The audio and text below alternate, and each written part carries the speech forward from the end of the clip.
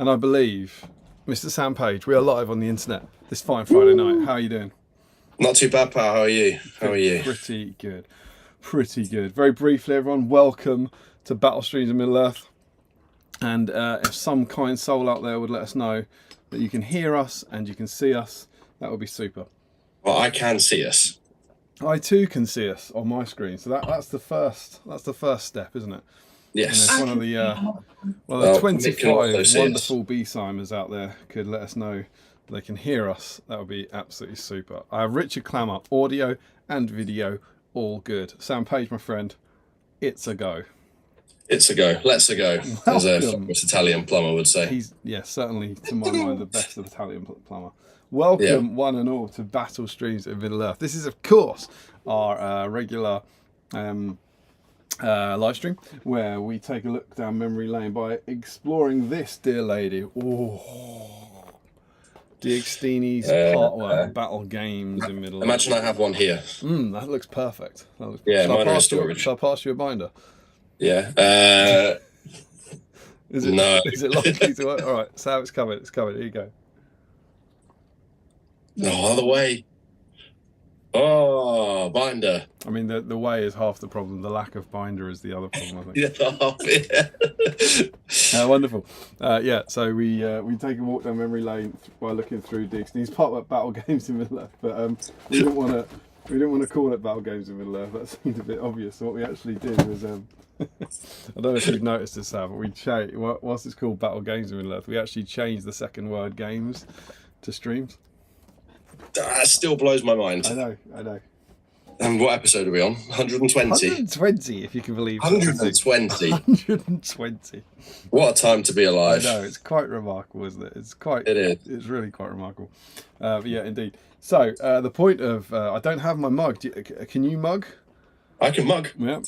I can mug. So, the point of battle streams. You got to turn it, haven't you? No. The point. Oh. Yeah. See. Yeah. There's only been 120. There you There's go. only been 120. You can't have possibly known how to do it. Bring the logo. The point of battle streams in Middle Earth, there you go, is to help everyone. There we go. Clear the backlog. We came up with this idea where we would hang out together and paint purely for the joy of the hobby, not because we needed models, but just because it's fun to hang out with people and to paint together. And our idea is that you hang out with us on this fine Friday evening and paint, and just chill and enjoy yourselves. Really, that's the basic conceit, as it were. Yes, but people do. We, as if the joy of community wasn't enough reason to just hang out together. We thought we could theme it maybe. And so Sam, how do we theme these things? We go by what the model was in the relevant magazine. So for this one, it's Radagast. Radagast the Brown. We're on issue 79 of Battle Games in Middle Earth. It's been a few streams since we actually did an issue because we've had a bunch of specials for the new releases. But yeah, we're back on track. We have issue 79, which is a special issue for a bunch of reasons, as we'll get to later in the stream. But this is the issue that came with Radagast the Brown. So this is Radagast will have been eligible over the years for a bunch of streams based on whatever Armies of Middle Earth, Armies of the Hobbit, Wizards, I don't know. Yeah. But this is the first and presumably the only dedicated Radagast stream. So that's pretty exciting. That's pretty cool, I think. And so so Sam, what's eligible tonight? Radagast the Brown, and only Radagast the Brown, but I presume the plastic Radagast, the resin Radagast, and obviously the original metal Radagast. Yeah, absolutely. So this is the model that came with the magazine, the original metal version, which I have ready to go. Yeah. Very excited to paint him. But obviously, any version of like the Hobbit version, or if you got the absolutely not limited edition.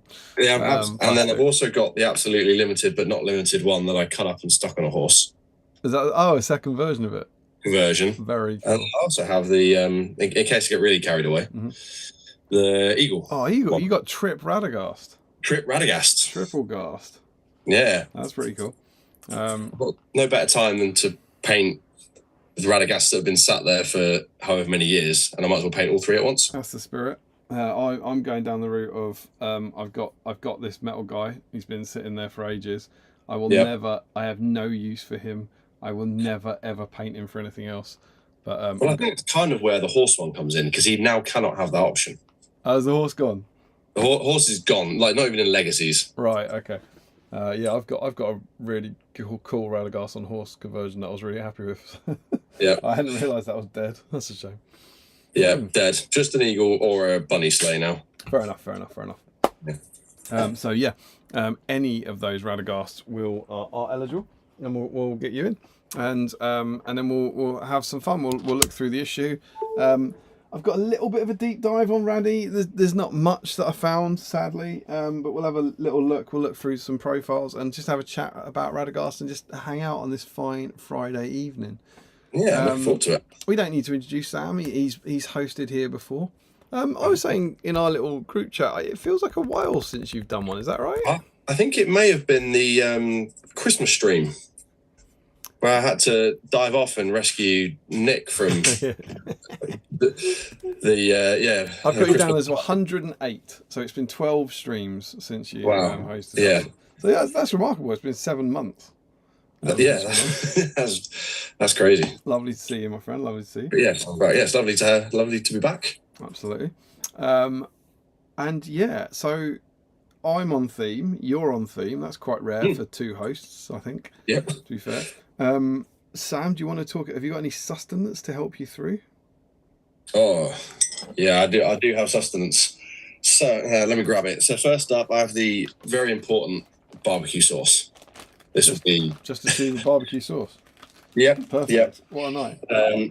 Following on from the barbecue sauce, not necessarily to go with, we went to the spa to get stream snacks, and these were on offer.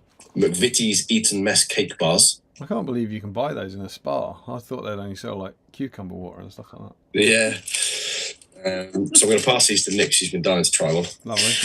That joke went over your head. Yeah, I just ignored it. I also have, Thanks, I wanted some savoury as well.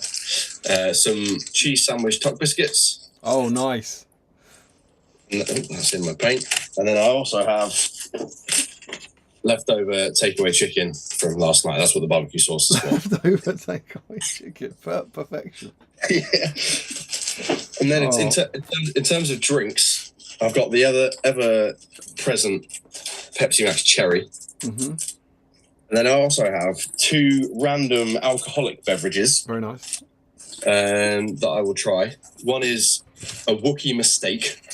Oh, cool. A salted caramel chocolate imperial stout. They're based on Star Wars, presumably. Yep. Yeah, it's got an angry Wookiee on it. All right. And then I also have, courtesy of the Spoon King himself, this random bottle of alcohol. Larry Miller? Yes. Larry Miller gave you a random bottle of liquid. Yes. Don't drink that. As a wedding gift. He doesn't know what it is. We're not 100% sure what it is. You can't drink that. Yeah. That's poison. If chat demands, I'll crack it open. I think instantly chat will demand. I've got no doubt that chat will demand that you drink Larry's mystery liquid. Mystery liquid. Yeah, it's a bit dusty. It's been sat in the kitchen since the wedding. Yeah. But yeah, if people want us to, well, thank you. It's been sat in the kitchen since the night it was drawn from his teat. Yeah. Yeah, I was going to ask Larry if he knows what it is, but he's at the cinema, so... Didn't you say he didn't know what it was? Yeah. In fact, we did ask him, and he went, "I don't know, but it's French. I saw it was French." And Nick likes France. Perfection.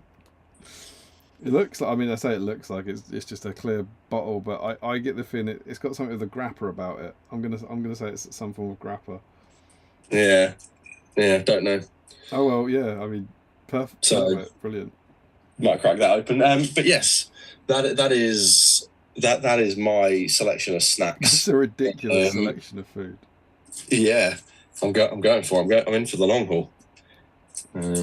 What have you got tucked away there? Mine's somewhat in progress. As you can see from the curtains, I am once more at my folks' house. We're staying here for the weekend.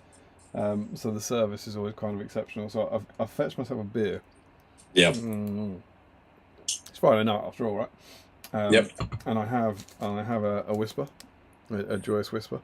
Very nice. Good choice. I've also got, check this bad boy out, fully loaded scone. Oh, up a bit. There you go. Is it there? Oh, they look good. That is raspberry, of course, king of jams. Yep. And I've currently got no tea because the tea, as I've often quoted here, is the service is exceptional. So I don't have tea because I didn't have to make my own tea before the stream. Yeah. I suspect I will get tea delivered. You're waiting on the tea delivery. Yeah, exactly. Yeah, the order has been placed. Yeah. Where's your cheese twists? Oh, that's a great shout, Nick. I don't. It is Friday night. You would expect cheese twists entering on a Friday night. I don't think they went to the bakery today. I'm angry. I'm disappointed, but yeah, I don't think they did. But that's some exceptional past BSIME knowledge. Well done. Yeah. Well done. So I've got that, and then yeah, as the night goes, sometimes I get a second cup of tea delivered. Sometimes a sausage roll will come up or something. So we'll have to see how the night takes us. That's our sustenance. I'm gonna start by trying this Wookiee Mistake. Indeed. Because at least I know what this is. Is it a mistake? I'm not entirely sure I'm going to like it because I'm not a big stout fan. But this was given to me as a fun birthday drink. Who was that from? Mr. Mark Boyland. Very nice. See, smells alright. That's the thing about Mark. He'll give you things that you can tell what they are. He's a better class of friend. I'll try it. Nick wants to try it. It's not awful. That's the spirit. Oh God, that's disgusting. A converse opinion from Nick. Yeah. I'm not sure I'm going to drink the whole lot, but it's better than I was expecting. Nick's just gulped down like half a glass of Tango. I like the combination of it's not awful and I'm not sure I'm going to drink the whole lot. Yeah. So to change my mind, it's not great. That's us. We're painting Radagast and we're eating and drinking the night away. What are you guys doing? Let us know. And Sam, if they want to get involved, how do they let us know? Can send us a letter by pigeon. Of course. Yeah. No, so if you want to get involved, you can head over to the Great British Hobbit League Facebook page, where there is the whip thread that definitely has been posted. And if you take a photo of your Radagast, post a photo there of your model, what you're working on, your stream snacks, and you could be, get involved that way. And Sam, obviously the main motivation with this is just to clear your backlog, right? And just to so I hear. hang out. But as if people needed more encouragement, if you are on theme, I haven't actually tested this. Is this going to work? How's that? Yeah, that looks pretty good. Can you see that? Yep. I'm going to be brutally honest. My laptop is dangerously close to shutting and turning off the whole stream at this point. But if you think that looks all right, we'll go.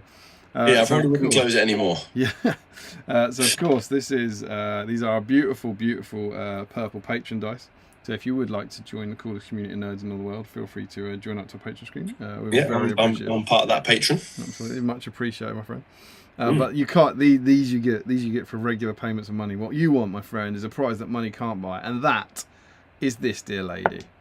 Oh yeah! Check that out. It's a black Battlestream from Middle Earth dice that only rolls sixes, as demonstrated. I need me one of those. Right there. Yeah. And so one of you fine folk who are working on a Radagast tonight will win that very dice. Right. You said I need me one of those. Have you not got one? No. Have you not? No. Oh. I've never won one from a stream. Oh, I know. Oh, that crazy Macklin bloke gave you one, didn't he? You did, yeah. Oh, it's terrible. Terrible. Yeah. Yeah, perks of sharing a room with him. But yeah, the only way to get your hands on one of these black Battlestreams of Middle Earth dice is to meet Tom Macklin or to paint on stream and paint on theme. And so someone who is painting Radagast tonight will win that dice, and you would join the ranks of people who have won dice. Let me go and give you some stats. Oh, we like stats. Everyone loves their dice stats. So there are currently 63 people who have a black dice. Nice. Out there in the world. And of them, there are 43 who have one. There are then what looks like about 10 who've got two. There is only one person in the world. That's Scott Newman. Oh my God! These. No, wait. It's a lie. These are not ranked in ascending dice order. They're ranked by name. Oh dear. It's a disaster. Has that done it? Has that done it? That has done it. Right. Sorry. Apologies. Yeah. There are 43 people on one. There are then, about 10 people on two. And there are 3 people in the world who have 3 black dice. Scott Newman, George Galloway, and Sam Earnshaw. Ashley Fisher has 4 dice. Joe Holzman has 5 dice. Ryan Cuthbert has 6 dice. And our dice king, Joshua Crosby, has 9 dice. And my friend, I know, it is ludicrous that he's won that. Would you like to see what that looks like? Yes, I would. Boom. This is Joshua Crosby at the recent Warhammer World Throne of Skulls doubles with his 9 dice. I mean, look at that. Oh, there it is. That.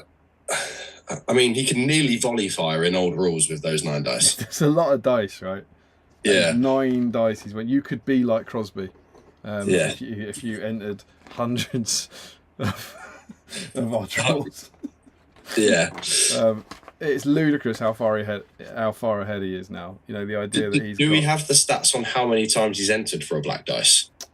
I don't, although Jack Brown is working on them. Jack Brown is doing some incredible historic work on the stats. But yeah, the fact that he's so far out ahead is absolutely crazy. Quite frankly, He could. There's a chance he could never be caught. Yeah. I mean, yeah. It depends how long we do this, I suppose. But yeah, that is a significant advantage. Yeah.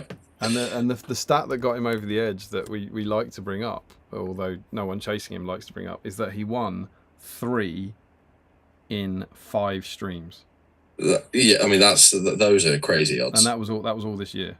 I think it's the first so 3 of the first 6 streams this year. Yeah. He won the dice. That is insane. Mm. The odds of doing that is absolutely ludicrous. So and that stretched him. He was one of the pack. He was one of the big 4. With his 6 dice. Pulled away. And he is now pulled away to truly become the king of the dice with 9. Yeah. So yeah, congrats to Josh. It was awesome to see him and hand over some dice to him.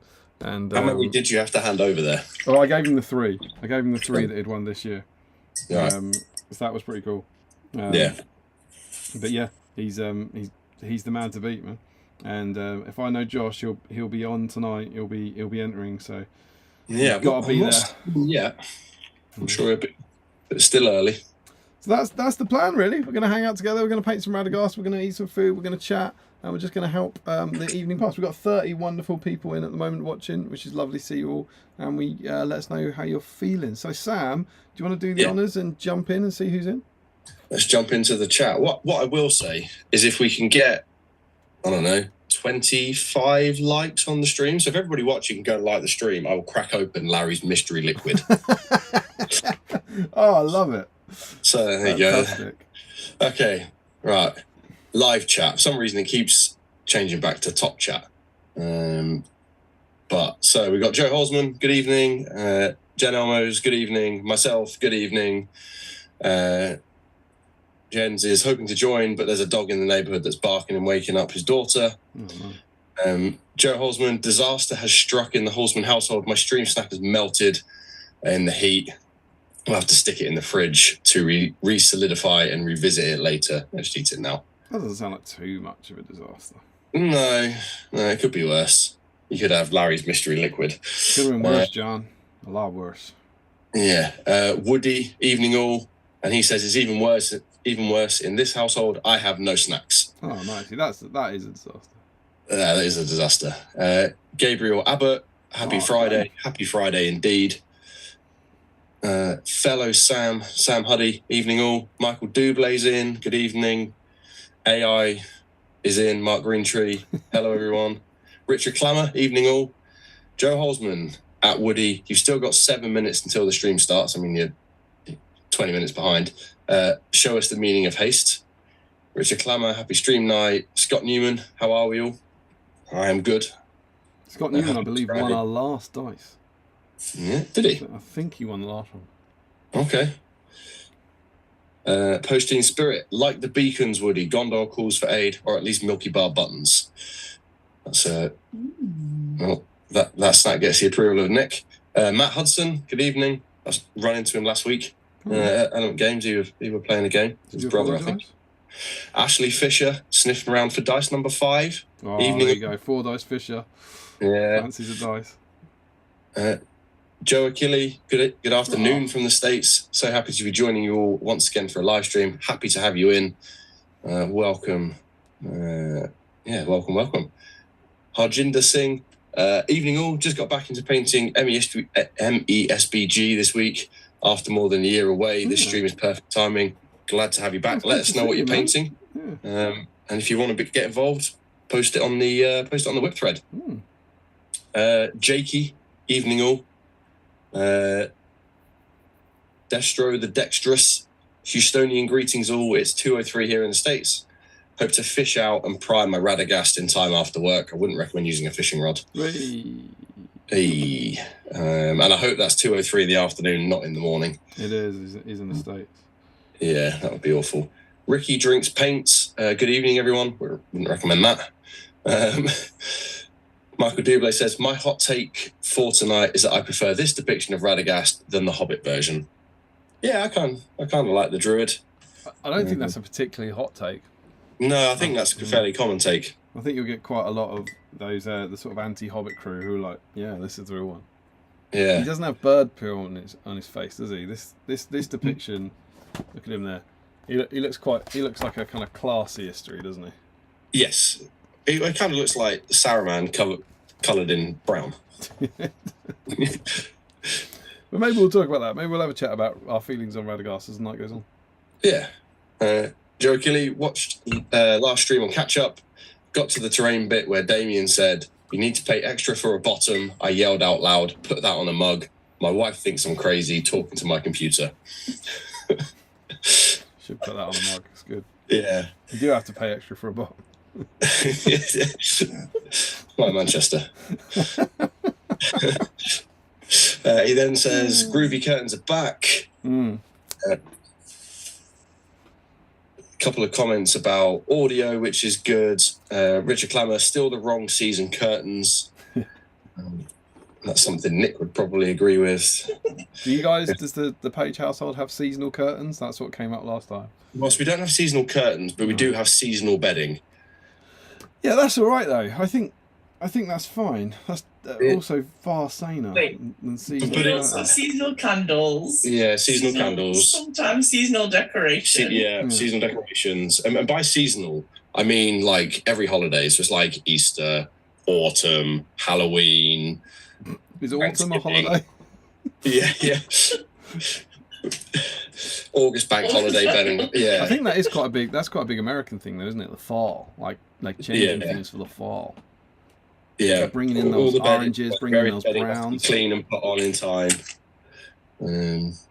So yeah, we have seasonal decorations. You're quite a big would it be a decoration household or a celebration household? I'm not quite sure what the word would be, but you're quite into that sort of stuff, aren't you?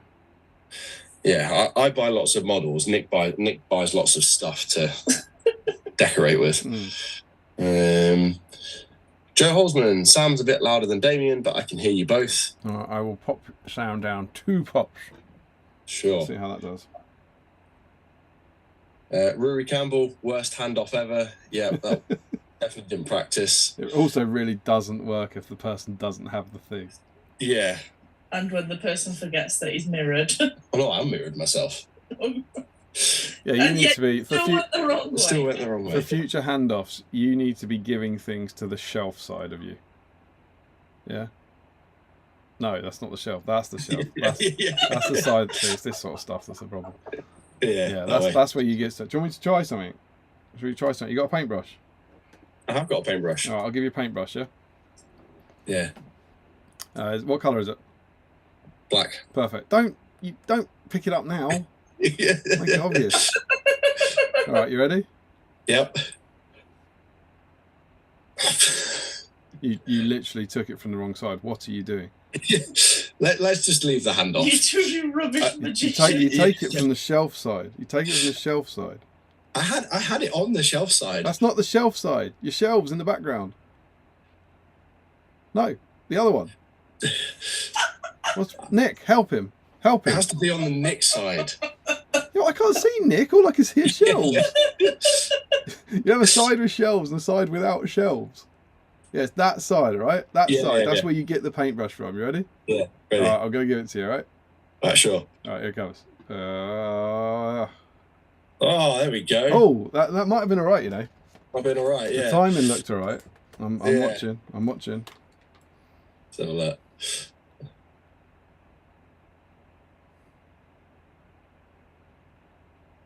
Oh, I was a little bit off. And from... It's not bad. It came from your crotch, but it's not bad. I can't believe you passed it to me from underneath my chair. But there we go. Whatever the hell the link was on that. Worst handoff ever. Worst handoff ever. Take that. Yeah. I'll work on it for next time. Yeah. Jano G, best regards from Poland. Hello. Oh. Welcome to the stream. Not a name I recognise. No, not one I recognise, but welcome. Rory Campbell, what about Radagast of many colours? If you want to paint him in many colours, that's absolutely fine. Absolutely. You can paint, start your Radagast model, paint him any way you want. Yeah. Joe Hosman says, not enough raddies there, Sam. Well, I could have got the metal one, but he's already painted and in like the 3rd layer of the case. Oh, so. You see, here you go. This is what I'm talking about. Amazing. Thank you, Sam. You're a legend. Oh, and biscuits. I got biscuits as well. Incredible scenes. Thank you, Dad. Oh, what's the mug? The mug is the classic Tring mug. It is the Walt Disney World bell. Nice. Embossed in all the right places. Lovely. Lovely. That is a good mug. It is a good mug. 15 years old, this mug now. Wow. And actually, that's a good segue, because I'm excited, and I know that your family will like this. My exciting news is that this time next year, I'm going to be in Disney World. You need to say that quieter, because someone sat to my right will start wanting to book a holiday to Disney, because we don't currently have a holiday booked to Disney. Oh, there you go. Yeah. This time next year. So I proposed to Emma in Port Orleans Riverside 16 years ago, and so next year we'll have been married for 15 years. And so we're going out there with the kids for the first time for 2.5 weeks for our 15th wedding anniversary, which is going to be mega. That will be amazing. Definitely not jealous. Anniversary badges, loads of free stuff. Yeah. I reckon. Yeah. That's the way to go with that. If you're lucky. So yeah, if there's any American BSIMers that are going to be around the Florida area, I know if you're living in LA, I think LA and Florida are pretty close, as memory serves. Yeah, they're not far apart. It's a small country. We did that flight on our last trip. But yeah, it'd be nice to meet you. But yeah, my godly father has delivered me some biscuits and some tea to enjoy my scone with. So what a time to be alive. Yeah, amazing. Michael Haskell's in. Evening all. I usually play squash with a friend early on a Friday. He retired in the spring, and a Friday no longer holds the same specialness as it does for those of us still tied to the grindstone. Agreed. And good to see another squash player. Do you squash? I do squash. I have done for quite a few years. Not so much now, though. Takes time away from painting and gaming. Yeah, much more sensible activity. Yeah, and means I have to get out and run as opposed to sit here and paint. I had a similar thing. I used to exercise and eat well, and I replaced that with like eating curry and painting toy soldiers and drinking a lot of beer. Same. It's the thinking man's choice. I think I can actually attribute when I started playing less squash and eating more curry about the time that I met you. I'm not guilty. I can't. Yeah. Lily, I've probably said this on stream before, but Lily says that she always knows when Tom's been talking to me because he swears more. Right. I mean, yeah, I swear as much as anybody, to be honest. That I won't blame you for. That's secondary school. Sam Huddy, so nearly on theme, Sam. Should have got brown sauce. No, I shouldn't. It's horrible. Yeah, but it would have been good. It would have been clever. I mean, technically, barbecue sauce is brown. On chicken? Yeah, and who would have brown sauce on chicken anyway? I don't think he wants you to have brown sauce. I think he's just focusing on the fact that it's Radagast the brown. Yeah, okay, barbecue brown sauce. There you go, Sam. Joe Achille, that's a lot of food there. Yes, it is. Whether I eat it all, don't know. I'll probably eat the chicken because it's leftovers. I was wondering if, like, the idea of like leftover chicken, it's got a very Larry vibe to it. If you thought about putting some glass in that, maybe leaving it unrefrigerated for a few days and then eating it. Well, I did put it in the fridge once it had cooled down sufficiently, so I'm hoping it's fine. That's not the way. That's not the Larry way. Yeah. Nick, I'll explain later. Nick's giving me some weird glances. You have to direct into one of the Larry streams. Yeah. Richard Clammer, of course, chat commands. Well, I'm still only seeing one like on the stream, so it's not a strong command. Ricky drinks paints. Definitely battery acid in that bottle. Possibly. Marcus Bader, evening all. Welcome. Sam Huddy, how do you know it's not a snack of glass Larry gave you, just flavoured with mystery liquid? It could have glass bits in it. You get like vodka with gold in it. Yeah. It could be. I mean, I can't tell if it's got bits in it, or if that's just the dust on the top. I reckon that's full of glass, mate. Yeah. Sounds okay. Green Tree, demand, well, like the stream. Brewery Gamble, please smash some glass into it before consumption. Just to make sure there's glass in it. Yeah. Michael Dublé, can they make an alcoholic beverage from glass? Stephen Ryan, evening all. I don't know what we're demanding, but I demand. You're demanding that I drink Larry's mystery liquid. Joe Holzman, I don't think anyone should risk drinking a random liquid Larry Miller has given them. Well, that's no fun. Yeah. I mean, he's obviously correct. Wedding, so I think if Larry was ever going to be sensible, it'd be a wedding. That's the most liquid that Larry's ever seen. Yeah. I think Larry would be sensible at a wedding. He's a dry food guy, isn't he? I remember Larry being the opposite of sensible at your wedding. Wasn't he doing crazy dancing? Like very un-Larry-y dancing? I seem to remember him suddenly appearing on the dance floor and throwing quite the moves. I'm not going to lie, I don't remember a lot of the wedding. Because every time I turned around, there was another alcoholic beverage pressed into my hand. Actually invited to it. Yeah. Richard Clammer, we need a live taste testing. Yeah, we'll get around to that. Joe Hosman, absolutely, you should drink it.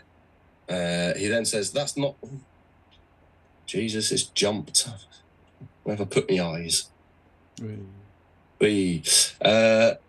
That's not the correct way to eat a scone.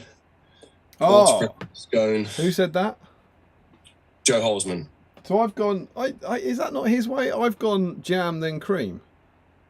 Yeah, that's right. Nick says that's right. I go with whatever Nick's not got in her hand, so I can eat my. Is that not the Devon way? I don't know. I don't know which way around they are. Yeah. But for clarity, I would say, given that I've been chatting in these things on the internet for 5.5 years, and everyone who watches this has got a much better memory than me, I've changed my approach. So I may well have said in the past that I go cream and then jam. Traditionally, because I've always seen the cream as a butter substitute. Yep, I agree. But I have changed because the jam spreads easier than the cream. Yeah, so I think that's the reason. I've swapped. I'm now jam then cream. Jam then cream. I mean, we should have got scones. Happy Friday. Yeah, happy Friday. In fact, while you're tucking into a cake, I'm going to tuck into one of these. What's your jam of choice? Any really? I mean, I'm a big fan of bramble jelly, but also strawberry. Strawberry, I think that's a little naive. Yeah. It's raspberry is king of jams, of course. So, I agree. Here's the size of the cake bar, and then look at the size of the freaking cake inside. It's like half the size of the. That's just the wrapper for that. Yeah. That's a shame. That is. You hate to see it at this level. It's even more of a shame because this is delicious. You'd rather it was wrapper sized. I'd rather it was wrapper sized. Never mind. They won't last the evening. Nor should they. It's Friday night. It is.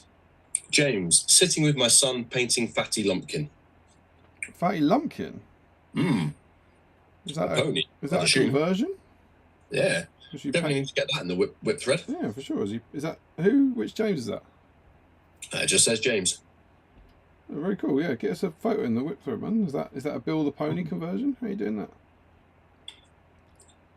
Do you know what? That is quite relevant because look who else I've got here. Old Tom Bombadil. Because he's ready for next week or next stream because the next stream is Tom Bombadil, and I've actually got classic Glorfy as well because he's the one after. So I'm well prepped for the next 3 streams. Nice. I have that model somewhere. Everyone's banging on about new Glorfindel. I'm like, no, screw new Glorfindel. I want old, awful metal Glorfindel, please. I've actually been really looking forward to this little swing of magazines to paint 3 kind of real classic models I've got no desire for. Yeah, I've got the metal one. Very cool, very cool. Horse one. Where are we up to? Michael Dublé. If it's only rolling a 6, then it must be in the same bunch you sent Joe. #still bitter. Because they're good dice, man. I don't know what everyone's banging on about. Steiner Carlson. Good morning, all. Good morning. Well, good evening. It's getting dark here. Sam Huddy. Speaking of Crosby, what's the condition this time to get a bonus entry? Convert rabbit objective markers. Have bird poo on you? ? I mean, there's not an obvious one, but that's what I always leave to the guest host. Is there would you like to set a bonus challenge to get a double entry? A bonus challenge for a double entry? What? if it's Crosby, build and paint the rabbit chariot. Well, it's not just for Crosby. It's like the idea is you can put You can put a thematic challenge out there where if someone does that, you don't have to, but if someone does that as well as painting a Radagast, they get 2 entries. So I can't remember. I'll get back to you on it. There was the one of them was using the conversion. What were the rules? Using the conversion sprue to convert a new Warrior of Rohan. Do you remember that? Yes. It's like you had to basically ruin one of the brand new models just for a conversion. So it was that sort of thing, like something on theme. So if you think there's something Radagast themed that you might want to give people to encourage them to do a bit more kind of BSIME hobby. Yep. You're very welcome to. And I suppose you could ask the chat to help. Yes. Well, if anyone's got any ideas, I mean, we may get to some ideas as we get down the chat. But yeah, if anyone's got any ideas for bonus entries, let me know. I'll also have a think. I'm sure we can come up with something. Rubbish in, rubbish out. Cooking bangers and mash. Turned off the taters but not the sausages. Came out the game room with a house full of smoke. Lucky no fire. Hope you're both well. Hope you're well. Sorry about your ruined bangers and mash. That's a tragedy. Was that someone's name? Yeah. Rubbish in, rubbish out. Right. Do we know you? That's not a username I recognise. Yeah. But they have a games room, so... I used to. Well, yeah. Yeah, it's a smoky games room now. Richard Clemmer, wait, are we allowed to swear on stream, or is that a no-no? Oh, it's quite early in the stream, so maybe you could imply the swearing. Sure. I'm not anti-Hobbit version, but the bird poo is insert word for poo here. Oh no, that's interesting, because is that an actual criticism or is that a joke, do you think? I mean, it's probably a bit of both. That's quite clever wordplay what he's done there. It is, yeah. What are your thoughts on the bird poo? It's a bit unnecessary. I don't like the bird poo. If you've got a nest of birds living in your hat, that probably happens. I just think clean yourself up. It's not like you've got easy access to sinks and towels, though. He's a wizard, Sam. Yeah.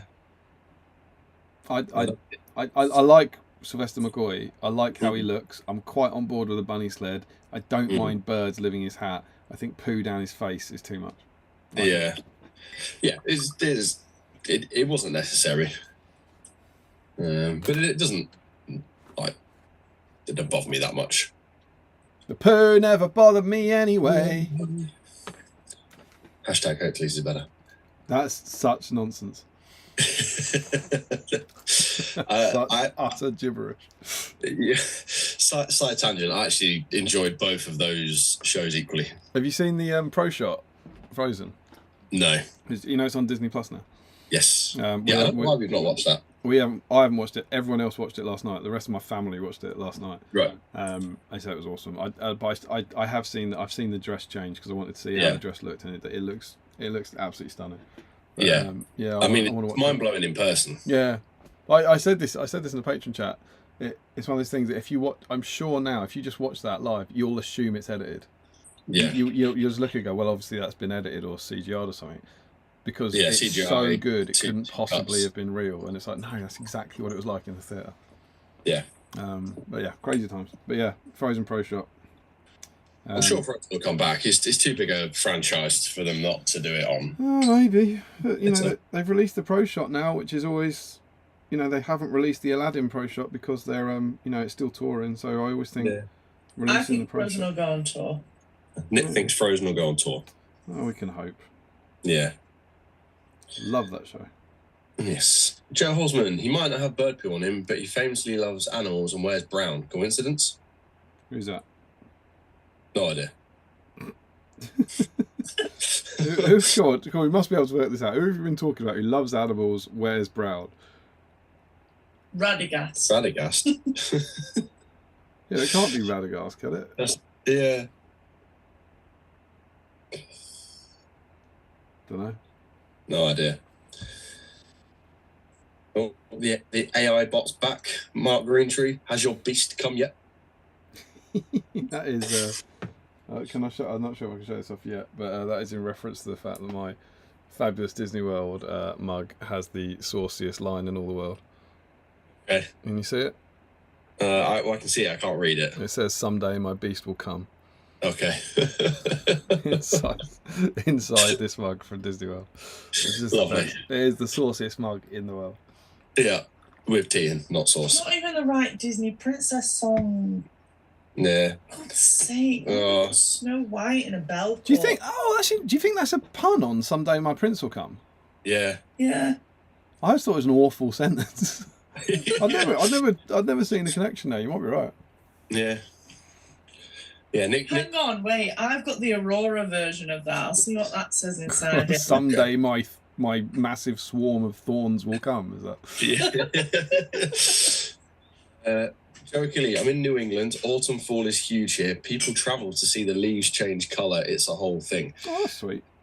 I mean, Nick travels across the road to the park to see the leaves change colour and the pink cherry blossom leaves come out. It's not the same level of commitment, though, is it? Yeah. Mine just says "dreaming of happily ever after." Is it the same style of mug? Yeah. Is she embossed in all the right places? Yeah. Sure. The mug's not made out of the kitchen, I'm afraid. Somebody says, "It's that time of year. Get the Diwali bath mat. Don't give her any ideas, Sam."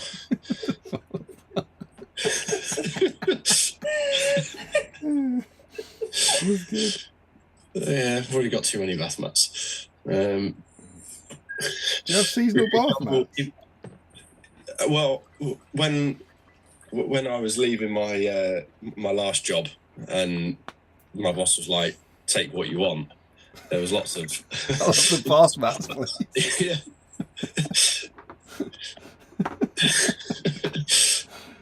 Yes, we've now got 5 bath mats. No job, but I'm bath mat rich. Yeah. Maybe I'll sell them on that down there Stockport Market for $5 each. That'll keep me going. Put a bath mat in your pocket. Get the suitcase from the van. Rory Campbell, even Steve, may his soul rest in peace, could manage the handoffs. He's not dead. Yeah, he's not dead. I know he's not dead because I saw him on an Instagram reel cooking very nice barbecue food. I messaged him today. Yeah. I heard from him. I can confirm he's not dead. Yeah.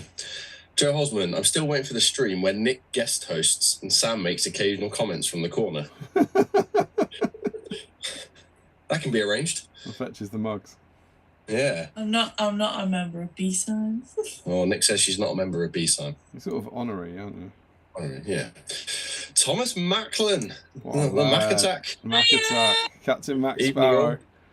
Yeah. Good evening, Mr. Macklin. Hope you're doing well, mate. He very graciously let me park outside his house when we went to Lincoln Park 2 weeks ago. He very graciously drove me to the Warhammer World Throne of Skulls 2 weeks ago. Yes. He drives pretty much everyone everywhere. He does. He's a wonderful human. He is. Yes, he is a gent of the community. Rory Campbell, Damien's beast has come. That's enough of that. Katie, evening all. Rory Campbell has done the raised eye emoji. Sam Huddy, the shelves want to go to Disney World? ? The shelves are full of stuff from Disney World, and there is more stuff from Disney World, Disneyland Tokyo on the floor in bags. So, yeah, the shelves definitely do not want to go to Disney World. Jens Elmo says, "Is that not the mug with the inappropriate text?" Yep, we've covered that. Joe Achille, if I fly to Disney, will you recognise me? I think so. Yeah. Come to Disney World.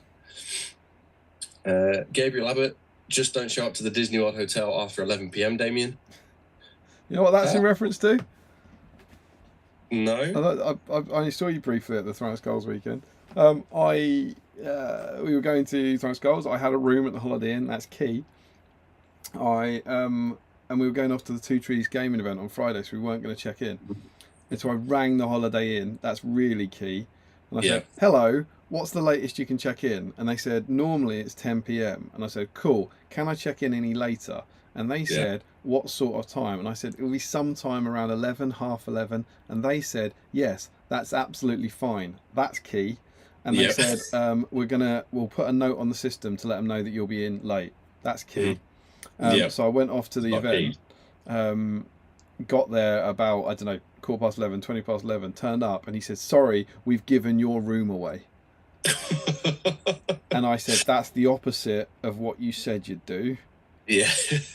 And I'd been talking to a helpful lady on the phone, Yeah. and I was now talking to an incredibly unhelpful man.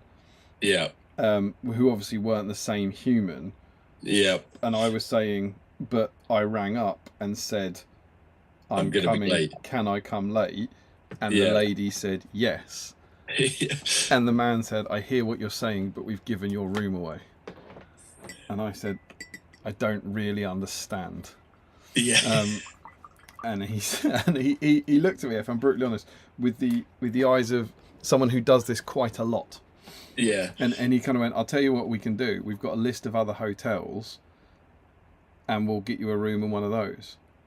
And I was like, but I don't want a room in one of those. I'm here, and this is near my, my location or whatever. And so he said, would you like a complimentary beer? And I said, yes, I would, and a room. And so I went and had a complimentary beer, and I sat with Gabe and John outside. And then he came out and he said, we've got you a room at the Hilton. Okay. Which is obviously a significant upgrade on the Holiday Inn. Yeah. And so they paid, the Holiday Inn paid for a cab for me to the transport on to go to the Hilton, and I got 2 nights in the Hilton. Nice. The one in the centre of Nottingham. Yeah, no, it was the DoubleTree, so it was about a 10-minute cab ride away. Okay, because we've stayed at a Hilton in Nottingham, and we've gone for my birthday, and it was very nice. Yeah, it didn't feel like it was in the middle. Right. But it was really lovely. Complimentary cookies on arrival. Don't get that at the Holiday Inn. Yeah. So, whilst it was a disaster, I'm going to be absolutely honest and say I think they handled it pretty well. Yeah. I mean, if they said, here's a crappy B&B. Yeah. And also, when I got there, I said something along the lines of, does this happen a lot? And the guy went, yes. And then apparently what he suggested was that they overbook, assuming that some people won't turn up. That's a bit silly. Yeah. Yeah. There you go. Well, you'd be glad to know, and I'm looking at the next confirmation. I'm fairly certain Disney don't have a. You would get that at Portalease Riverside. Never. Yeah. Never. Yeah. And if you did, they'd probably just move you over to the Grand Flow and work some magic. Joe Holzman, I also squash. I have to get a game. Why is it jumped? So when we stop and then I scroll, there we go. Joe Holzman, unfortunately, what I squash is what I've unwittingly sat on. Whey. Hey, touche. Jakey, false. Brown sauce works with everything. Tuna, chicken, noodles, everything. Shock face. I don't like brown sauce. Yeah, I'm not a brown sauce fan. Sam Huddy, you have a drink from Larry. Brown sauce on chicken will not be the weirdest thing you have tonight. That's true. Unfortunately, we are a brown sauceless household. So are we. Yeah. Ketchup, barbecue, and mayonnaise. That's all you need. Richard Clammer, there are 20 likes if you refresh, but then if I do that, the chat will jump and change and it'll be awful. I can refresh. San Andreas, can we pray? Yeah. What are we praying for? That's a strange sentence. Joe Holzman, that is most certainly not the Devon way. There are 23 likes. Okay, so seven more likes. There are. I think you said 25, my friend. I did say 25. 2 more likes. 2 more likes, and there are 13 people who have not done that yet. So yeah, Joe Holzman disputes the way you've got your scones is the Devon way. Katie says it's better jam first. How are you supposed to put jam on top of cream? Very easy. I thought did I not say I wasn't sure which one was which? You did, but you said you thought it might be that way. Right. Okay. Yeah. I thought I implied doubt. I didn't know which one was which. Yeah. Joe Holzman with a spoon. Yeah. Spoon, knife, any implement, spork. That gets you jam on top of cream. Matt Hudson, don't tempt Larry. Matt, it's okay. Larry's in the cinema at the minute. Does he see it? Do we know? Is it Superman? Is it Fantastic Four? Is it Jurassic World? I think it's Fantastic Four. Fantastic Four. Is that how that goes? That's exactly how it goes. Katie, with a spoon, like plop it on. Yep, I agree. That's what I just said. Joe Holzman, I have more than once had to break up a playground fight over the correct way to eat scones. We had a random Cornish boy one year. They take it very seriously. Old school Chris C. Being in Cornwall at the moment, we've decided that the best way is with jam on one side of the scone and cream on the other. Yeah. What? So it's like jam, cream, sandwich? No, that'd be too thick to eat. I don't know. I reckon I could give that a good go. It wouldn't be pleasant, though. It wouldn't be delicate. Yeah. Katie, Chris painted that glove for Thrones last year, I think. He did. I played against it. Stephen Ryan, Imogen has just seen your mug, Damien. She asked me to tell you that she loves it. Oh, well, I'm glad to hear it. You'd have to bring some back for the top patrons when you go to Disney World next year. If that's the thing they want, I can do that. Instead of clear the backlog mugs, BSIME mugs. In Boston, all the right places mugs. Yeah, inappropriate bell mugs. Katie says, I have rabbit objective markers. Rory Campbell, convert a Radagast into a Corsair bosun for an extra dice. That was one of them. There was a Corsair bosun captain. That was one of the conversions. Yeah. Joe Holzman, paint a beast. Okay. Oh, well, like a Disney beast. Yeah. Yeah, if you have the beast from Disney, bonus entry. Michael Haskell, bonus entry idea. Add an extra small animal to your Radagast. Could be made from green stuff or one from a plastic sprue of animals. I like that idea, provided that the little Sebastian that the new Radagast has counts already. No, because that's no. It can't count because that's easy. Yeah. Also, I don't think you're allowed to enter tonight. No, I'm allowed to enter. Sam is allowed to enter. Yeah. Chris Murfitt won the dice on his own stream. It was incredible. Did he? Wow. Huh. Maybe I'll be that lucky and I can go up to 2 black dice. 1 legal black dice. Joe Hosman, it could be neither. It could just be an observation. Okay. Old school Chris C. I was eating curry within hours of the first time of meeting Mr. O'Byrne. Same. You know what? I don't think I'd had a curry because my mum doesn't like the smell or taste of curry. So we didn't have it growing up as a kid. And it was only when I started doing tournaments in Mansfield and Nottingham with yourself and Tom Harrison and obviously the early GBHL guys. That's when I first started having curry. We used to go in Mansfield. There was I can't remember what it was called. We always used to go to the curry place. Yeah. That was the Dreamlike or Slayer gaming restaurant. Stay at the 281. Yeah. And what was it called? I can't remember. Well, they did like a banquet night, didn't they? Yeah. Like 15 quid for whatever starter main. Yeah, probably about 40 quid now. Yeah. That was good. I like that. Somebody, maybe the bird poo was why Saruman showed Raddy so much disdain. Wasn't really anything to do with the mushrooms. Kind of fits with the bird poo, I think. Yeah. Rory Campbell, please save the Disney chat for when we embark on the Hatchet Parchworks fortnightly Disney magazine streams. Well, then Nick will definitely guest host. Boris Herzog, evening all. Hope you're having a lovely brown themed evening. We are indeed. Sam Huddy, we knows. Theme bonus entry if you'll paint your Radagast to be the Prince of Darkness, Ozzy Osbourne. Wow, that's a very specific. Yeah. I mean, I'm kind of done. He's already black. He's probably primed in black. You have to get a war bat and have Radagast biting the head off it. Sure. Joe Osmond, how have you never picked up on that, Damien? It's a proper think piece. That's the someday my prince will come thing. God. Joe Achille, I'm believe rubbish out is Viv from Knights of Dice. Brilliant terrain guy from Australia. Really? Not to be confused with Lucky, the other brilliant terrain guy. Yeah. And then underneath Rubbish in, Rubbish out confirms Joe Achille. He says he's too kind. So there we go.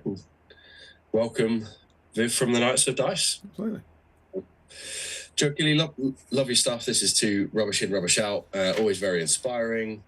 Sam Huddy, think Tom Mackers and Josh Triffitt need a shout out for getting second in teams the other weekend, then realising that they hadn't won or come second and informed what happened with themselves. Yeah, that was the epitome of sporting. I was going to say, if Sam didn't realise, give him a shout out for coming second. No, they didn't. Yeah, that was fucking tragic.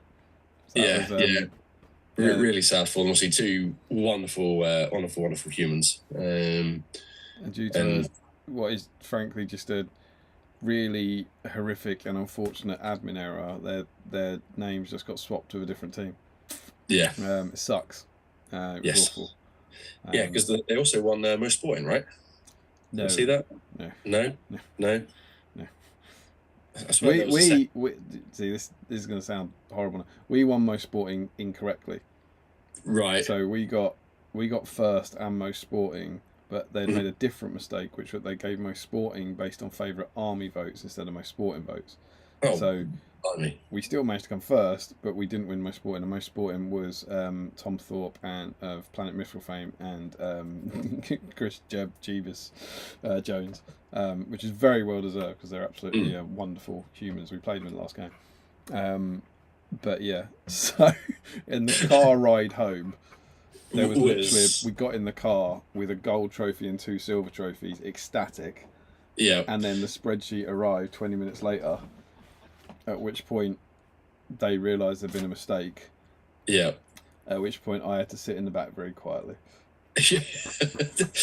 Yeah, I'm in a group chat with both of those, and yeah, it was sad. They were gutted, and entirely understandably so. Yes, but I believe they could probably go again and come actual second. And I believe they've been offered either a doubles ticket or 2 singles tickets as compensation, which I think is a really nice thing. I think that GW that's very good of GW to make it right. Yeah. Michael Haskell, regarding Joe's comment regarding leaves, we went through the Blue Ridge Mountains in October 1991. That was before I was born. The tree colour palette was simply stunning. Our photos didn't do it justice, but the memories are strong. That sounds... That's so wholesome. Nick says that's so wholesome. Michael Haskell is a very wholesome person. He's a very wholesome He is. Rubbish in, rubbish out. I'm guessing replying to Joe Kelly says, thanks mate, much appreciated. That'll be about his terrain. Damien, he's not dead. Rest of the chat, bring wood and oil. He's not dead. He's not. Chrissy, if it's the James I think it is, the Fatty Lumpkin is one of the old Mithril miniatures one. Oh, cool. And he also says, hi James, and James says, hi back. Is that, hang on, did you say Chris Cooper was confirming that? Old school Chris C, yeah. Yeah, I think Chris C's got a friend called James who he sometimes hobbies with. I might be making this up. Is it James Griffin? I could be going absolutely mad, but I think James Griffin hobbies with Chris, and James Griffin won a black dice a few streams ago. Okay. And it could well be him. The James who is just James in the chat, if you'd like to confirm your identity, also put in your long card number, the expiry date, and the 3 digits on the back, please. Mother's maiden name. Yeah, mother's maiden name, and the first one of your pet names as well. The first road you lived on. Yeah. Katie, Chris and I stayed at that Holiday Inn for the first time. We enjoyed the aircon. We don't usually get there when we stay. She was supposed to say we don't usually get that where we stay. Well, there you go. Rory Campbell, I dispute the way you say scone and not scone. I knew that was going to come up. Yep. What are you? You're a scone, aren't you? I'm a scone. I'm a scone. Yeah. I'm a scone. Nick's a scone.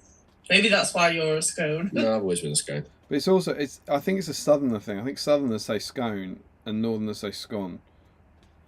And I don't know why I say scone. I was about to say, but you're not northern. No. No, I'm not southern. But I grew up on scone and have changed it to scone as an adult.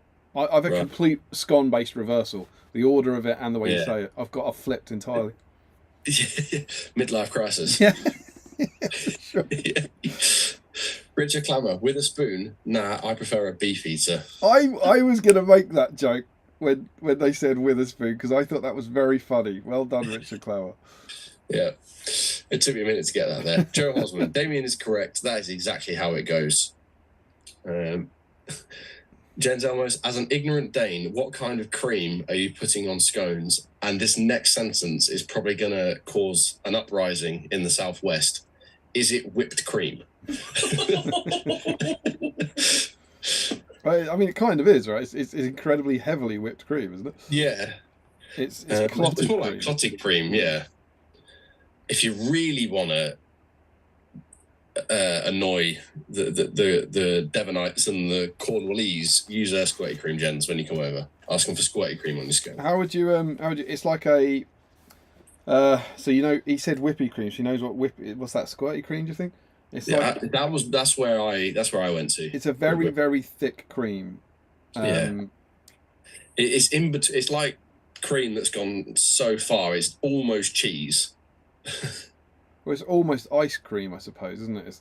It's like thick. Yeah. It's not cold. Well, it is cold. You keep it in the fridge, but it's not. It's not freezer, so it's not icy cold. But it's like thick cream that it won't drip. You have to scoop it. It scoops like ice cream. Yeah. So good. Really want a scone now. I'm on my last. I know what I'm getting tomorrow. Oh. Thomas Macklin, no, that's how Larry dances. Can confirm from past experience. I mean, I'm just glad. I just think the dancing is quite out of character. I don't think it's how I would imagine Larry dancing. Yeah, I mean, I didn't expect him to dance. No, I think you're right. Yeah, I agree. Yeah. Katie, clotted cream. Yep. Joe Hosman, always clotted cream. Joe Hosman, I have a beast I can add to my Radagast. That was about bird poo. I also have a velveted elk that might pass as the beast if I sculpted a cloak. Well, you know what? If he does that, I'll give him a double entry for that. Well, hang on. You can't just start chucking around individual double entries here. If you wanna introduce a double entry, I think you need to set your rules out, Sam. What do you think? Yeah. Well, I'm nearly at the bottom of chat, so I'll clear up there. All right. Cool. Jen Elmo's, Katie, not sure we have that here. I think it's pretty local to the UK. Katie says it's gloriously thick. Put that on a mug. Classic, Katie. Yeah. Thomas Macklin, Damien, I laughed at double entry too. I have been, I've been having a small chortle every time you say double entry. James has confirmed his identity. Fantastic memory. Yes, I'm James Griffin. There you go. Called it. Yeah. Joe Hosman, I say scone. Michael Dublé, it's the fastest cake in the world, so it's scone. That's only what you can't say scone. You got to say scone. Yeah, but I don't say that. What's interesting is Joe Hosman and Michael Dublé both spelt it obviously the same way, and I presume pronouncing it different ways. You are correct, Sam. That would have us getting the pitchforks out. Yep, I'd agree there. Michael Dublé, the whipped cream comment made Phoebe say, "It is like have been slapped in the face." It's what? It is like have been slapped in the face. I assume it's supposed to say, it is like I have been slapped in the face. I like have. Yeah. Have. Somebody, unite those who can't decide how to eat a scone by eating it the Larry way, having your scone, then jam and cream in separate glasses. Knowing Larry, he'd probably try and drink the jam and possibly try and drink the cream. I think he'd drink the scone. Yeah. Old school Chrissy, no, scone in half. Think of it like a coin. Heads is jam, tails is cream. Winds up everybody. Well, yeah, but then the reason we were suggesting putting them together is because otherwise you're just going to have one with jam and one with cream, and you're never going to combine the two in the wonderful creamy jammy goodness. Yeah, Joe Hosman, I have both ready in preparation. Well, keep stay ready. Richard Clammer, see, for me, Larry is the one guy I can imagine dancing in a sort of leprechaun Chandler Bing-esque way. It was a bit like have you ever read what's his name? Rumpelstiltskin, the original fairy tale. if you, like the original version of Rumpelstiltskin, if you go and read that, it's basically the story of Larry's life.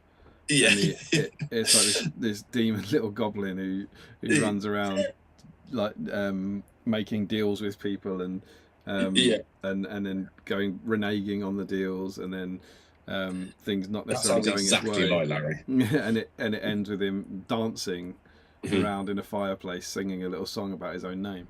It's very. And I can picture Larry as Rumpelstiltskin. Yeah, I hadn't before, but now I can. Old School Chris E, for the record, we actually go jam first, get more cream that way. Yeah, but you want more jam. Cream's a nice extra bit. I think you want more cream. Do you? Yeah, because you don't get a lot of clotted cream in life. You wouldn't put clotted cream on toast. You only get clotted cream really on scones, and so you want to go in. You want to go all in, I think. Yeah. I also think the jam goes further. So I think like a small amount of jam will make your whole scone taste like jam, whereas I think the more cream you put on the scone, the better it gets. Sure. Well, when I get my pack of scones tomorrow. I like as well how we are just belligerently pronouncing it differently.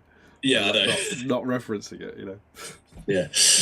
Joe Hosman, I always imagine Larry dancing like Matt Smith's Doctor, the drunken giraffe. Yes, I agree. Oh, Matt Smith. I thought you said Matt Berry. Yeah. Yeah. Rory Campbell, I think so far Larry has been mentioned more than Radagast. That's BSIME in a nutshell. Sam Huddy says, paint your Radagast as Larry. Well, that's the challenge. Yeah. Joe Hosman says, you can put clotted cream on jam tarts too. Yeah, I mean, you can put clotted cream on anything. Yeah. Your scientists were so preoccupied with whether or not they should, they didn't stop to think. No, goddamn. Scientists were so preoccupied with whether or not they could, they didn't stop to think they should. Yeah. And then the last comment, somebody says, exchange Sebastian for half-eaten glass chicken. And that, my friend, is the chat. Good work, my friend. Would you like to confirm one way or the other if you are introducing a bonus challenge to tonight? Yeah, well, I quite liked the idea of adding an extra beast to the Radagast. Okay, I like that as well.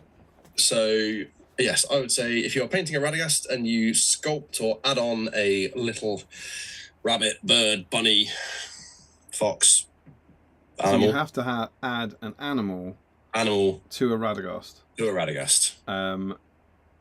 But it still has to be on Radagast. You can't just do the animal. Yeah. It's got to be added to his base or something, right? Added to his base, yeah. Right. And that animal can be an existing model. It can be green stuff. Yep. Yeah. Yep. And then that means you have the potential tonight to get 2 entries into the dice draw. Yes. So it's not just an alternate way to enter. If you do Radagast and you add a beast to him, you'll be in twice. You will. Cool. I like it. It's fun. Cool. Good stuff. Yes, we're caught up. Good work, my friend.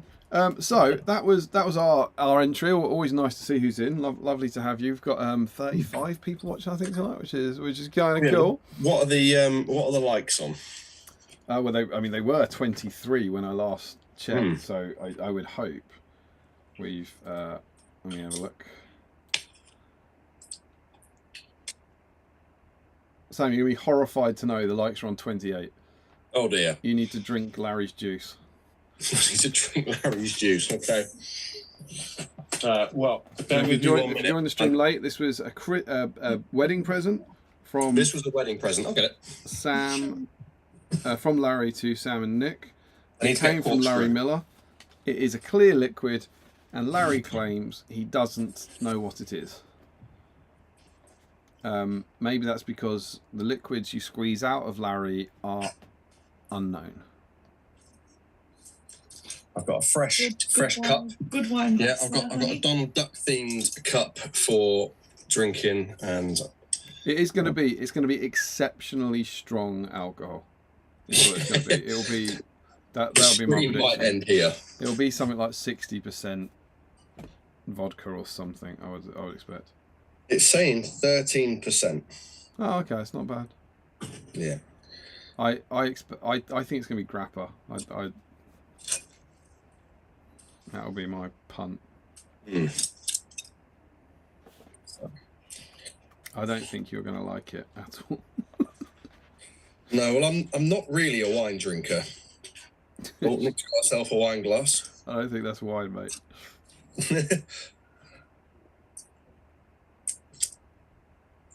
Oh. Now going back now.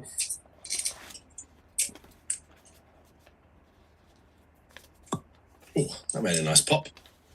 This is going to be hugely anticlimactic because there's never going to be a bit where we actually work out what it is. Yeah. Because you don't know and Larry doesn't know, so it's just going to be Larry's hideous clear liquid. Right. Well, let me. You never felt much. Cheers. Cheers. That's not a wine glass. No, mine isn't. Nick's got a wine glass. That's some sort of super fun beaker. Nicer than the beer. It tastes like white wine. Really? Yeah. That's quite disappointing. Rosé. Nick thinks it's rosé. Ah.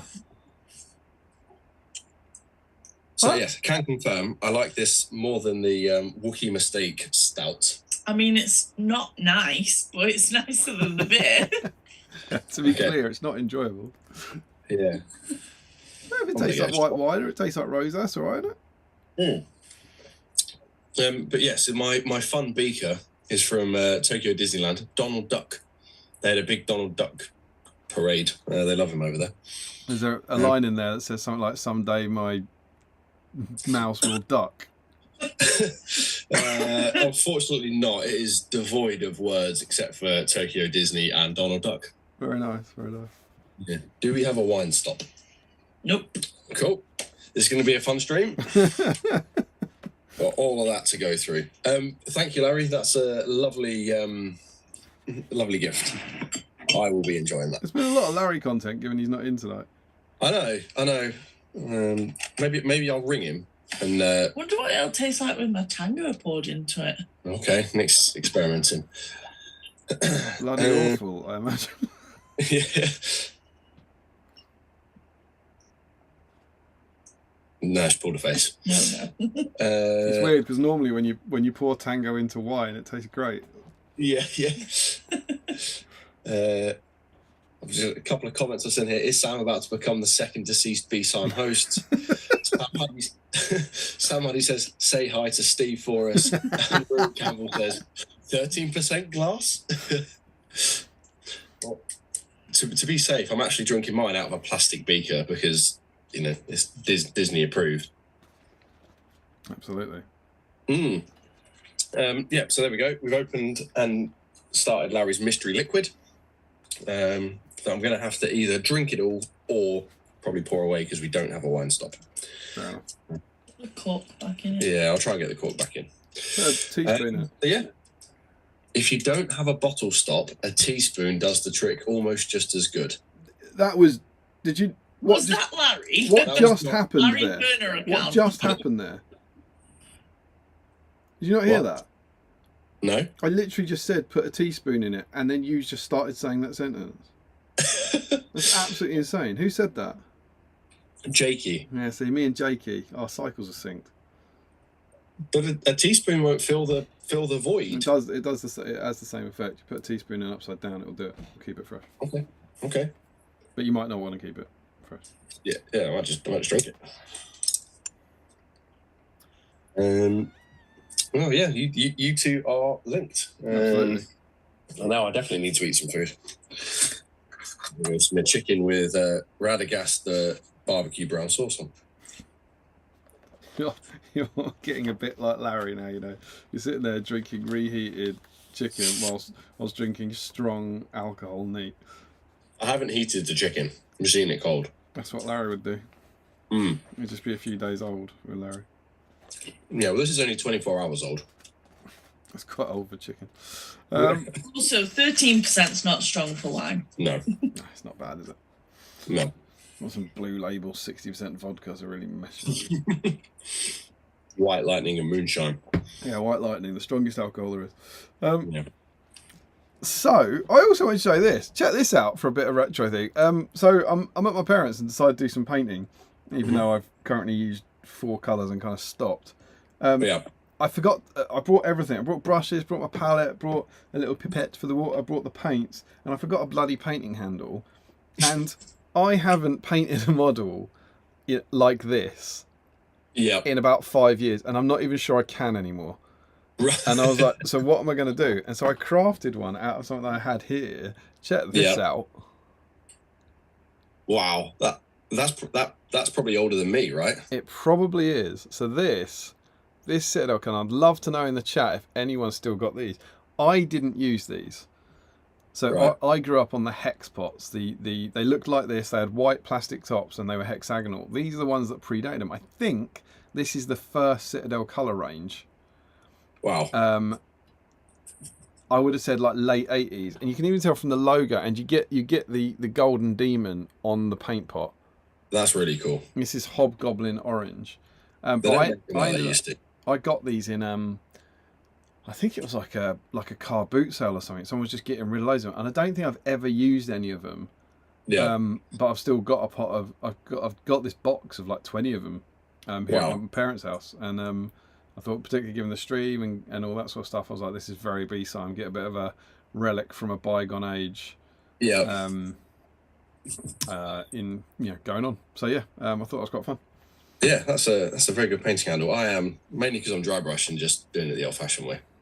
You're holding and base the model. Yeah. Can't do it now. I just can't do it. I do. I've got my painting handle. I'm just being lazy, to be honest.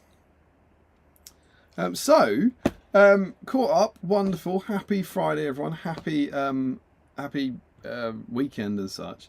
Before we jump specifically into like the Raddy content, I just wondered, Sam, like it's been 7 months, like yes, how you've been, and is there anything you'd like to promote? Are you like the head TO at any massive international SBG events or anything that are coming up that people might want to get tickets for? I just want to see how's Sam Page. And I will say as well, I know you've had questions before, but if you've got any questions for Sam Page, put them in the chat now. Yes, well, I have just in one question, so I'll answer that one, which is what percent is the other beer I've been drinking? That's 11%. Oh, what, the Wookiee disaster thing? The Wookiee disaster. Yeah, so 7 months. A lot has happened. Obviously, as I alluded to, I've had a change in career, employment.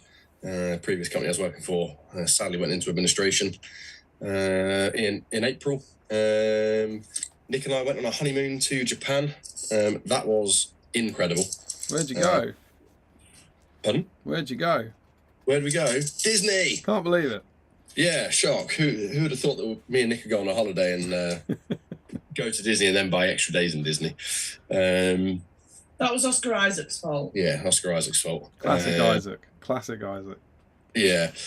So while we were over there, it was Star Wars Celebration, which for those who don't know is like a every other year super Star Wars convention run by Disney.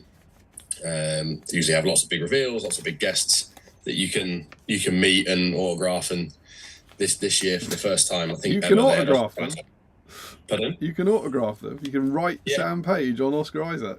Yeah, that's incredible. Yeah. That's why they got rid of him, because they heard Nick was coming to steal him away. So you can obviously get your autographs and photos, and they've got all the stalls and there's big reveals. And Oscar Isaac was slated to be a guest, so obviously being one of the 3 men that Nick had probably leave me for. Is he on the laminated list? Yeah.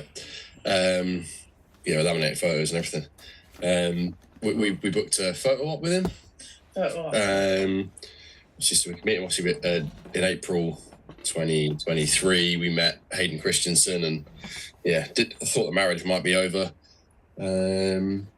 But then 2 weeks before we were due to fly out to Japan, Oscar Isaac had to pull out for some reason. So we didn't get to meet him. So to make Nick feel better, she booked herself 2 more days at Tokyo Disney. Oh, right. That's not where I thought that was going. For the same price. I thought that was going to be, you were meant to be leaving and Oscar Isaac was coming, so you booked extra days. Yeah. No, so he didn't show, which was a shame. But he was working. You did just not turn up. Yeah. But Tokyo is insane. I'd recommend it to everybody. Yeah. Usually, I don't know about yourself, but when you get to the end of a holiday, you kind of get that, right, I'm ready to go home feeling. And I could have easily stayed in Tokyo and not come back. I hear that Disney Sea is arguably the best Disney park in the world. Yeah. I've heard a lot of things.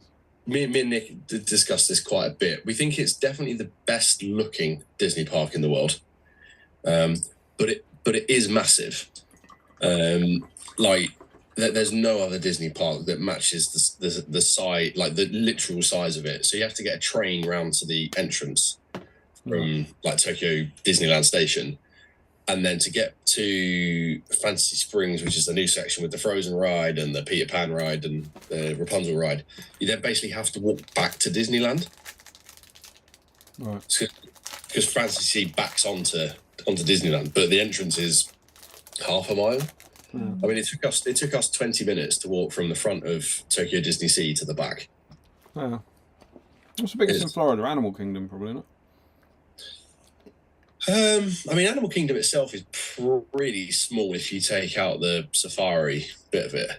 Yeah, I think there's the largest area, isn't it, with the safari? Yes, yeah, that's because they got to have all that space for the live animals. But yeah, we love Disney Sea. The rides are something else. The Frozen ride. I mean, you were saying about in the theatre show, you know, the Cape with Elsa. Well, in Tokyo, they've got. And it's Anna's Cape, isn't it? She goes from frozen to unfrozen. Yeah. Like the animatronic. And yeah, the Cape is, you know, frozen kind of out to one side and then it just releases. And yeah, so that was incredible. We did the Beauty and the Beast ride. That's stunning. One of the best rides in Disney, I think, in terms of look and how smooth it is. Best Disney film ever made. Yeah. But yeah, if anyone wants either Tokyo Disney or Japan tips, then definitely. Do you want to know something? Tokyo Disney Sea is actually the 5th smallest Disney park. Oh, I call shenanigans on that. The 5th smallest?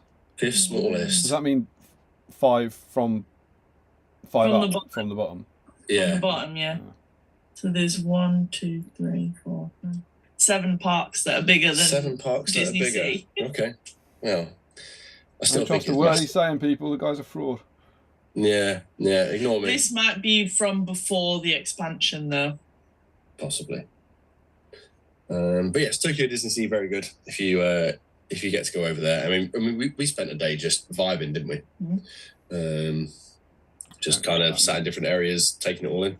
And then yeah, came back from Japan and basically walked into another job, which was nice. I've done a couple of Lord of the Rings tournaments this year.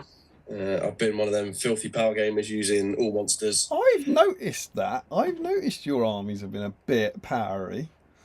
So here's my justification, and hear me out, right? So I don't really do GBHL events, and I don't do the events that are really close to me. Instead, I drive 250 miles, 3+ hours to go and play at the East Anglia Hobbit community with Mr. Josh Triffitt. And because I'm driving so far, and usually either staying one night or no nights, I like a small model count army that doesn't require much thought. So I've taken eagles and dragons.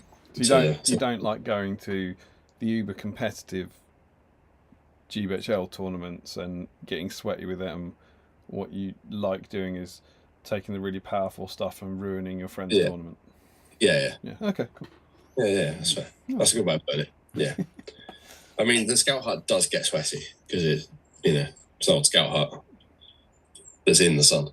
But no, I've been enjoying going down and playing a bit more Lord of the Rings regularly. And as you alluded to, I do occasionally have the responsibility of head judge at some small tournament in Manchester called Articon. What's Articon, Sam? It's a Lord of the Rings tournament in Manchester. When's it coming up, and can I go? It is coming up, and you can probably go. I'll see if there are tickets available. So Articon, for those who don't know, is the world's largest independent Lord of the Rings tournament. It is hosted by Mr. James Clark of previous GBHL fame and, I believe, Games Workshop legend. Games Workshop legend? Warhammer legend? Did you get that? Was it just you? Oh, Hero of legend. Hero. Warhammer Hero. He's one of those. Warhammer Hero, that's it. He is one of those. Yeah. I signed in? Yeah, no, I'll do it later. I believe tickets are available. And if they're not shown as available on the website, message me and I'll probably be able to sort one out for you.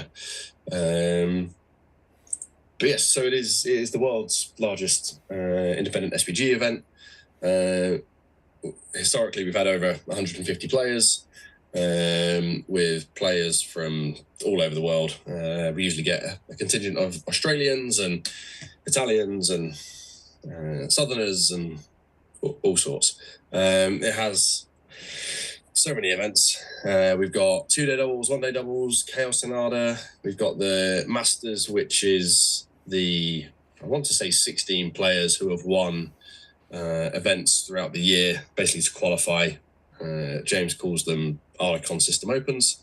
I think we have 2 in the UK, 1 in Ireland, and I think Matt King runs the one for the UK.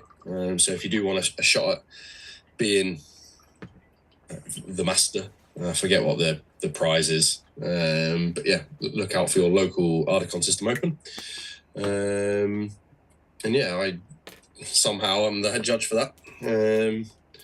I'm especially looking forward to this year because obviously new edition. We've not yet had it's because it's not August, but we've not had an updated FAQ yet. So I'm expecting there to be some janky rules questions that don't really have an answer. So yeah, that's going to be good fun. But it's always a good mix of people, and the social, as with most events, are top tier. It is. I've been to everyone since 2016, I think it started, and you've been to more than I have. It is one of my 2 favourite events on the calendar. So Throne of Skulls is, I never really know which way around it is, because it's Throne of Skulls for me for the hobby. Throne of Skulls is where I put my real hobby and gaming love into it, and it's Articon for the community. Yeah. So I've been part of a team. I'm wearing my badge, wearing my Wanderers badge. The Wanderers in the Wild.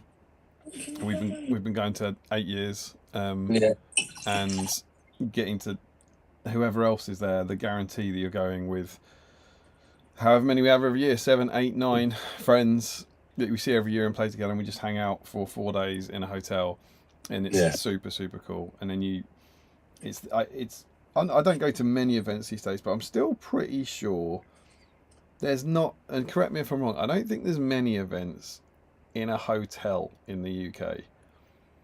No, I think maybe World Champions. Yeah, Will's GP is. His GP is in a. Well, I don't know of many, and the idea that there's a gaming hall on the same floor as the massive bar and restaurant, and that people just move between these 2 rooms all day and into the evening, and your hotel rooms are there, so you don't have to worry about leaving the building and transport and all that. And there's also a bar in the gaming room at the back. Yeah. It's brilliant, and I love it.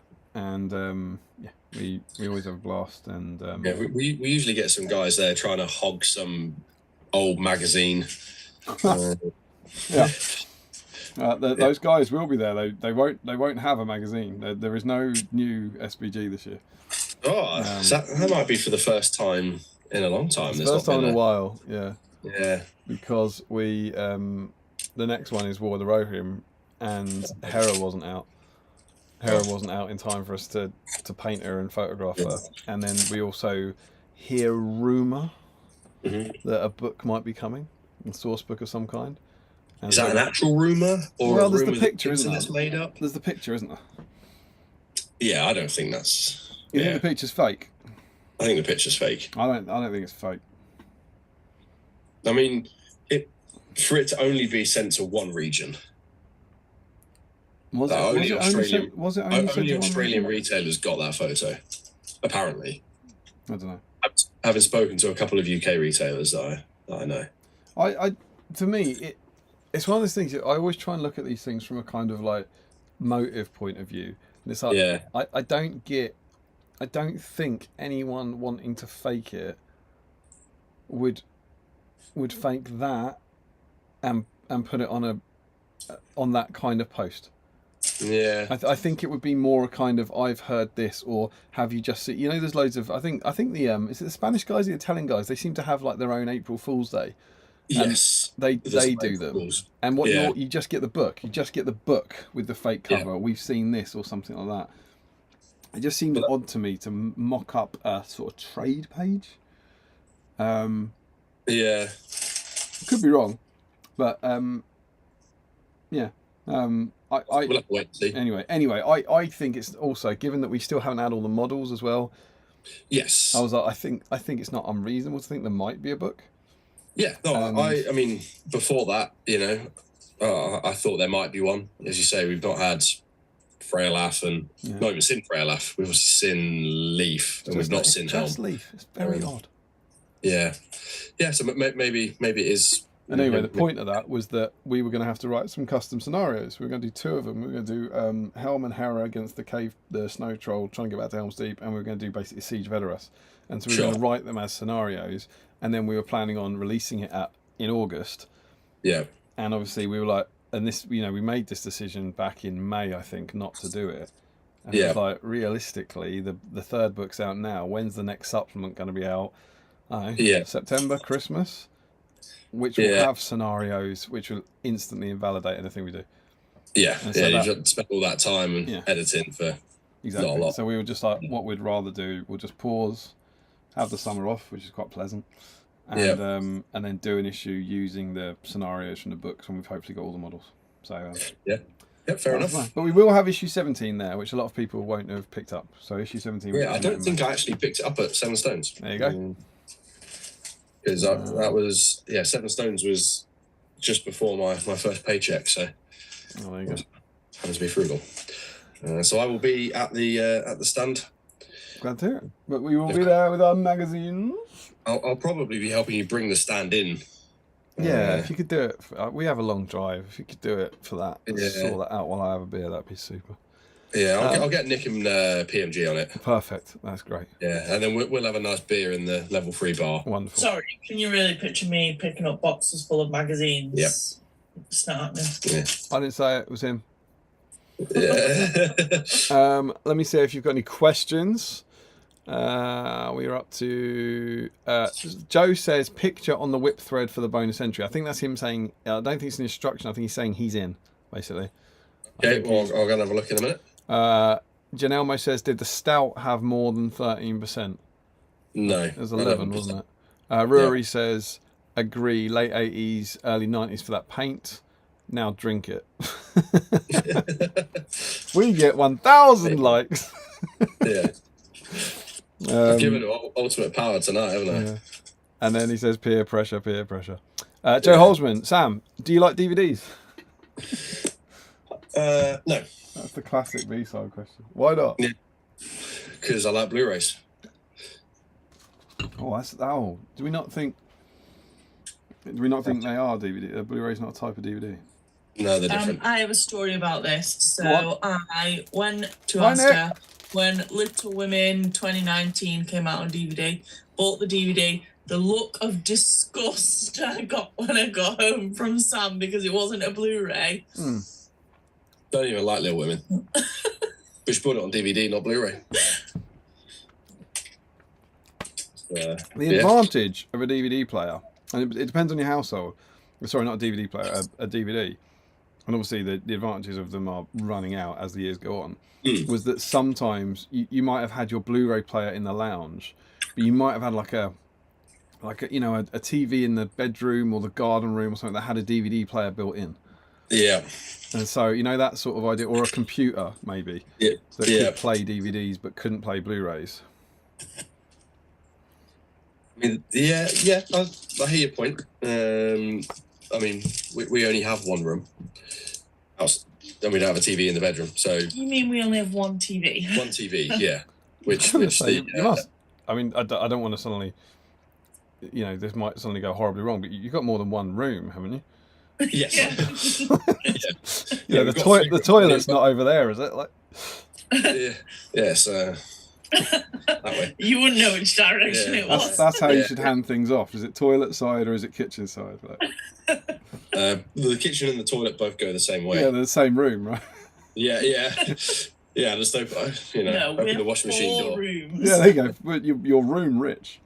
Yeah, but yeah, we've only got the one telly, which the games consoles are hooked up to that play Blu-ray, and Blu-ray is also region free, so you can buy a Blu-ray anywhere in the world. And bring it back. And here this is a classic BSIME off-topic debate. Isn't a Blu-ray a DVD?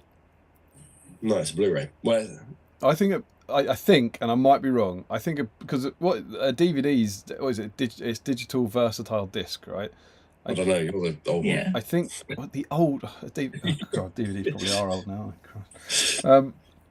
I think a Blu-ray is a type of DVD. Google it. But I might be wrong. Is a Blu-ray a DVD? What do we think, chat? No. AI overview says no. Yeah, a Blu-ray is not a DVD. They're not. While they may look similar, Blu-ray discs utilize a blue-violet laser. I know they look similar. Significantly more data than DVDs, which use a red laser. Oh, I wasn't confused by the fact that they look the same. I presume CDs are the same as well, because they look the same. Yeah. Oh, fair enough. Yeah. There you go. Learning, you see, BSIME on a Friday night. Learning. Yeah. What the hell was the point of that? Oh, it's do you like DVDs? Yeah, someone asked if I like DVDs. So everyone else who's answered that, I think, has bundled them together with Blu-rays. No one's made the distinction before. Yeah. No. We could also do, I think it's only fair we do, like questions for Nick. If anyone's got any questions for Nick, she's in. Yeah. So Nick, do you like DVDs? Do you like DVDs? Yeah, I love DVDs. Nick likes Little Women. Yeah. Good DVD. Yeah. That's not to say I don't have DVDs. I do have DVDs. You have Little Women. Yeah, I just prefer Blu-rays. Great DVD. Yeah. Right. Do you think this is great from Janelle? Do you think Boromir should have counted when we had Banner Week? Yes. Yeah, I do. Yeah. That was Steve. That wasn't me. Yeah. I say no because I hate Boromir. Whoa! You've just lost the crowd. Sorry. Rob Lanchbury, good evening all. Glad to be joining you guys live tonight rather than catch up. Trying to find an old Raddy with Crow. I hope I still have it. You know what would be the ultimate flex? Someone who takes this model, cuts the crow off and puts it on the base of a new Raddy for a double entry. Oh, you know what? I might go do that in a bit. You tempted. Nick goes to bed. Go dig out my metal one. There you go. Yeah. Joe Holzman says, "The Beauty and the Beast ride. Did your beast come?" Yeah. He was a very good dancer. Yep. You would enjoy that ride. Yeah, I can't wait. Yeah. But it is in Tokyo. Sorry, I thought we were talking about the. I want to go to the Be Our Guest restaurant in Florida because that wasn't there. Like they had the Fantasyland expansion. That wasn't there last time we went. I had that. I've been there for breakfast, which was pretty nice. Oh my God, Damien, do you know where you should go? Topolino's Terrace at the Riviera for the character breakfast. Is that Beauty and the Beast themed? No, but it's amazing. Okay, cool. It's artist themed. Can you book like Parisian Riviera themed outfits? Can you book? Oh, of course you can. I've never thought of booking breakfast at a different hotel. Yeah. I've done. We always do like some of the other restaurants. We always do. We've been bloody once, but we always do this. We've done like some of the other. We've been to like Gico and Sana and the Yachtsman Steakhouse and stuff. That's interesting. Yeah. We've never done any of those. No. I mean, I've only been twice. That's Gico and Sana, the Animal Kingdom Lodge, the Animal Kingdom Hotel is stunning. The food, in the many times and many years I've been going to Disney, I've never actually got over to Animal Kingdom Lodge. Yeah, the hotel's beautiful, but the food's incredible. Absolutely. Yeah, that's the go. Next time we go. I probably won't tell that story. I was going to tell really quite a personal story about a decision me and my wife made at that hotel, but I don't think I will. Rory Campbell says, too easy, Joe, and that's about the beast line. Sam Huddy says, he has terrorised us. Oh, this is about you. He's terrorised us poor HC guys with his Eagles and the rest. Sorry. Joe says, someone had to say it. Richard Clemmer, love the EH. I can't say this. EAHC. That's quite hard to say, isn't it? Yeah. I missed those guys since I moved, and Sam said you'll miss too, Richard. Green Tree says 30 likes, drink Larry's juice, which I believe you had. Harry Moore is in. He says Wanderers for life. Absolutely. Janelle says Articon is better than Seven Stones. You heard it here first. Yeah, well, I have to. I can't say Seven Stones is good. I'm not a punter. Seven Stones is great. That's the only GBHL event I do. There you go. I don't really care that it's GBHL. Yeah. It's probably because it doesn't feel like a GBHL. I don't know. It's like the GBHL status has very little impact on the event, I think. When Jamie Wiggins comes to Seven Stones and enjoys it and plays in the spirit of Seven Stones, you know to Seven Stones fixed Wiggins. Yeah.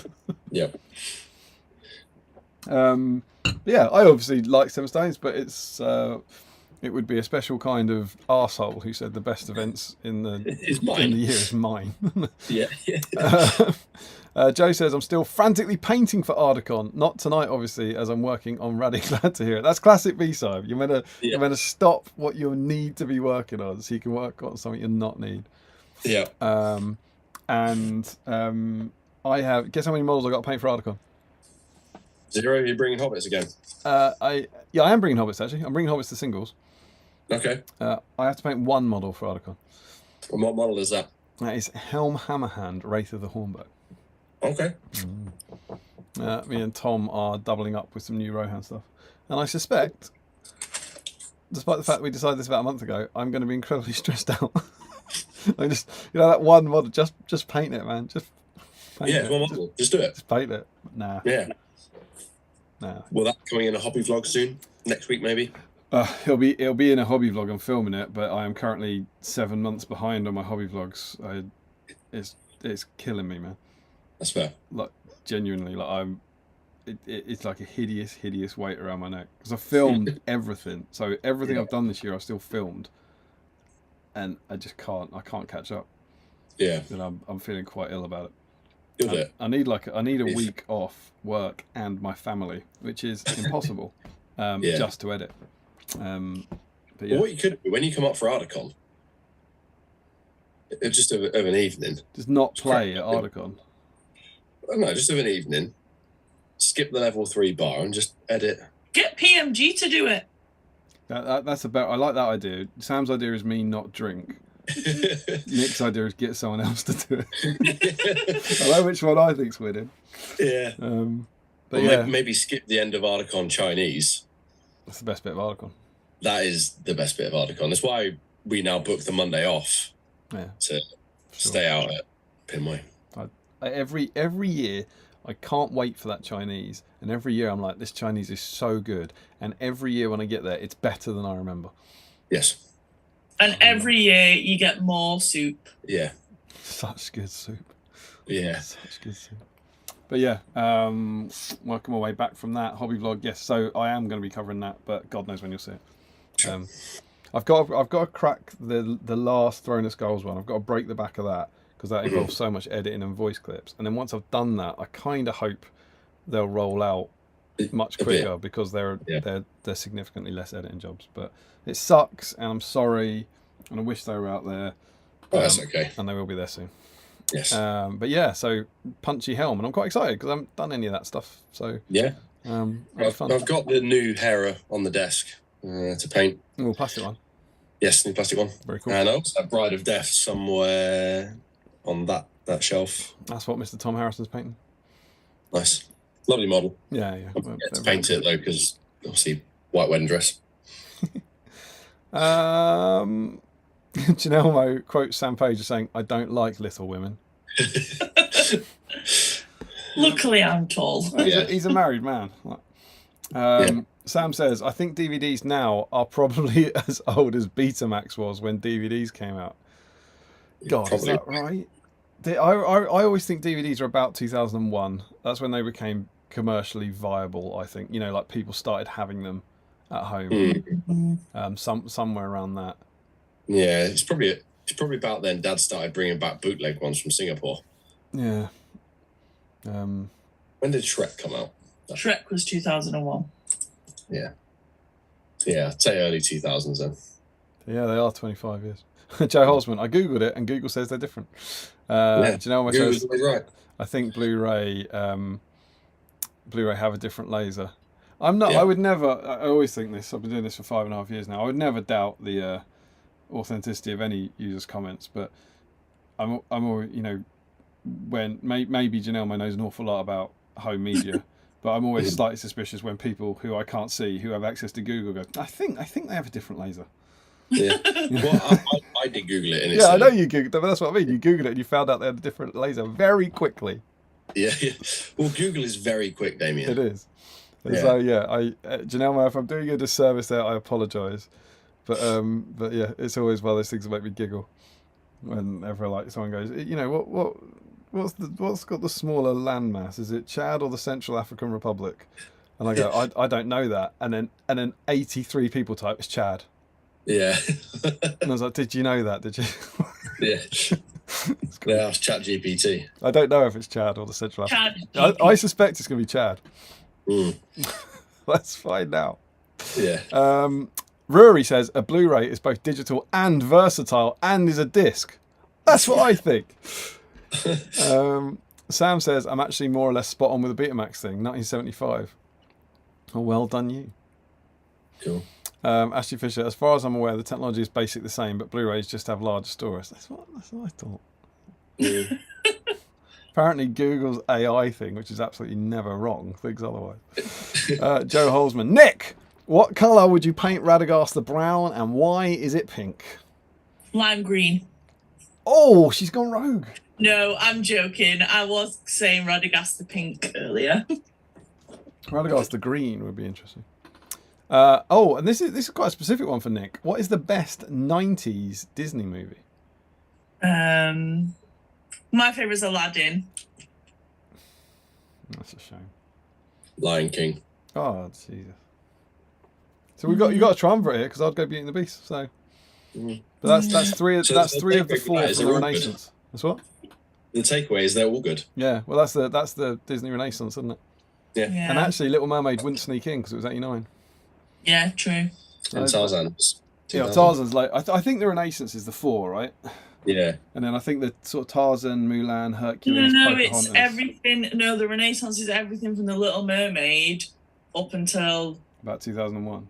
Yeah, whatever was before Atlantis. It counts that like second wave of the Pocahontas, Mulan. Yeah. I never think they're quite up there in terms of classics, but maybe it's because it was 5 years later and I was 5 years older. Yeah, possibly. Maybe. I would say Aladdin's second for me. Like I think Aladdin's brilliant. But yeah, those are two grown up for me, so maybe there's a correlation there.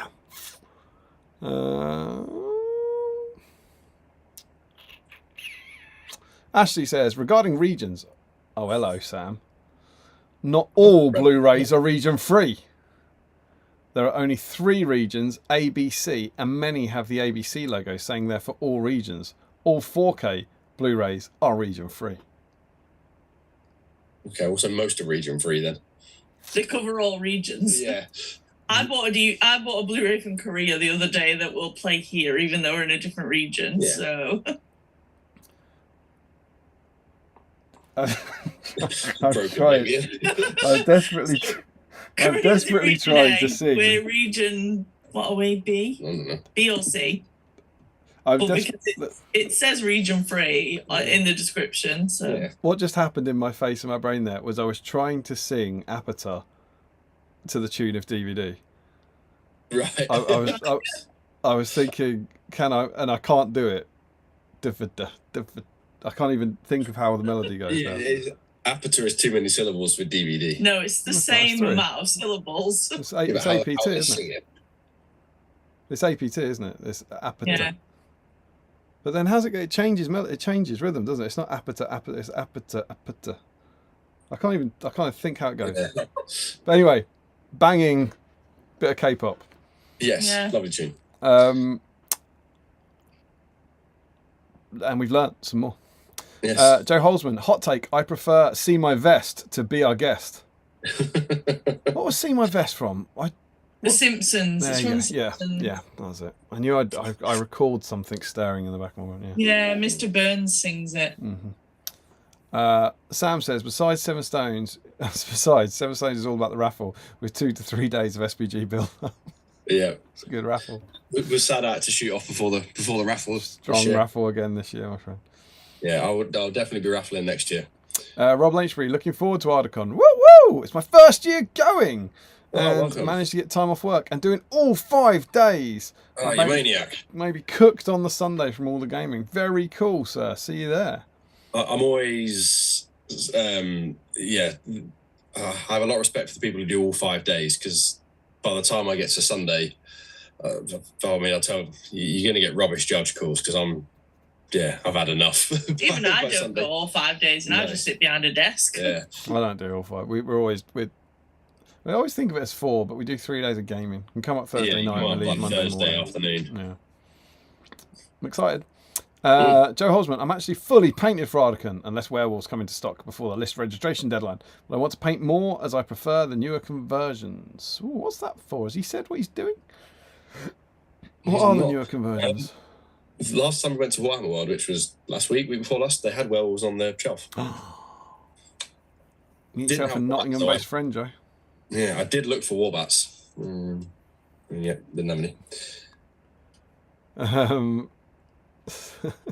Sam says you should contact Alex Temple, ask how he copes with his backlog of film material. Yeah, he's further behind than I am, to be fair. Right. So there's always that. And Joe prefers the third approach, drink while editing.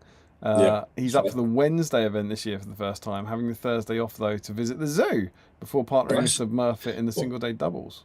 What's Wednesday? That's the last chance qualifier for the Masters. I'll take your word for it. Sure. Joe Osmond says, I assumed he was referring to the novel by Louisa May Alcott. Little Women, I'm guessing. Yeah. Joe Holzman says, car. Oh, here we go. It's the Central African Republic. No way! Central African Republic smaller than Chad. I can't believe it. Botswana. No, we're not talking about the island nation of Botswana. Based on my absolutely minimal knowledge of both, I cannot believe it. And Joe says, I guessed first, then Googled. Janelmo's here to defend himself. I knew about the lasers from a light and optics course I took while studying physics at uni. Then I apologise. I have wronged you. Manic Tea Drinker says, Aladdin by far. It's a good shout. It's a fair shout. That's not me. I'm not Manic Tea Drinker. That's not. I've never been more convinced that you're Manic Tea Drinker. Joe Holzman, I swear Little Mermaid was later. Nah, it's 1989. No, it wasn't. Yeah, they re-released it at the cinema though. Yeah, because he says, I swear I remember watching it at the cinema. But the thing is, Joe, I saw Fellowship of the Ring in the cinema last year, and I'm fairly sure it didn't come out last year. So I did the same with Bambi. Bambi was the first film I saw as a cinema, but it obviously didn't come out in 1986 or whenever I saw it. Yeah, my first film I saw was Peter Pan, and I definitely was not alive in the 50s, despite what Sam might tell everyone. Oh, he wouldn't. Never. Sam says, Tarzan, Phil Collins made it with that soundtrack. Tarzan's the best one. Tarzan is incredible. And Joe says, do you mean sing DVD to the tune of Apata? And I went, yes, that's exactly what I meant. And then Sam says, Duvda. Duvda, which is I don't know how to say that, but it's obviously a quote from Phone Jacker. Stephen Fry goes, Phone Jacker, what a throwback. You want to buy DVD? Never actually watched that. Joe is bringing trolls to Articon, so he's obviously converted a load of them. Joe Kiddy says, Phil Collins was in Tarzan. Oh, Phil Collins sang Tarzan. Yeah. To the tune of APT. Ideally, yeah. I'll be in your. Was it I'll Be in Your Heart? Is that what it's called? To the tune of APT. Joe Holzman, but should werewolves come back in stock, I shall take Wolfpack to the Wednesday. Oh, Rory Campbell's also making his Articon debut. Hope to see some BSIMEs. You'll see at least 2. Yes. And 1 honorary. So there you go. Anne Haskell's there. Anne Haskell? No, I haven't made up a human called Anne Haskell. I said Anne Haskell's there. Yes. Anne Haskell, relative of Michael Haskell, may also be there. Yeah. And other BSIMEs as well. Yes. Ricky Drinks Paints always had a soft spot for Notre Dame. That was when it was all going a bit wrong. What an underrated gem. You think? You say that, but you hate Frollo. I do hate Frollo. He's disgusting. He had a lot to deal with carrying that ring everywhere. Come on. Joe says, I didn't think cinema re-releases were a thing in the 90s. Of course they were. They were a thing in the 80s, I'll have you know. Then again, I'm in the back end of nowhere. It might have just taken 4 years to make it to Barnstaple. And Janelle says, I remember seeing Mulan at a Virgin cinema in Slough. I was 9 years old on vacation to England. That's a cool story. Cool. Sam said, Notre Dame was also solid, to be fair. Joe Holzman is appalled that Janelle Moe came to England and decided to visit Slough. Yeah. I've never visited Slough. It's got a good paper merchant. Right. My mum's cousin lives in Slough. She works at Heathrow Airport. Just south of Didcot. So, all right, Radagast then. Yeah. Shall I read you some stuff about Radagast? Go for it. I'm currently painting his look. Tell us what you think about Radagast in the chat. And we're not doing a profile review, so you can do. Do you like him in the books? Do you like him in the films? Do you like him on the table? Just tell us your thoughts about Raddy. I did a deep dive. Books. And there's not too much to deeply dive into. But yeah, it's like a line in the book. Yeah, well, he gets a page, and I was actually he's in it for a page in the book, and I was going to read that because I thought it's only a page, it won't take long. But I've found an earlier version of that passage in one of the histories, so instead I'm going to read that. But the only other reference to him I could find was about the wizards. So this is from the appendices, and it says, it's talking about the Third Age, when maybe 1,000 years had passed and the first shadow had fallen on Greenwood the Great, Istari or wizards appeared in Middle-earth. It was afterwards said they came out of the far west and were messengers sent to contest the power of Sauron and to unite all those who had the will to resist him. But they were forbidden to match his power with power, which is a really crap rule, if I'm honest.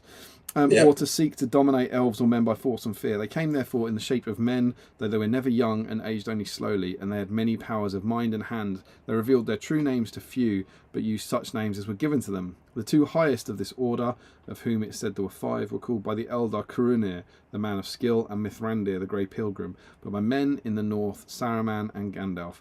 Curunir journeyed often in the east, but dwelt at last in Isengard. Mithrandir was closest in friendship with the Eldar, and wandered mostly in the west, and never made for himself any lasting abode. That's what they say about wizards. Who's Kieran Hines in Rings of Power, Sam? Is he Saruman? Is this the evil wizard? Yeah. I think Saruman would be a cop-out. Because he's not supposed to be evil at that point. Yeah, I agree.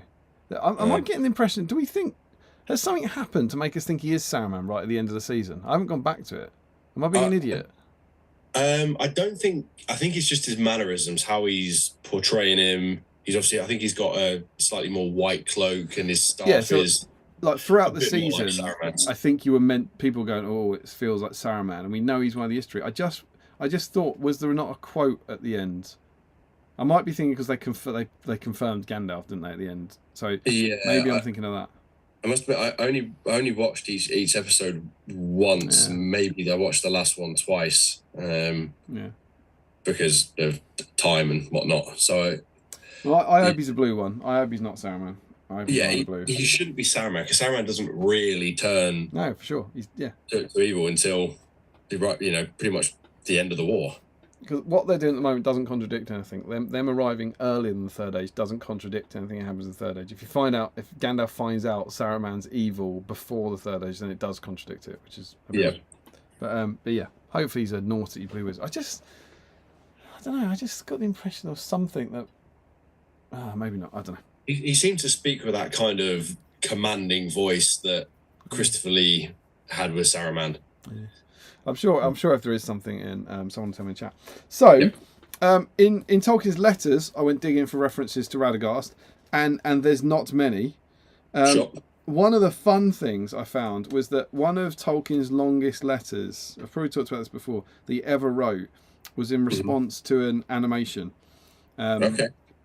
Animation by a producer called Morton Grady Zimmerman, who wanted to turn The Lord of the Rings into a movie. So he writes the script for this animation.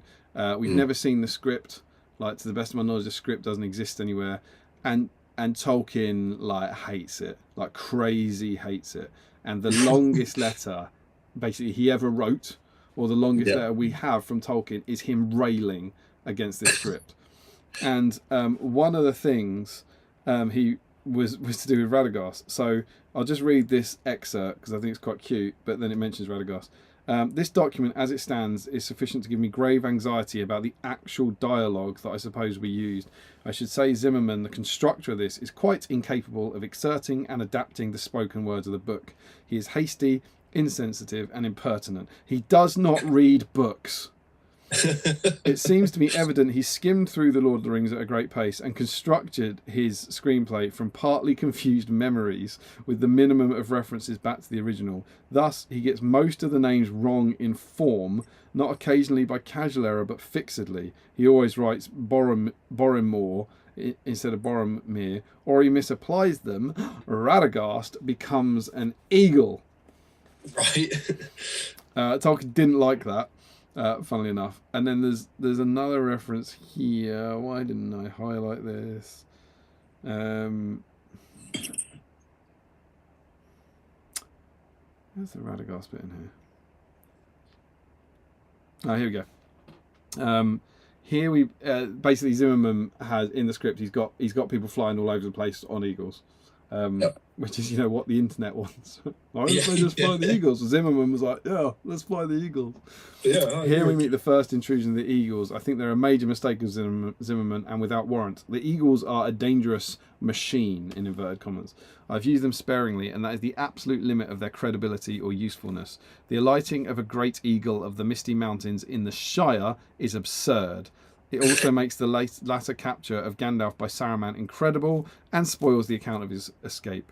One of Zimmerman's chief faults is his tendency to anticipate scenes or devices used later, thereby flattening the tale out. Radagast is not an eagle name, but a wizard's name. Several eagle names are supplied in the book. These points are, to me, important. That whole letter is just wonderful to read. It's just railing against every part of it, really. So his literal only, as far as I can see, the only mention of Radagast in any of Tolkien's letters is him banging on about how he's not an eagle. Which, in Tolkien's defence, he wasn't. Yeah, he's definitely not an eagle. So then there's a little bit of me. There's not too much here, but in the I'm on the Treason of Isengard, which is the book that dealt with the writing of the part of The Lord of the Rings that includes Radagast briefs mentioned. So the section is in here where Radagast is mentioned, and it's kind of subtly different. So I thought I'd read it here rather than reading the one from the book, Sure. and then go through the other little mentions. So this is the earliest version of the Radagast encounter in The Lord of the Rings. And so so settle in, grab your drinks or grab your paintbrush, and let's hear how Tolkien first wrote. Grab a massive bottle of mystery Larry liquid, and let's read about how Tolkien first introduced Raddy. Ready. At the end of June, this is Gandalf. At the end of June, a cloud of anxiety came upon my mind, and I went through the Shire to its southern borders. I had long felt a foreboding of some danger that was still hidden from me. I passed down the Barranduin as far as Sarn Ford, and there I met a messenger. I found I knew him well, for he leapt from his horse when he saw me and hailed me. It was Radagast, who dwelt once upon a time near the southern borders of Mirkwood. And then he goes back a bit. I found nothing, though I came upon many fugitives, and it seemed to me that on many a fear sat of which they could not speak. I came up from the south and along the greenway, and not far from Bree I came upon a man sitting by the roadside. His dappled grey horse was standing by. When he saw me, he leapt to his feet and hailed me. It was Radagast, my cousin. Oh. Huh? I wish you'd read that a minute ago. I've literally just painted Radagast's horse brown. It's too late. It should have been dappled grey. I think, as memory serves, when he mentions him in The Hobbit, I think he's his cousin as well, isn't he? I think he, because he mentions him to Beorn. He says, when he's introducing him to Beorn, he says something like, perhaps you've heard, you've never heard of you. He goes, perhaps you've heard of Radagast, my cousin. Beorn says something like, yeah, not a bad fellow as far as wizards go. I think Beorn's played by Winston Churchill. So yeah, he's his cousin here, so clearly closer to the, this is in the sort of early 40s, so still quite close to the Hobbit version. Yeah. Who dwelt once upon a time near the southern borders of Mirkwood. I had lost sight of him for many years. I am seeking you, he said, but I am a stranger in these parts, and I heard a rumour that you were in a land called by a strange name, the Shire. I was, said I, and you are near, but far too east. What do you want with me so urgently? For he is never a great traveller. He then told me dread news, and revealed to me what I had feared without knowing it. This is what he said. The 9 wraiths are released, he said. The enemy must have some great and urgent need, but what it is that should make him look to these desolate parts, where men and wealth are scanty, I do not know. What do you mean, said I. The 9 are coming this way, he said. Men and beasts are flying before them. They've taken the guise of horsemen clad in black, as of old. Then my heart failed for the moment. For the chief of the 9 was of old the greatest of all the wizards of men, and I have no power to withstand the 9 riders when he leads them. Who sent you? I asked. It was Saruman the Grey, White. That's like a slash. Yeah. He said, and he bids me to say that though the matter is too great for you, he will help, but you must seek his help at once. And this seemed good to me. And then I had a light of hope, for Saruman the Grey/White is, as you know, the greatest among us, and was chief of the White Council. Radagast the Grey, and then in pencil brown, is of course a master of shapes and changes of hue, and has much lore of beast, bird, and herb. But Saruman has long studied the works of the enemy to defeat him. And the Lord of the Rings was his special knowledge. You right? Yeah. And he says the last of the 19 rings he had. Interesting. Now, 19. Yeah. What's the last of the 19? That's one of the men's, isn't it? Men, yeah. The 9 for men, 7 for dwarfs, that's 16, 3 for the elves. So the 19 are the 3 for the elves, men and dwarfs. Yep. As far as I know, the last of the men. So the version here is saying that Saruman's got one of those, which I think is mega cool. Yeah. But can't happen because the ring race have got them back, right? Yeah, well, didn't Sauron take them? I think the ring race have their rings. Yeah. I think. I'm not actually 100% sure on that. I think there are conflicting versions of it. So I think the idea is that he gives them their rings back. Sure. I think. I'm sure someone with Google or knowledge will tell us in the chat. I will go to Saruman, I said. Then you must go now, said Radagast, for the time is very short, and even if you set out this hour, you will hardly come to him before the 9 cross the 7 rivers. I myself shall take my horse and ride away now, since my errand is at an end. Such a funny line. Yeah. I will take my horse and ride away now. It's like a computer game character. Thank you. I have served my purpose. I will take my horse and I will now ride away. And with that, he mounted and rode off without another word, and that seemed to me very strange. I agree. And then he kind of changes it. He goes, "Stay a moment, Radagast," I said. "We need help of many kinds. Send out messages to all the birds and beasts that are your friends. Tell them to bring news to Saruman and Gandalf. Let any message go to Orthanc." But I could not follow him. I had ridden far, and Galarok was weary even. And Galarok is not an eagle. Oh, it's 31, not 3. That explains that. See page 68. That's unhelpful. Galar. It must be his horse, right? Yeah. That is a name I recognise.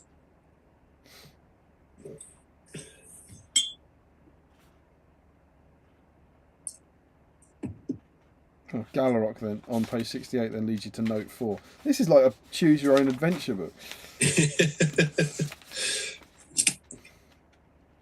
Just with no adventure and the inevitable word horse at the end. Yeah. Well, that hasn't helped. What's that? It's a mini adventure. Galarok is... There's a 4. Got their horses over. I arrived too late, just as they reached the other side. Galarok had to swim the river. I had a hard chase. I have one advantage. There's no horse in Mordor or in Rohan that is as swift as Galarok. Is Galarok Shadowfax? I guess so, but these can't be the right notes, because then has, right after that, has a note 4, and the note 4 has got nothing to do with Galarok. Here we go, yeah, I missed a set of notes. 4. I do not think here that there's any suggestion that Galarok was a horse from Rohan. He is simply Gandalf's horse, and it is essential that he be extraordinarily swift. Okay. That's Galarok. I'd ridden far and Galarok was weary. I stayed the night in Bree and departed at dawn, and if I ever see the innkeeper again, there will be no butter left in Butterbur. I will melt the fat from him. But bless him, he is a worthy man and seems to have a stout heart. That's annoying. I shall probably relent. However, being in great need, I trusted him to send the message to Frodo, went off at dawn, and I came at last to the dwelling of Saruman the White, and that is in Isengard, at the north of the Black Mountains in the south. There is a circle of sheer-sided hills that enclose a vale, and in the midst of the vale is a tower of stone that is called Orthanc. I came to the great gate in the wall of rock, and they said that Saruman expected me, and I rode in, and the gate closed behind, and a sudden fear came upon me. Saruman was there, but he had changed. He wore a ring on his finger, which I presume, in this version, is the last of the 19 rings. Yeah. So you have come, Gandalf, he said to me, and I seemed to see a deadly laughter in his eyes. Yes, I have come for your aid, Saruman the White. But that title seemed to fill him with anger. For aid, he said coldly. It is seldom heard that Gandalf the Grey sought for aid, one so cunning and so wise, wandering about the lands and concerning himself in every business, be it his own or others.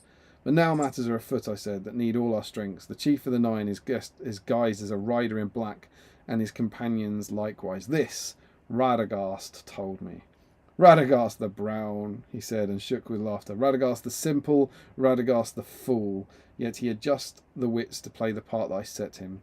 He must have played his part well nonetheless, for here you are. And Gandalf the Grey, here you will stay. For I am Saruman, Saruman the wise, Saruman of many colours. For white cloth may be dyed, and the white page overwritten, and the white line broken. I looked then, and saw that his robes were not white as had been his custom, but were of many hues, and with every movement he changed hue. In which case it is no longer white, I said, for white may be blended of many colours, but many colours are not white. You need not speak to me as one of the fools that make your friends, he said. I have not brought you here to be instructed, but to give you a choice. A new power has arisen. Against it there is no hope. With it there is such hope as we never had before. The power is going to win. We fight against it in vain and in any case foolishly, for we have looked always at it from the outside with hatred, and we have not considered what are its further purposes. We have seen only the things done, often under necessity or caused by resistance and foolish rebellion. I shall grow as it grows until all things are ours. In the end, I, or we, if you will join me, may in the end come to control that power. Indeed, why not? Could not we by this means accomplish more than all, and more than all that we have striven for before with the help of weak men and fugitive elves? Be brief, I said, name your choice. It is this, is it not, to submit as you have to Sauron, or what? To stay here till the end, said he. Till what end? Till the Lord has time to consider what fate for you would give him most pleasure. And I think, yeah, if I jump down, so that's, they took me, said Gandalf, and placed me on the pinnacle of Orthanc, in the place where Saruman of old was wont to watch the stars. There is no descent but by a narrow stair, and the vale was once fair and the vale that was once fair was filled with wolves and orcs, for Saruman was there mustering a great force for the service of his new master. I had no chance of escape, and my days were bitter, for I had but little room in which to walk to and fro, and brood on the coming of the riders to the north. But there was always a hope that Frodo had set forth as I had bidden, and would reach Rivendell ere the inescapable pursuit began. But both my fear and my hope were cheated, for I made the mistake that others have made. I did not yet understand that in the Shire the power of Sauron would halt and fumble, and the hunt be at a loss, and my hope was founded on an innkeeper, one of the best in the world, but not made to be a tool in high matters. Who sent the eagles? Said Frodo eagerly, for suddenly the strange dream he had come back to him. Gandalf looked at him in surprise. Well, I thought you asked what had happened to me, he said, but you seem to know, and don't need the telling of my tale. Your words have recalled a dream, said Frodo, that I thought was only a dream and had forgotten. Well, said Gandalf, your dream was true. Gandalf was caught like a fly in a spider's web, yet he is an old fly that has known many spiders. I was not content to send a message only to the Shire.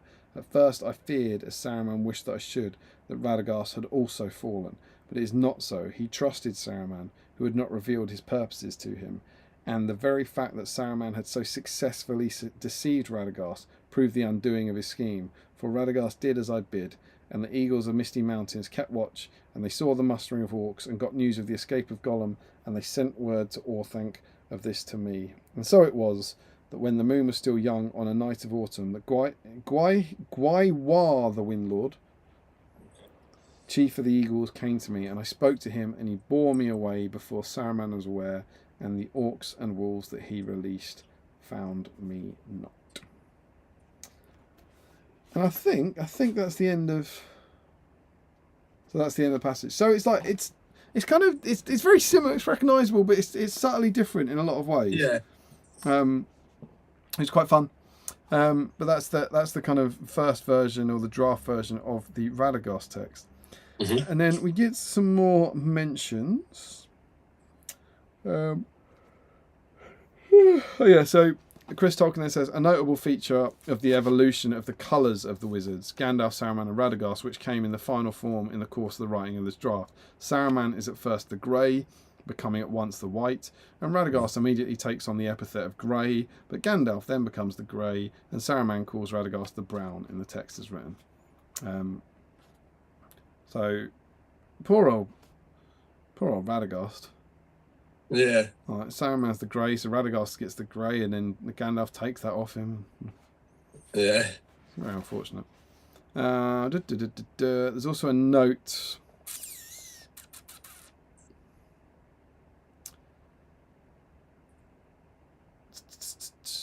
Those who would climb. Or is it just an adventure note? Is what? Is it an actual note or just an adventure note that takes you all around the book? The account of the journeys of the scouts. I think these are scouts from the scouts at Rivendell who go out looking for stuff.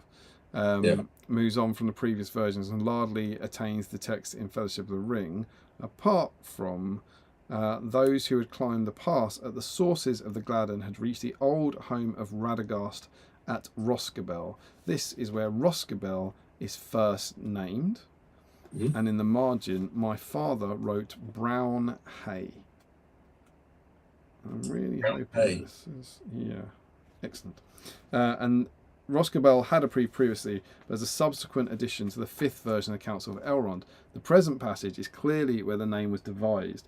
In Brown Hay, brown is evidently to be associated with Radagast the Brown, and hay is the old word meaning hedge, as in the high hay. That's a Crick Hollow. For the etymology of Roscabel, you can take the Noldorin Rosk, which means brown, and Noldorin Gobble, meaning fenced homestead. So we have brown fenced homestead, effectively, to get to Roscabel. Okay, this is quite cute. Is that one more? And then the last bit here, the last mention of him, was just this idea that's quite cute.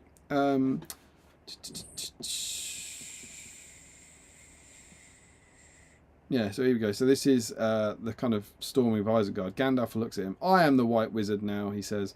Look at your many colours. Saruman is clad in a filthy mud colour. They seem to have run. That's full on sassy Gandalf. Yeah. So your robes are looking a bit crap now, Saruman. Gandalf takes his staff and breaks it over his knee. Go, Saruman, he said, and beg from the charitable for a day's digging. Isengard is given to the dwarfs or to Radagast. Oh, that would have been nicer.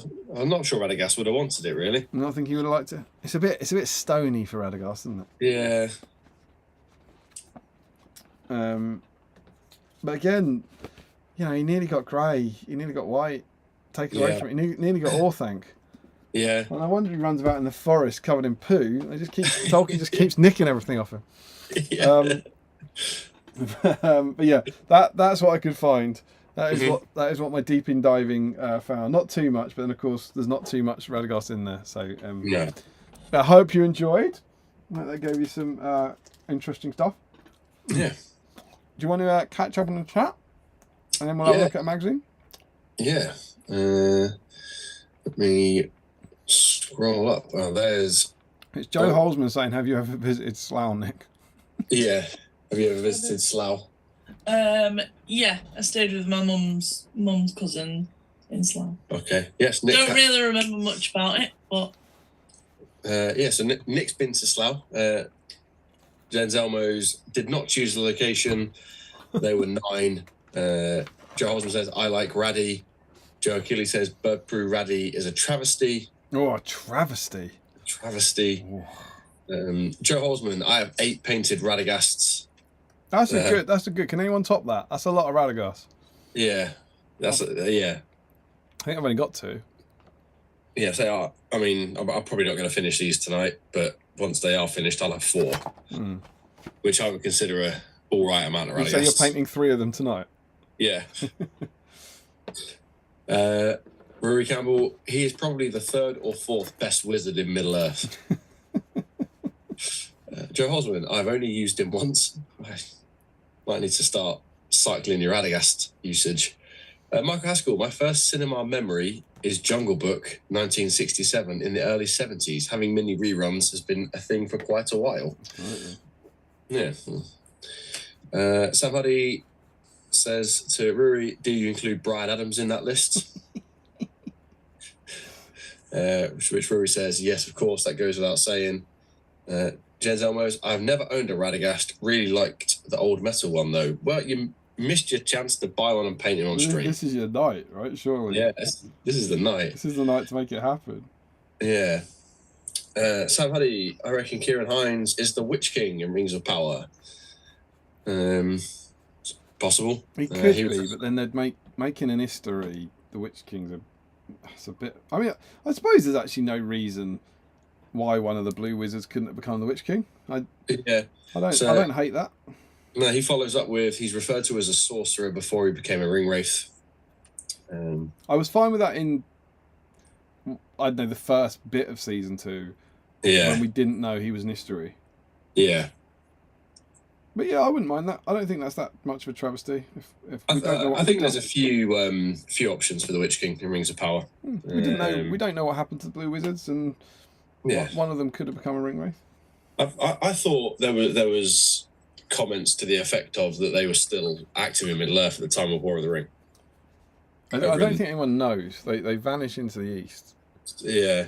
And then again, depending on what you read and which, there's one of them. There's something they start a dark magic cult or something. Right. There's like Tolkien wrote a positive version and a negative version. One that they went off and did well and failed, and one where they became quite naughty. Yeah, I think I've definitely read the naughty version. Oh, I've got a top up. Oh, tea and biscuits. I've definitely got tea. Thank you. That's incredible work. Thanks. Thank you very much. Heroic effort. I'm going to bed. That seems sensible. All right. Thank you so much. And Always a but pleasure. your mum's still downstairs. All right. Okay. Cheers. Love you. Enjoy yourself. Can't not. So I have another biscuit and I have a sausage roll delivery. Oh, lovely. And this time my secondary Tring mug, which you may remember, is my my Buffy mug. It's weird the way maybe mugs always have awful quotes. I know we've talked about this before, but this is my Buffy mug. Okay. Are you a Buffy fan? I've never watched it. I am. Me. I like it. You've what? You've never what? Never watched it. You're a mess. Yeah. No, at least Yeah, but you have to remember, Damien, that Sammy's like 2. he is too. This is fair. Yeah. You should watch it. It's very good. I've literally just finished a rewatch of it as well. It holds up really well. And there's a new one coming of some sort. Very exciting. But anyway, it's full of very, very iconic quotes. Do you know what one of them's not? I have a strategy. You're not in it. Right. That rolls off the tongue. It is literally like one of the episodes where Buffy is just being an absolute bitch to all her friends. Right. Like, it's like her at her absolute worst. Yeah. I don't understand who makes the decisions about the quotes that go on mugs. It doesn't. I reckon it's the same person. Yeah, they just. Yeah, that'll do. What of all of them? Yeah. There's chosen one in every generation will be born a slayer. She alone will stand against the demons, the darkness, and the forces of evil. You know, like anything. Yeah. Bite me. Anything, like so much good stuff. I have a strategy. You're not in it. Yeah. And that's a great quote for a tea mug as well. Good mug though. Yeah. Yeah, that's a good sized mug.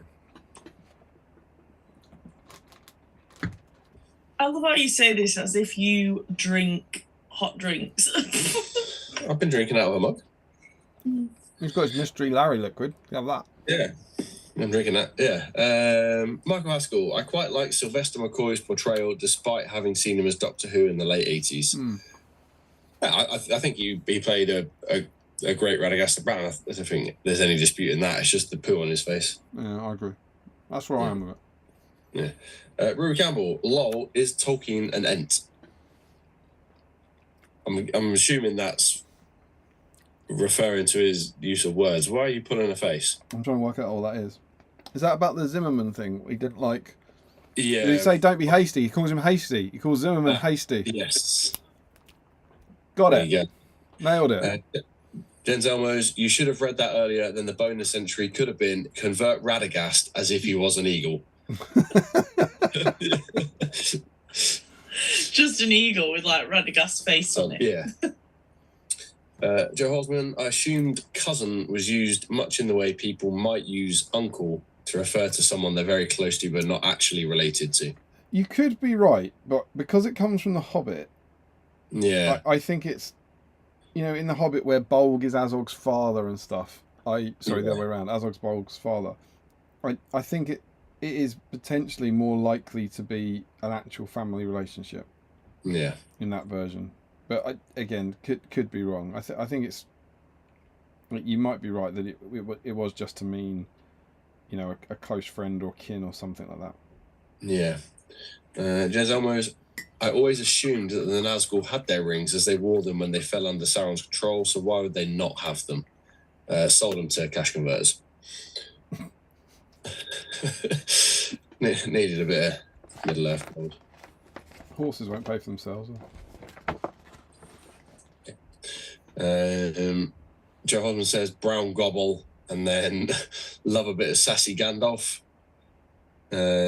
Posting Spirit, breaking the staff over your knee isn't very magical, Gandalf. It is effective though. Rue Campbell, love these deep dives. Good work, sir. Thank you very much. Glad you enjoyed it. Joe Hosman, I'm guessing she never went back. Who? Oh, Slough. Slough. Good old Slough. Yeah. No, I didn't. Yeah. My mum and dad frequently go back, but we drive near it when we go to my parents. Rory Campbell, good night, Papa O'Byrne. I'll pass that on. Yeah. Michael Haskell, may not be on much longer. Got 3 hours of real, not lawn tennis in Manchester tomorrow to come, which will be hard. I usually only do 2 hours, so need to get a good sleep in. You got this, Michael. Yes. Good night, Michael. You should come over to Stockport tomorrow. Rory Campbell, his letter was extremely enty. Joe Hosman, wasn't Treebeard supposed to be C.S. Lewis? I don't know. Maybe. And that is that's the chat. They were friends though, weren't they? Yeah. So We were friends. maybe. I'm not sure about that. I don't know. Yeah. I mean, I could see that being a thing. Maybe. Very cool, very cool, very cool. So, yes, and once again, we are caught up. Good stuff. I have just mixed up some colours. I don't mean I've got them wrong. I mean I've made a colour that I need to use. Yeah. Before we kind of like stagger our way through this, and then have a look at a magazine. Cool. What are your thoughts on Radagast? Have you used him in the game? I don't think I have. Never. Like, I've obviously never used the plastic ones because I would have painted them up.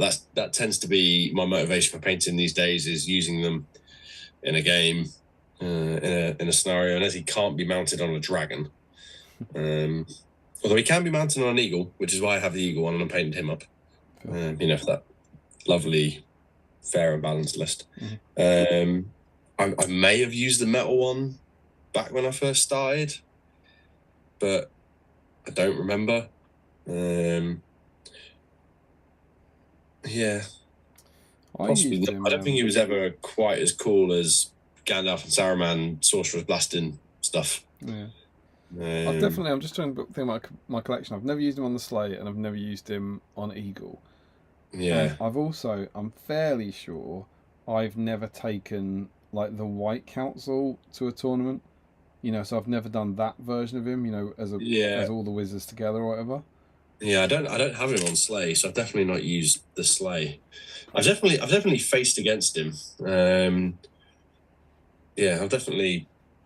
I remember I think it was me and Thomas Seacombe of Mid-Sussex Wargamers fame when we played possibly one of the Thorin's Company scenarios where Radagast on Slay and somehow got blasted, or Azog got blasted into Radagast on Slay, and obviously they both got dismounted, and the Slay took out about 8,000 people because of how big it is, destroyed all the Hunter Orcs, and Azog was just left there prone. Raddy was prone.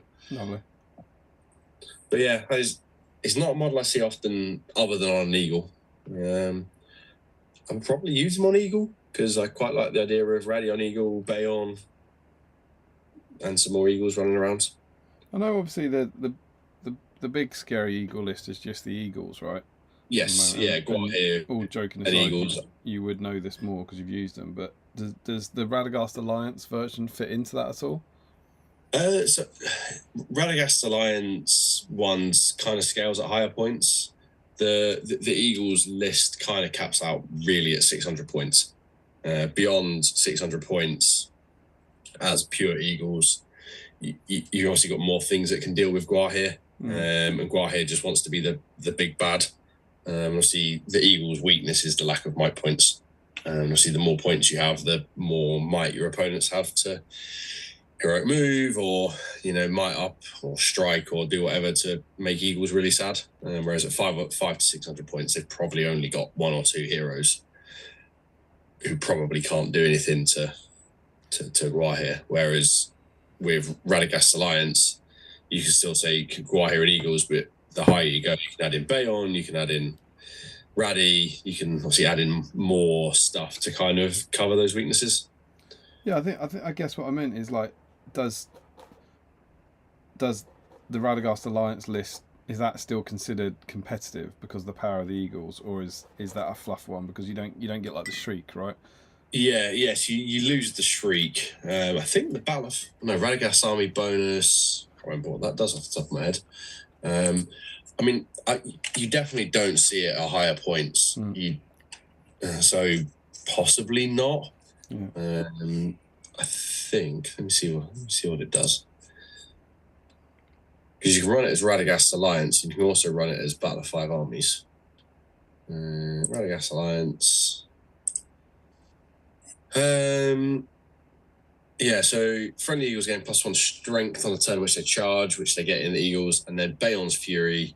If Bayon is involved in a combat and kills every model he was engaged with in combat, then the following turn he may declare a heroic move for free, which is all in good until you realise that Bayon's, I don't think while he's in bear form can affect anyone else. Doesn't affect anybody else. It's one I'd like to try. Still be, majority monsters. You just don't get that really powerful Shriek. Fun thing, the memory I do have of using them was so long ago. It was it was doubles 2013. Wow, that's going back. Yeah, it's like the second year I went. The first year I went with my mate Chris, and that's when I met Tom. Yeah. The second year I went with my other mate Tom, and for whatever reason, it was the Hobbit era. It's the era you knew well, where we were playing a lot, and so you could mix and match anything. And I don't believe, certainly at the time, I don't know what people would think about this now. I don't think it was filth, and it wasn't picked to be filth. But I took all riders of Rohan army. When they certainly weren't great. Yeah. And then I had Radagast on horse. Okay. And 2 eagles. Because that was an era where Radagast could lead eagles. And it was, it's just like that bit in the film, right?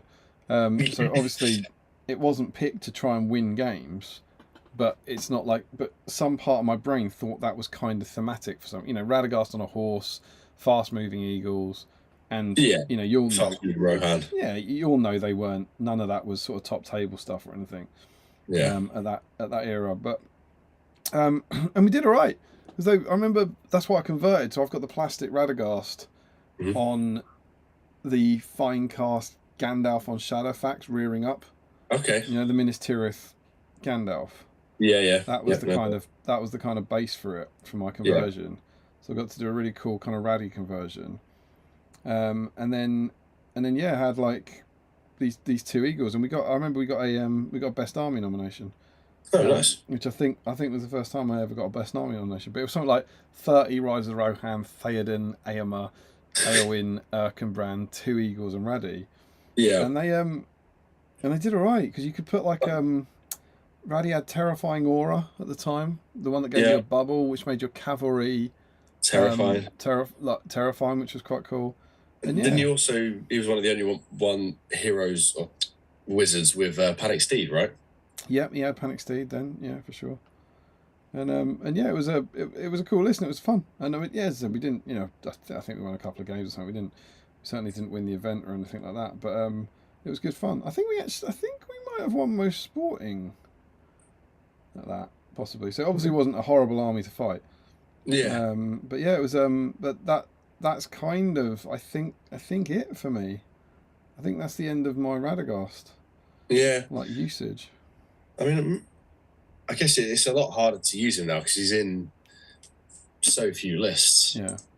So you could say back when you could run anything with anything, you'd just.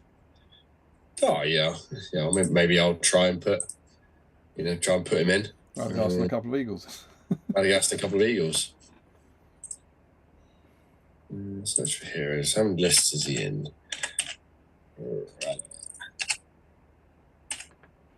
He is in 3 lists now. Battle of 5 Armies, Radagast's Alliance, and the White Council. And one of those you have to take him, and the other 2. Well, you probably take him about a 5 on a eagle. I've not played the White Council, so I don't know if you take Radagast now. What does he? He gives the White Council ignore difficult terrain if they begin within 3 of him. Probably not. Yeah, probably not. So where can you take his sleigh in all of those? So in White Council, he can. I'm going to assume in. Probably can't in the others, right? Because he's on an eagle. Radagast Alliance has to take an eagle, and I assume he won't be able to take it in Battle of 5 either. So you can only take him on his sleigh in the White Council. He can be in Thorin's company. Yes, he can be in Thorin's company, can't he? Yeah. That's yeah. Cool. Why didn't he come up in that? Yeah, so we can take the sleigh in White Council and Thorin's company. That's the appeal for me. I will have again said this many times over the years, but I've got him on his sleigh in my Paint This Year box, but he's been in that box since about 2016. I've got the Matt Davis base for him, and I really like that model, and I quite like the idea of it in the game, and I'm really quite tempted to do that, to like do him at some point. Mm-hmm. But yeah, I'd do him now if he's in Thorin's company. That keeps him alive for me in that sense. Like, yeah, I have no desire to ever build the sleigh. It's why I just have the Eagle version, because I split it with somebody. I don't have any desire to build it because by all accounts it's horrible, but I like the model. Yeah, I think it's cool. I remember when it came out. Obviously, there was all the rumors before Unexpected Journey of Radagast would ride a bunny sleigh, and obviously that was the early days of internet hysteria. And is he on a different? Hang on, can I put him on that base anymore? Is he changed? Is he on a round base now? No, I think no, because the sleigh's a chariot now. All right, keeps the oval one. All right. It's still on the oval one. Hashtag few. It's better. Cool. Yeah, I think he's on the same size base that he was. Yeah, that's pretty cool. Well, I do think it probably looked better on like the 130mm dragon base. You think it'd look better? Yeah, because it overhangs quite a bit, even on the oval. Yeah, those bases are so big. Yeah. You've done your dragons as well recently, haven't you? As yes. Part of your ongoing filth campaign. Have you used them? Yeah. So I used them at the East Anglia event. When was that? Early July. And how were the bases? Not too bad. So I've got one there. It is as big as my face. Yeah, it's a bit, more awkward to get around. Yeah, that's enough. The old draft base underneath it. So that's the old one. That might be the cave drake, possibly, and then that's the new one. So it's a bit bigger. Obviously, I bought an extra one to kind of measure where they could see. Because it is something you have to think about, getting in between scenery. But it made it easier. There was no like side swiping or one part of the base moving more because it's a circle. And yeah, they were good fun. But yeah, I have been banned from bringing the dragons to element games as well. Because obviously in the lead up to the event, I was having a bit of practice with them. Who banned you? Well, it was more everyone was like, Sam, if you keep bringing dragons, we won't play you. And I was like, it's fine. I'm playing a tournament this weekend, and after that, I'll bring something else. I think there's only so much dragon fire that people take. Because you get off one good dragon fire, or one or two good dragon fires, or if you've got two dragons with fire, that tends to be pretty game changing. Sam Page, the power gamer. Yeah. Never thought I'd see the day. Maybe I'll write an article for SBG on themey gamer to power gamer. Yeah, go the opposite way to what we normally do. Yeah. Very cool. Do you want to see if there's any comments? Yes, let's have a look. People yelling at you, telling you what filthmonger you are. Yeah. Where were we at? There's my classicals tennis comment. Ricky Drinks Paints. What is the name of the book you get all these wonderful details called, please? There's a few of them. Mostly I've got the letters. I've got the letters of J.R.R. Tolkien. That's probably my favourite not whatever you call it, non-fiction book. It's better than the biography. If you want to learn about Tolkien, read that. It tells you everything you need to know. Because it's his words as well. But then most of what I draw on from the drafts is the History of Middle-earth, which is the 12-volume series. Nice. That was like kind of compiled by Chris Tolkien. About how the books were written, and he kind of it's after he did the Silmarillion, it's Chris Tolkien's great gift to the Tolkien canon and to Tolkien fandom that he went and collated all this stuff. And so there's 12 volumes, and roughly speaking, the first two are the Book of Lost Tales, which are the earliest versions of Silmarillion. Then the next four are about how he wrote the Silmarillion. Then the next four are about how he wrote Lord of the Rings. And that must be 10. And then there's two more that go back to how he changed the Silmarillion in later years and that sort of stuff. And they're really cool. Yeah. I've never actually, I've not got any of those. They're absolutely awesome. Like, if you just get the 4 Lord of the Rings ones, which are 6, 7, 8, and 9. Yeah. I've got the Return of the Shadow here, but there's nothing from Raddy in it. But the Return of the Shadow and Trees of Isengard, I think are the best ones. Sure. Because they are him working out what the Lord of the Rings is. Yeah. We'll have to have a look on those. He just constantly, I've talked about so much of it over the years on here on various drafts, but he changes so much of it. Yeah. And then by the time you get to the next one, which is The War of the Ring, I think it's called, which is volume 8, his writing is much quicker. Yeah. So like his drafts are much, much closer to the finished version. But like he's in those first 2, The War of the Ring and Trees of Isengard, he's just making it up completely on the fly, and like things are so vastly different, and you get the idea of Boromir betraying the Fellowship, never being redeemed, running off to work for Saruman like Grima, and then Aragorn fighting. Cool. Yeah, and then Aragorn fighting Boromir on the battlements of Minas Tirith and killing him and stuff like that. Like, entirely different character arcs. It's fascinating, absolutely fascinating. So yeah, we'll have to get them. It's those. Joe Kelly, coaching my 15-year-old daughter's softball team last week, I made a reference to Buffy and I received 12 blank stares. I am old. That's terrible. Yeah. Jen Zomos, I skipped a question to Nick. Well, she's currently dozing, so I'll let her lie. We are, what are we now, 11 o'clock, like 2.5 hours past her bedtime. We're usually in bed by 9 o'clock most evenings, even earlier if I'm getting up at 4 o'clock. Joe Holzman, Google's AI, famously accurate, says Tolkien never confirmed it, but it is generally accepted by Tolkien scholars and fans. And he follows on with, Lewis was known for his powerful presence, a booming voice, and a noticeable stride. This description aligns with the way Treebeard is often imagined and depicted. Treebeard is portrayed as an ancient, wise, and deliberate character, characteristics that could be seen as reflective of Lewis's own personality and the way he was perceived by others.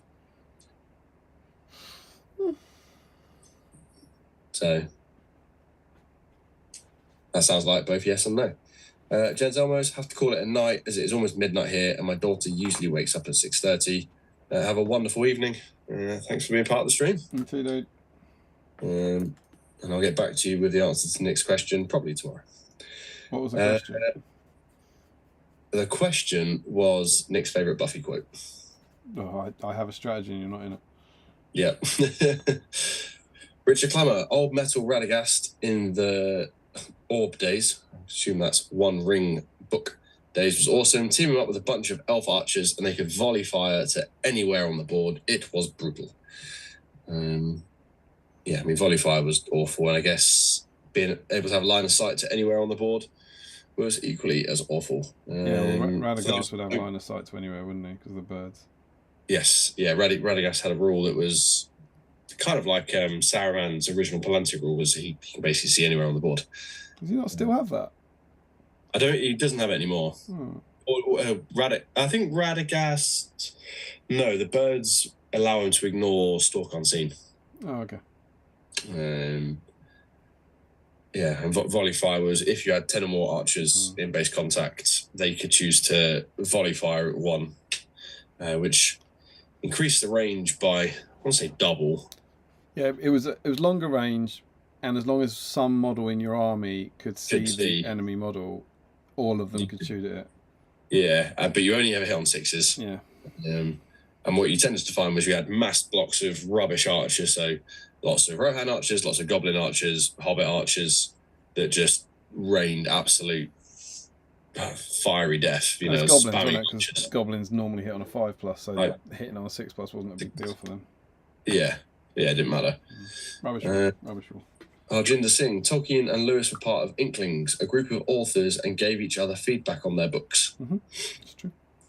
Jez Amos, we'll catch up tomorrow. That seems entirely fair. Joe Hosman, I used Raddy on Slay in a Vanquishers list against a friend once. Are you no longer friends? Follows on with, my mate bought Return of the King, we played Recon, and my army failed to arrive until he was in my half of the board. What followed was my absolute favourite game ever, where I used every trick I had to try and salvage something from the game. He eventually won because he got a single model off. How come you didn't get Radion Slay off? Busy doing stuff.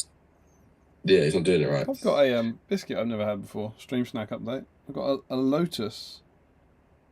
Where is it? It's a Lotus sort of sandwich. I like a Lotus Biscoff. Maybe. That sounds tasty. No, says the Eagles don't need the Screech to be good. No, but it definitely helps. It's horrific to build. Yeah, I assume that's about the sleigh. And then, yeah, confirms what I said earlier. The sleigh's a chariot, so it has retained the oval base. Was a lek. Evening, fellas. Hope you're both well. We are well. It's John. Yes. Sholiak. Joined late. Better late than never. What would you say, sir?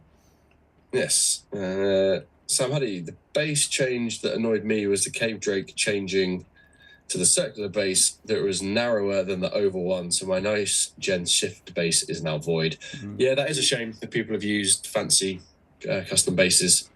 For me, I had pretty much all the models, but I hadn't got around to basing them because I like to keep them off the base so you can paint underneath.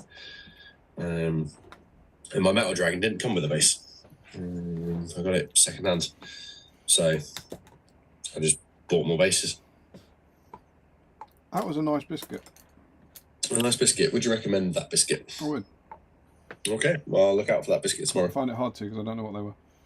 Yeah, keep an eye out for a Lotus biscuit. While you're having sweet biscuits, I'm going to have a savoury biscuit. Jen Hosman, is there something else Eagles? Is there something else Eagles? Oh, hard to say. Yeah. We'll go, yes. Ricky Drinks Paints. Perfect, thank you. I've ordered them. Oh, history middle. Oh, wow. That was quick. One on commission. Yeah. Also, if you like ordering books, get the Beasts of the Series by John Hackett, Damien O'Byrne, and Sean Harrington. Yes. You want Beasts of the Forest, Beasts of the Deep, and Beasts of the Air. Really good books from Amazon. Got some interesting chapters in there and great editing. Joe Hosman, I guess this is my comment to why I didn't get Raddy off the board, because I needed Raddy to stop him getting a dozen Warriors of the Dead off. Also, I never claimed to be good at the game. Something we have in common, Joe. Tom says, I liked Volley Fire, bring it back. Well, I would bring it back. I think while Volley Fire was fun, it is good for the game that it has gone. I think I was, it was a shame when it went, but the game is better, I think, without it, especially now. Can you imagine Army of Dunland or whatever, the Usurpers of Edoras, with 35 Hillsman warriors with bows just volley fire in 48 inches. The fun thing about that is it was people often say it's got no place in it because it's a skirmish game. That's always, you don't want ranks of bowmen firing. And it was introduced in the Return of the King rules to make the game more like a battle game. Was it? Yeah, there was rules for like banners and rules for pikes and rules for volley fire. There was a few rules designed to make, basically, we're in the War of the Ring era now. We're going to have bigger games for the Return of the King. Okay. It was specifically designed to change the game away from skirmish. Yeah. And now we've kind of come full circle. People are going, I don't want it to be that. Which is quite cute. Joe Hosman, I wasn't playing during the volley fire days, but it sounds absolutely awful. I played towards the end. I think the first event I went to, which was the Heroes of Middle-earth at Warhammer World in 2012, my army was a dragon and something like 75 goblins, a third of which had bows. So you could volley fire. I don't know, just volley fire everything. Yeah. I used it, but I don't mind that it's gone. Somebody, it's more I wired and glued her to the base. That's the issue. The base is changing is sad for anyone who's put a lot of effort into existing basing. Yeah, for sure. Charlesman said he won't bring dragons anymore. Next time he'll bring something else. Well, if it's to an EAHC event, I won't bring eagles because I don't think I could do that again to them. I took eagles for their league opener and came second to 5 goblin captains and 60 goblins because eagles can't score quite as many VPs as 60 goblins. But I didn't get to face that list. We were both undefeated at the end of the tournament. So, Buddy, Sharkies, Rogues, firing 40 blows with volley fire. Yep, gross. Volleys were a nice idea, but terrible in practice. Where you lose your leader to a volley, you had no defense against it. Yeah. Other than standing him underneath some ruins or something like that, it was very hard to hide models and keep them safe. You're awake. You're going to go to bed. Okay. Ask her about a Buffy quote. Buffy quote. I've got a strategy, not in it. Yeah, it's a good one, isn't it? Put it on the mark. Bye. See you later. Bye. I'll see you in about 4 hours. Where are you going with my wine? She's run off with Larry's juice. Are we sure it's wine yet? It definitely tastes like wine. Maybe it was wine when it went into Larry. Yeah. It kind of tastes like some of the wine we had at the wedding.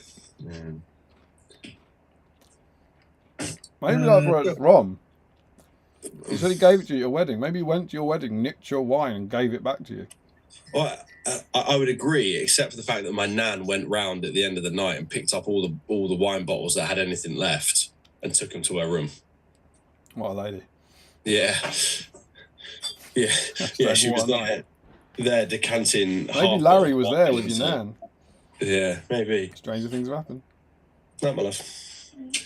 I presume she's in the same room, right? Because it's one room. Yeah. Like Nick. Nick, I mean, because you've only got one room. Oh, yeah. She's moved from the sofa there to the bed that's there. Yeah. What I'll do is I'll shut that door. Joe Hosman, I played Eagles in my first game last weekend. Played with Eagles or against Eagles? Tom, skirmish game versus battle game. Can you expand on that? It sounds interesting, and I'd like to hear the pros cons difference. Well, technically, it was the same game. I think what they were trying to do is make the game a bit more large scale, to take it away from narrative scenario play to a bit more bigger battle stuff. It's because they were releasing the version where they wanted you to do like the what's the Battle of Pelennor Fields and stuff like that. Like they wanted you to do bigger battles, and so they introduced rules for like. So it's still the game, It's not like War of the Ring, but they started putting some rules in, some of which you can see now. I think it's where they introduced archers being able to shoot over their friend. Like it was that sort of thing, and they just introduced a few rules which were all about almost ranking up models. There was never like a rank bonus, but you know that idea. And volley fire was about ranking them up.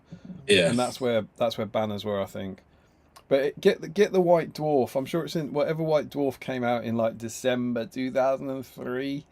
The one that launched it was in Alessio Cavatore's designer's notes in that, and he talks about the changes being designed to make the game feel less like a skirmish game. Sure. I've not read that. I've not read that. We did a stream on it. I don't know when. A year and a half ago, maybe, or 2.5 years ago. But we always did every Christmas. It would have been for the 20th anniversary, so I guess it's December 2023. There'll be a Return of the King stream where we go through the book and the launch of the Return of the King, and I'm sure we talked about it in that. Yeah, I might go back through that. Joe Hosman, my opponent played them exactly the way you should do, in brackets, so not at all fun. Made sure he was always outside my charge range and refused to engage me if he couldn't get all of his eagles in combat. I eventually got fed up and just let him charge me to get it over with. And that sounds enjoyable. Yeah, Joe played Wolfpack of Angmar, 5 chieftains, 6 werewolves. Yeah, see, I wouldn't play like that. I tend to have 1 or 2 turns to get kind of where I want to be and then screech my way into combat. So I think the wolf pack's really cool, but I just got no desire to do that many wargs. Yeah. That's a very... I can see that as a Throne of Skulls army. But, you know, that all works for me, like, and I could... But what sort of crazy display board would you do for well, wolf I don't know. I could see myself dressed as a wolf. But I don't want 1,000 points of wolves, is the issue. Yeah, would you be comfortable in getting a taxi to Warhammer World in a wolf costume? It would be about the 6th most stupid thing I've gone to Warhammer World. Sure. That's really not an issue. You also, if you dress up as a dog, Larry will bring you dog biscuits. This is true. Probably the same ones that he bought to Seven Stones 2 years ago. Same as the Wild Ride one. I'd really like to do this. Is it Wolves of Isengard? Is that what it's called? Wolves of Isengard with Sharky. I just don't want that many Wild Riders, you know? Yeah. 1,000 points of that would be mega. I think that'd be so cool. Yeah. It's one I looked at doing, but put it off because at the time there's only one Maelstrom scenario, and obviously their bonus is yeah, sure. Yeah. They can charge obviously the turn they arrive. Joe Holzman agrees with you on the Warg front. It's exactly why I went with multiple chieftains and werewolves. Sam Huddy, you mean the Eagles screeched into combat, or you did? Well, I distinctly remember, Sam, that you said every time I wanted to do the screech, I had to do a screech. That seems fair enough. Yeah. Joe Hosman answers yes. Sam Huddy leaps over the table, screeching to attack opponent. And then Joe Hosman, Larry may bring him dog biscuits, but Damien does not have to eat them. Then he would not be a good boy or a good dog.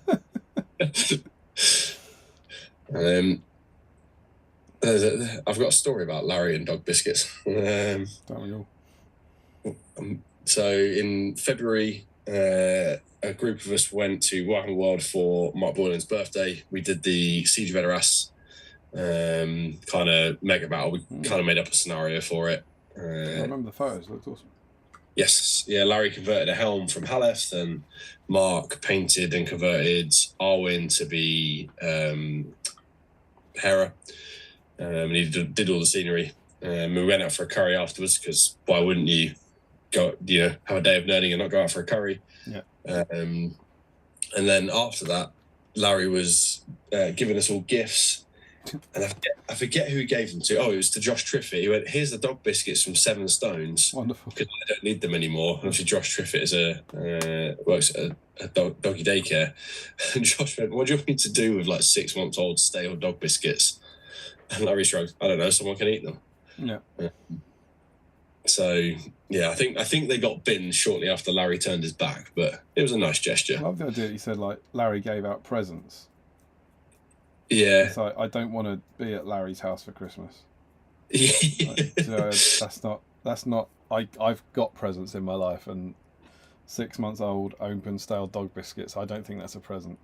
Yeah, well, obviously it was obviously stuff he'd got either from Smiths, or I guess he'd bought for people. He gave me some Shatterpoint cards that I was after, and him and Mark would trade in Warhammer, and then he pulled out this pack of dog biscuits for Josh, and Josh was like, "That's very that's very unreasonable." Kind of like the scene in Fellowship where Sam's like, "Oh, have you got one of them nice shiny daggers?" Have you run out of those nice shiny not packets of open dog biscuits?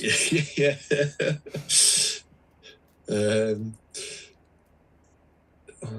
Rory Campbell, do 1,000 points of Wolves so we can get a 7-part blog series of increasing anxiety. No, probably not. Certainly not this year. Sam Huddy, display board is made from the neighbour's dog's stolen bed. And that I could get behind. That's a good idea. That'll work. Yeah. And we are really caught up on there. Wonderful. Well, shall we have a look at a magazine? Yes. So, we're on to issue 79. Now, before we actually get into this, we need to have a look at why issue 79 is mega important, because we're at the start of a new binder, Okay. So if we open this up, you'll see issue 80, because I've taken 79 out. So this is the first issue of a new binder. And it is a brave new era for Battle Games in Middle-earth, because... Can you tell me what's different about the cover? From it's drawn art? Yeah, it's an illustration of Radagast.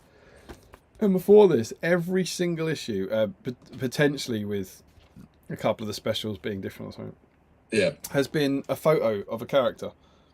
And we often play, you know, we've been playing the game of what are they thinking as they play SBG. Yeah. And so you get this. Now, there's 13 issues in the binder, so I don't know how these things work, and I don't know the answer to this. This is purely O'Byrne speculation, but logic would say that this series got renewed in 13s. Does that make sense? That's a fair assumption. So that they would make a binder and do 13 issues. Now, if you look at the last issue, so 78, I haven't got it here. It's we did it like 3 streams ago. It's the end of all things. It's the Black Gate. Yeah. And everything in that, I think not quite everything. I think from the last 10 issues or so is all the Return of the King campaign and the ministerial stuff, and it builds up to the final issue in a binder being the end of all things. I think it was meant to end then. I think Battle Games in Middle-earth was meant to finish then. And I think, then they went, oh. Yeah, and even if it was doing well, and like, you know, after 13 issues or 26 issues or 39, they were like, oh, we'll keep it going, we'll keep it going, we'll keep it going. It clearly builds up to an ending at the end of a binder, a really nice thematic narrative ending. And then they just and then you get another binder, and this is the last binder, Sam. We're on our last binder issues. 5.5 years we've been doing this. It's crazy. We're on our last final binder. And this binder is just absolutely nuts. Yeah, then you've got the Gambari Gan episode, Mag, and the Durbers one, and some dwarfs and dwarfs. And it's like they suddenly went, okay, we've been renewed, but we've finished our beautiful story. What have we got? Yeah, what can we do? Now that might not be the case, but you also see then a visual difference that for whatever reason, and I find this really odd, and I know the answer to Radagast is because Radagast isn't in the film. They haven't got a photo of him from Lord of the Rings. I get that, but it's weird that they could have given away a Radagast model and put a different picture on the front. Yeah, like, I'm sure we could find examples over the last 80 issues where the picture on the front is not the model that's in the magazine or whatever. Yeah, and possibly. It's weird that for these last 13 issues, the magazine looks completely different on the cover. They're all illustrated covers. Yeah. I think, or they are all things that aren't in the movies. I think maybe we could say, in modern parlance, these are all Armies Middle-earth. Yes. We've got Tom Bombadil, we've got Glorfindel, we've got an Orc Shaman, we've got a Dwarf Captain, but it's like the Khazad-dûm stuff, so not in the movies. We've got Durbers, we've got Balin, like old Balin. We've then got some Harad stuff, so we get, it's Suladan, then a Hasharin. Is Gambari Gan the last one? Then Imrahil. He's not the last. Then Gambari Gan, and then 2 in the Shire, where you get, I think it's Maggot and Sharky, isn't it? Yeah. But so they're all people who aren't in the films. And it is interesting that they... I don't know, dare I say it's a licensing thing that for the last 13 issues, why couldn't they have... Why couldn't they have used some stuff from the films? I mean, someone out there might know, but in all the issues they did, so up to 78, did they do an issue for every model that was released?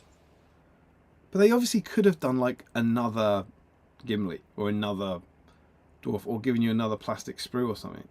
And I don't think anyone knows. Like, you know, I've never heard anything about this, but I just find it really interesting. Now the other thing is, for the next 3 issues, you're going to be like, why that? Why that? Why that? So why the hell do we get Radagast? And this is just a trivia question, because this one does have an answer, Sam. So you ready? Okay, yep. Why do Yep. we now get Radagast, then Tom Bombadil, then Glorfindel, then an Orc Shaman? Is it when they were released by GW? Yeah, kinda. Yeah. What were they all in? Inexplicably. Fellowship with the Ring? Nope. Oh, is it the White Council supplement?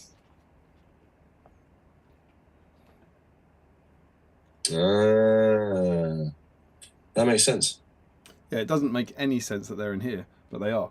Wait, yes. So the first ever supplement for SBG was Shadow and Flame, which focuses exclusively on the war between the dwarves and the goblins, and gives you loads of cool hobby, loads of new rules, loads of new profiles, until page 32, when it goes absolutely nuts and just starts chucking in a load of other stuff. Yeah. And a load of random people that most people haven't heard of. And this is, I remember again, the designer's notes for this was that this is the first supplement when they changed their license, they could do stuff from the books. Right. So they focused on it, and then I think Alessio Cavator just went, right, and here's the other stuff from the books I want. And so you get in here, you get Barrow Whites, Tom Bombadil, Goldberry, Glorfindel, Elladan and Elrahir, Radagast, Uruk-hai Shaman, Moria Goblin Shaman. Oh, the Orc Shaman. Is the Orc Shaman not in here? That's interesting. Was the Orc Shaman not already in The Orc Shaman's not. I knew the Shamans started in here. You get the Moria one and the Uruk one. You don't get the Orc one. That's right. I always wondered where the Shamans came from. Yeah, those are the first Shamans, and I don't know when the Orc Shaman must have come in there. Maybe maybe it's in the Big Blue Rulebook. I'm not sure. But that's what that. You know, so it feels to me like, oh, God, we were meant to finish last week, guys. We haven't got anything. All right, what was in Shadow and Flame? Let's nick a load of that. Yeah, let's give away those new models. And then, presumably, commission the art. Yeah, I mean, I have to say, I haven't seen this artwork in a long time, if ever, and I love this. Yeah. This Radagast. I kind of wish he had the little sparrow instead of the giant crow. Yeah. That's interesting itself, isn't it? So this, let's get our timeline straight. This absolutely, the magazine comes out after Shadow and Flame. Yes. This magazine must be coming out about 2005-ish, maybe 2006-ish. This comes out in 2002 or 3. It would have been after 2003, right? Because it's before Return of the King. Is it before the Return of the King? And I had a. Is it before the Two Towers? I thought all those source books were after Return of the King, but before Mans Moria. This one's definitely before Return of the King. I think it's after the Two Towers though. So I think it came out in 2002. Okay. But yeah, it's odd. You would think it is, but it categorically came out between those editions of the game. Yeah. And so that's obviously before this. Yeah. And as far as I know, they released the model. This has got the profile for Radagast the Brown in it. And the model's in there. So the model was sculpted for this supplement and released for this supplement. And some of the artwork in here is repeated in the magazine. You get let me go to the Radagast section. I'm sure here we go. You get this picture is in Shadow and Flame. That's cool. And that picture is, sure he turns up in here somewhere. It's that one, isn't it? Is that, I think, is that it? Yeah, it's that. It's on the first page. Nice. So that's a repeat of the Shadow and Flame artwork. Yeah. But this isn't. No, they obviously got that. It got a new one, but it is inspired by. It's kind of the similar minus the hood. Well, it's the Games Workshop model. Yeah, that's my point. So this is an illustration of this model, right? Yeah. And there's another one in there as well. There's 2 pictures of him. I'm sure they're in different. No, that's the same. I thought there was 2. That's the same, just with more of him. I thought there were 2 illustrations. Yeah. Right. No, I just need to dip for a quick bathroom break. Oh, enjoy. Yeah, back in a minute. You can fill time. So you get original artwork done for Battle Games of Middle Earth, presumably by Games Workshop, of Games Workshop models, which is kind of wacky. I had a look in the credits, and there's no change in like the illustrations credits. There's no like kind of new credit for illustrations by or anything like that. There is though, curiously enough, if I can find it, there is a change on the inside credits. So we get, how was it?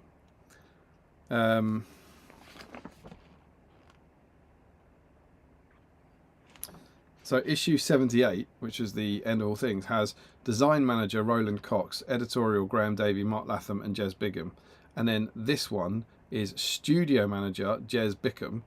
So Jez Bickham has been promoted from editorial to a new role of studio manager, and design manager has gone. Then editorial is Mark Latham.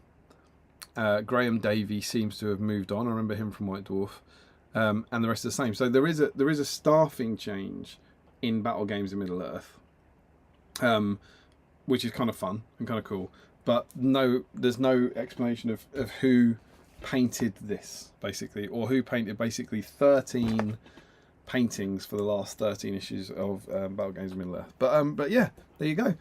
And not only that, of course, with it being the final binder, we are now on the countdown. We're going to get, I've said for years, as long as people keep watching these things, we'll keep going and we'll keep looking at supplements and stuff. But we are on the countdown. We're on the home straight. We're on the last 13 issues of Battle Games of Middle Earth, which is kind of nuts. But yeah, so some fun kind of historical concepts about that. So into this, the Wizards of Middle Earth. Wise and powerful, the Council of Wizards has guided the free peoples for many years, aiding them against the rising darkness in the east. Among their number, Radagast works to protect the good creatures of Middle Earth from these evils. And then a lot more fluff. Something terrible just flashed there, but it seems to be alright. Everything seems to be working. I'm back. Hello. Hello. And so inside we then get the profile for Radagast the Brown. He's Master of the Wild. And there's some cool fluff here. Of the 5 wizards, only tales of Saruman, Gandalf and Radagast are recounted in the War of the Ring. Here we present the rules for using Radagast the Brown in your battle games, along with several new magical powers. A bit fluffy. Radagast is a member of the Order of Wizard who help and advise the people of Middle Earth. Led by Saruman, the wizards aim to prepare the free peoples for the coming war against the Dark Lord Sauron. However, Radagast had little time for the nations of Middle Earth, preferring instead to spend his days roaming the wilds, talking with the birds and the beasts. It's because of this preoccupation, the fact that Radagast failed to see Saruman's treacherous slide into evil. Here we present all the game information for you to include Radagast. We also present 2 powers available to some evil magic users. They give the rule for Staff of Power. In the game, Staff of Power counts as a 2-handed weapon in combat. It also provides the wizard with a single will point. And, fun fact, check this out. Yeah. I was just looking at that. Sorcerer's Blast. Mm. It says, get in the bin, Flame Burst. Yeah. Flame Burst is nothing. This is a Sorcerer's Blast, says Battle Games of Middle Earth. Yeah. Saruman uses the power of his staff to manifest blasts of sorcerous energy. Ha! Flame Burst.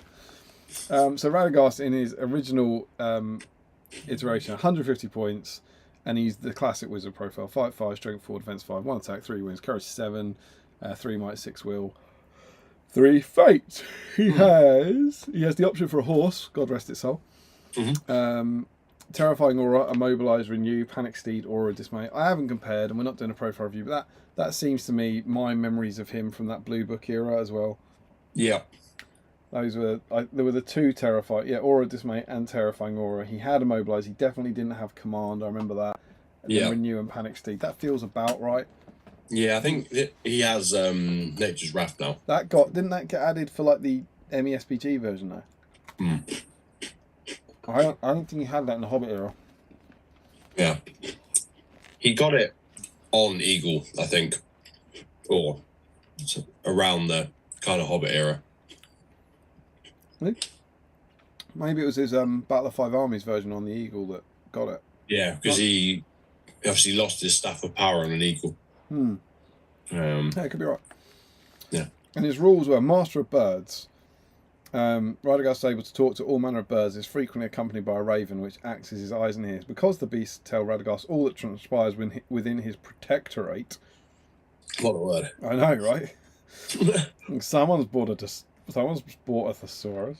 It's impossible for enemies to conceal their movements from wizards. To represent this beast scouting the battlefield on his behalf, Radagast is always assumed to have line of sight to any point on the battlefield. Pretty cool. Yep. And also, one with nature, Radagast has a strong connection with nature and is able to use his knowledge and skills to blend seamlessly with his surroundings, passing without trace and making him almost invisible. To represent these skills in the game, Radagast is able to move through areas of difficult terrain without penalty as long as he's not mounted, and he counts as wearing an elven cloak. Pretty cool. Very good. So that was our Dear Sweet Raddy, and then we get this. This page on magic powers, which are his ones to begin with. So Renew, which heals a wound; Panic Steed, which scares off a beast, including a fell beast, on a 2+ for Raddy; and Awe of Dismay, which is the 6-inch terror bubble. And then, again, clearly, it makes no sense in here, but it's clearly because of Shadow and Flame. You get the rules for Fury and Paralyze. Yeah. Also, if you look at the Aura of Dismay photo, it has Fearful Aura, and it says, if this orc wishes to charge an elven warrior, it must first pass a courage test. I don't see any elven warriors, I only see warriors of Rohan. That is a heroic shout from Paige. Yeah. Look at that. Where are the elven warriors? Where are the elven warriors? You wouldn't get that kind of error in SBG magazine, would you? Nah, you wouldn't. Harrison wouldn't let that slide. Yeah. That's a great shout. Yeah. I was just reading it then. I was like, wait a minute. Very good, very good, very good. Yep. They are Rohan warriors on the next page, I noticed, though. And then, yes, you get Fury, which was good old Fury, my Fury. That was my old days Fury. They 6 inches, pass all courage tests, and on a 6, they can ignore wounds. Yeah, Very old cool. Fury. Old Fury. Oh, but that was actually the worst version of it, because this sub-rule got dropped. I think for the Hobbit version, these effects last until the caster loses a fight. Oh, yes. Yeah, that... I think that's pre-Hobbit. It might even be pre-One Ring. Maybe. Because I really started playing in the One Ring era. Like, I had the Return of the King starter box, but I didn't really play properly. Yeah. Do I have... I have those 2 books. One sec. I have a feeling it was in the Big Blue Rulebook, and it was removed from the Hobbit book. That's my guess. Well, here is the Big Blue Rulebook. While my research assistant works on that, I'll work on Paralyze. Paralyze is as horrible as it ever was. Cast on 4+, the enemy is unable to do anything. If engaged in combat, they roll no dice, and they automatically lose the fight and count as being trapped. Horrible, horrible spell. Yes, and still horrible spell. Yeah, isn't it? Yeah. You can still recover on a 6. Though. Magical powers. There we go. Fury. Once magical power is in action, both of its effects will last until the engager is engaged in the fight and his side loses. The caster can, of course, employ the power again later as long as he has more left. Got it.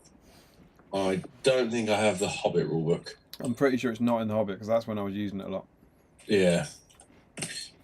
There you go. Learn something every day. I'll get to a scenario. To the best of my knowledge, never been reprinted. This is super cool, super creative.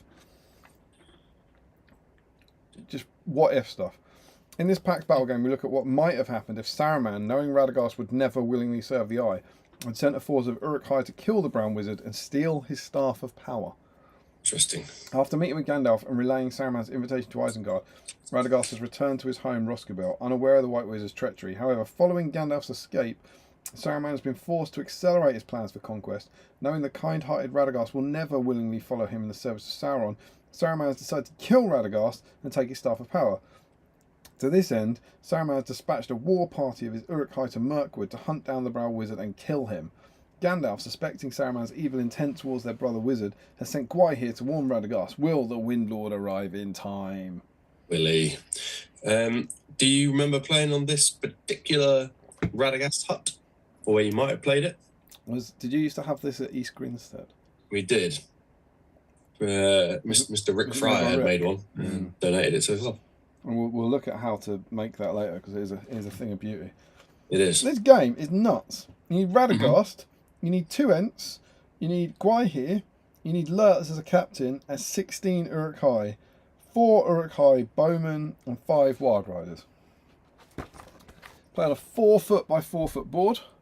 Yep. The evil models deploy in kind of 4 equal groups around the edge in that red line. Radagast starts in his hut. The Ents start on the board. Gwaihir is not there.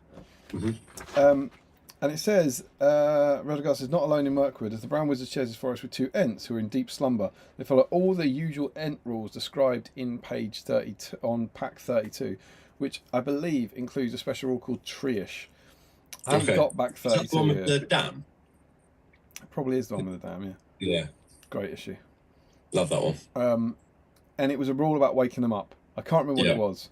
But it's going to be something like roll a dice. If it's under the turn that you're playing, they wake up and can use them. It'll be something like that, but I don't know what it is. So you've got 2 Ents to help Radagast. And then, because of his strong affinity for nature, particularly in the region around him, Radagast can call the creatures of the forest and even the trees to his aid. In addition to all his usual magical powers, he gains 2 new magic powers.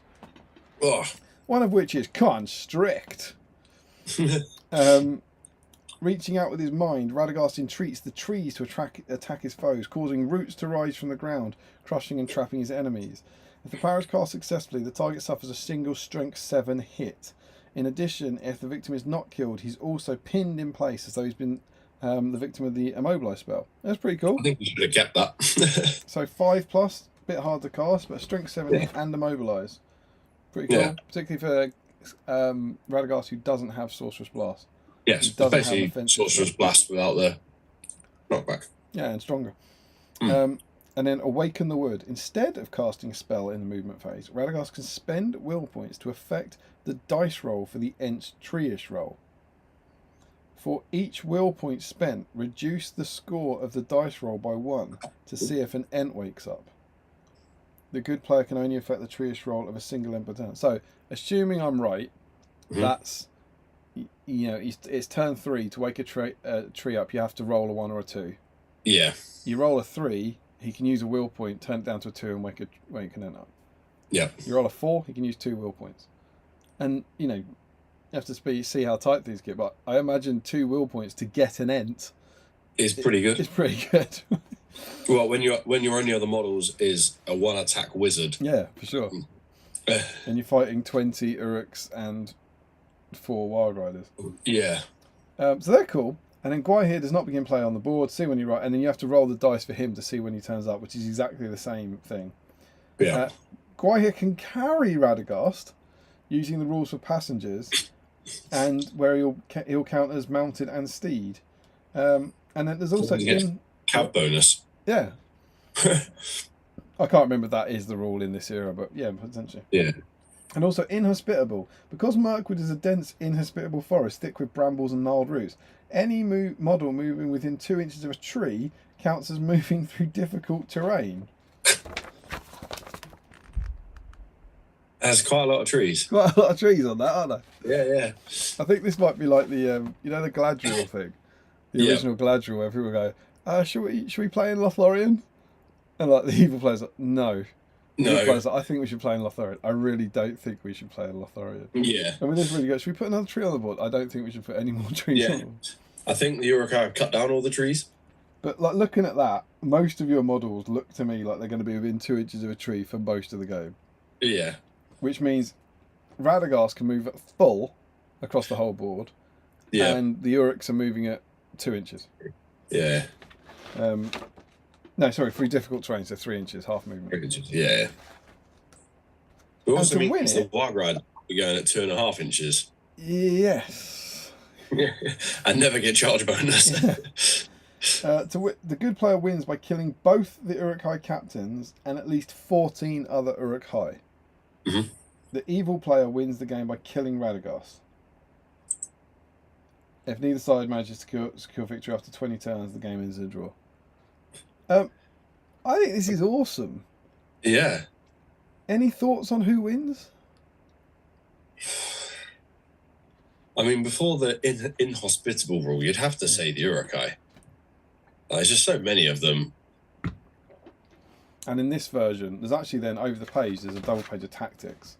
Yeah. Which is cool because the pictures are just mega. It's such a good looking board. Yeah. What was that? Classic SBG. Look at them. Those forests, especially the one on page 11. The two kind of light green trees, they look great. They've been in a pack in the last 10 issues about how to make the best looking trees or whatever. Yeah.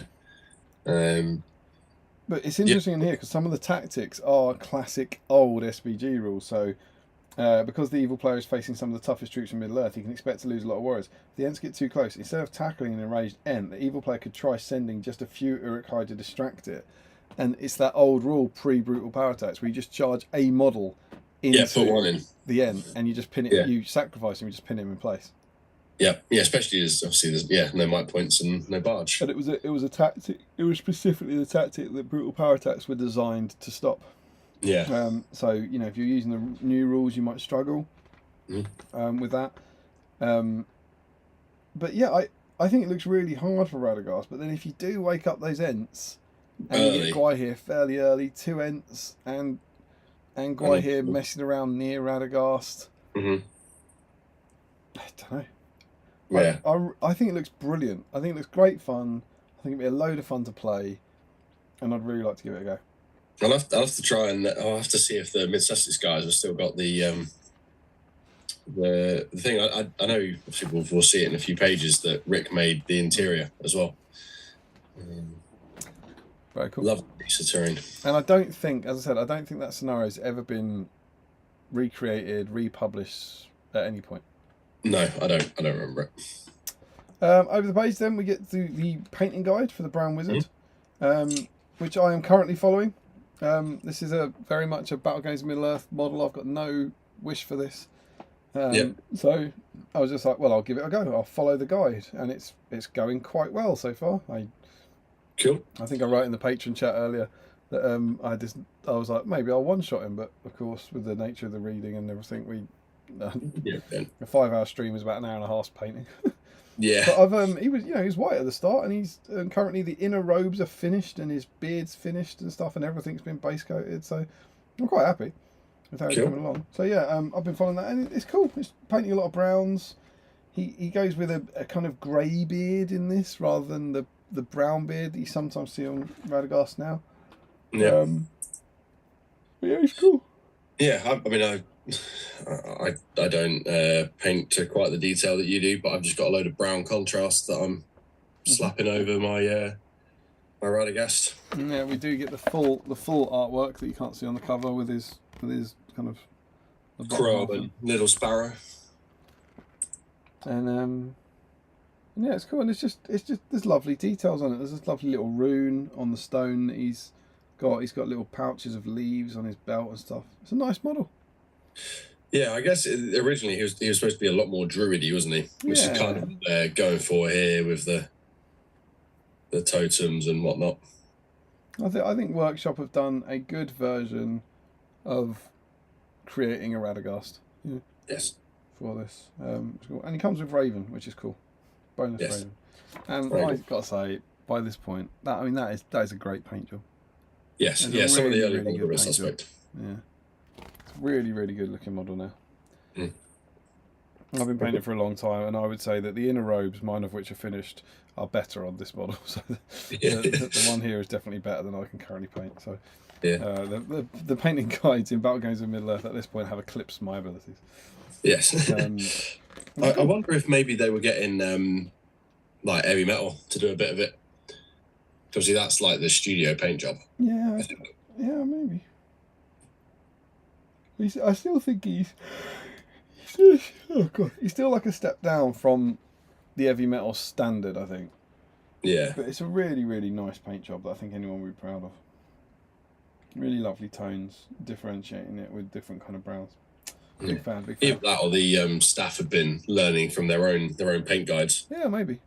But I love that. I love that idea that, we talked about this over the years, that when you first bought issue 1, it was like, it was the goblin, it was paint this green, paint this metal, don't know how you finished. Yeah. Yeah, there you go. Done, mate. Like, keep the faith, because in 4 years' time, this is what your models will look like. Yeah. I think that's awesome. Mm-hmm. So then we get to potentially one. Well, I don't know. All the articles are really good in this, I think. But one of the most exciting articles, which is how to build Radagast cabin. This, of course, doesn't look anything like the version of it in the Hobbit films, but this was made, this is all Games Workshop's creation of what Roscoe would look like when it wasn't in the film. Yeah. And it's this gorgeous little wooden hut. Mm-hmm. And spoilers, I'll kind of show you the picture of it there, not finished. Yeah. But it's this sort of half-buried wooden hut. Kind of carved into a hill. It's a 6-page article, so it's a big beefy article, and they give you a power tool. Where's this coming? You will need to cut grooves into the ends using a knife and sandpaper or an electric rotary tool with sanding attachment. So this you make this out of wood. Yeah. And what I like is, it says the first step in creating Radagast cabin is to construct and assemble the 4 log walls that will form its basic shape. Begin by cutting a series of wooden logs, making sure to create enough. And it doesn't say what from. Yeah. But if you look in the you will need, it says small wooden logs. Yeah. Is that? Yeah, what is that? Is that a modelling material you buy in Hobbycraft, or am I cutting down a tree? Yeah. Yeah, you're going to go and piss off Treebeard. But yeah, so I don't think they clarify that. But they look like this. They look like almost kind of like raw pencils, don't they, or something? Yeah. But they're suggesting that you carve like dents into them. I'm not sure if there's one that, if you just look there, I don't know if that's going to show up. There's a little there's a little dent in it, a circular dent. And I guess it kind of sits in. And then this one here sits into that hole. Yeah. And so you are carving dents and holes in small wooden logs. You're basically building a real hut. Yeah. Out of wood. Yeah, but what the comment that goes with that image is the grooves in the logs allow them to be neatly stacked on top of each other to create walls. Yeah.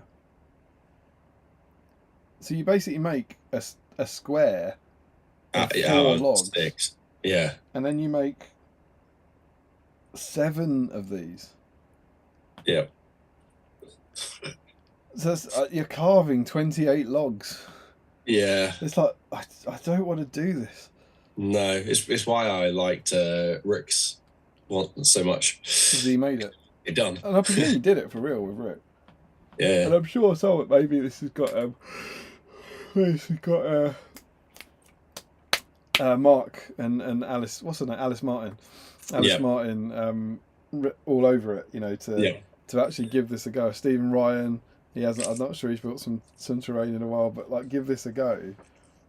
And I'd love to see it. Mm. And then what I love is their optimistic spin on the fact that they've clearly made it. That'd be brilliant. Well, you're here by now. You've 80 issues in. Yeah. Let's make some logs, and they've done it, and it's full of gaps. Yeah. Full of gaps, full of holes, and so the next section is called mortaring the walls. Yeah. Very optimistic take on filling the gaps in, I think. Yeah, full of gaps. And then you will notice that the fit between your logs is not perfect. And in places there are gaps in the walls. Fill the gaps between the logs with thin strips of modelling putty. As well as filling the gaps between the logs, this will also work well to represent the mud mortar used in construction of real log cabins. Push it into place, yada, yada, yada. And so you get this, you can see these like green strips, like running along. And even that, I think that's a hell of a lot of green stuff that you're ramming into it. On both sides. Yeah, on both. That's a great point, on both sides of it. Yeah. I keep saying it looks fantastic. There must be a simpler way. Yeah. I also like it tells you obviously to mark out the windows and doors and just like carefully cut them out. Yeah.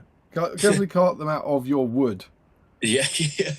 After working out the position, carefully cut them out. Carefully carve out these windows and this door once all that is finished. If I did that, it would split apart in my hands. Yep. I've got no doubt whatsoever. I've assembled my 28 logs and lost my mind. I've poured 3 packs of green stuff into filling the gaps, and then I take a Dremel to the thing and try and carve out a window. At which point it just splinters everywhere. Yeah. And you're trying to achieve it. I think get 7 drinking straws and glue them on a piece of card. Yeah. I think that's it. Yeah, and I'm not making the inside. And then it's these wonderful and just build some beautiful windows and doors. Yeah. So this is cool. Next, you'll need to make a window frame from wire. So you've already built the window like this. Put like kind of pieces of balsa wood in to make this beautiful frame. Take 2 lengths of wire and twist them together. Repeat the process with another 2 pieces. Stop twisting halfway along length. Insert your first twisted strip into the new one, creating an X shape, then carry on twisting. Now cut the wire so it will fit inside the window and glue it in place. And draw the owl. Yeah, draw the... You all right? Yeah. All good? I mean, it's very effective.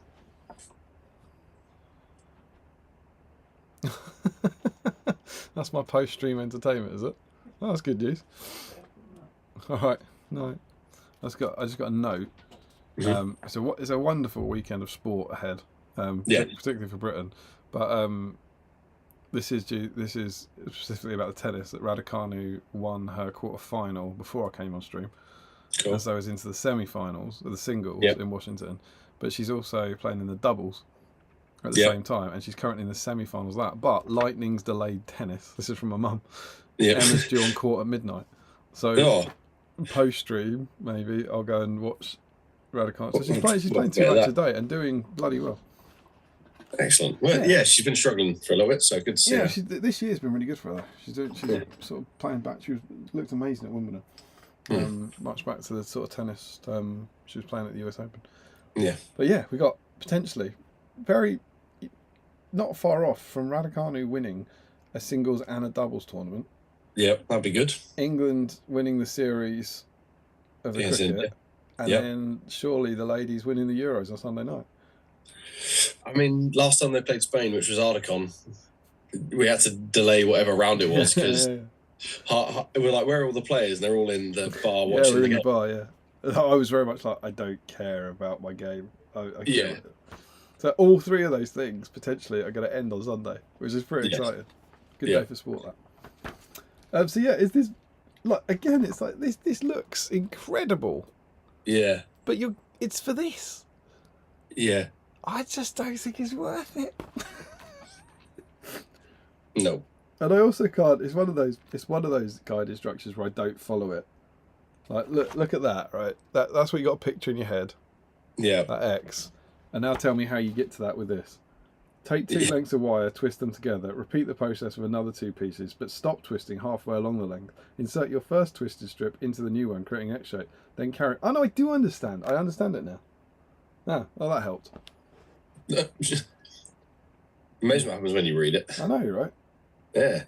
Shocking. Yeah, so you've got a twisted thing that you put over another thing, and then you twist the second one around that one. Around it, yeah. And then just make a little door.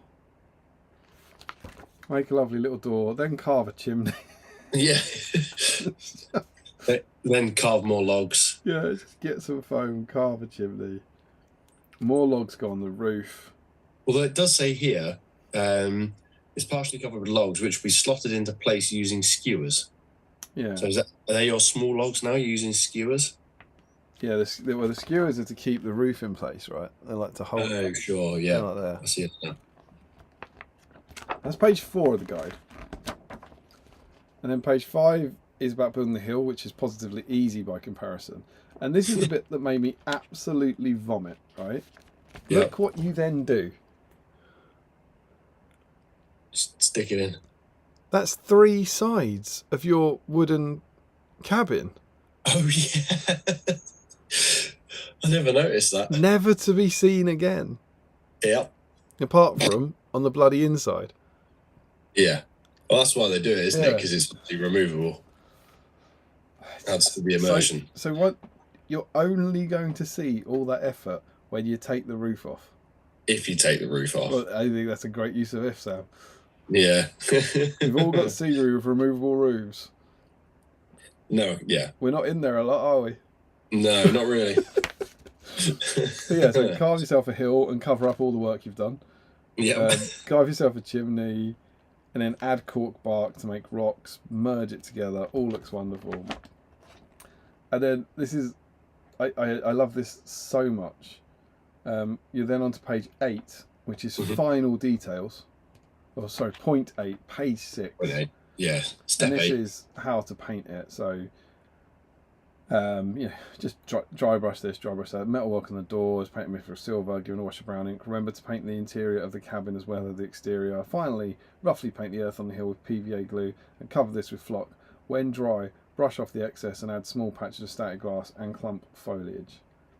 That's where the tutorial ends. Yep. And then it has this picture of a fully furnished inside with bookcase and tables. Yeah. And it has this caption. Yeah. Oh, yeah, just build some furniture for it. Yeah, just make furniture, mate. You can use the furniture from back 73 to make Radagast home complete.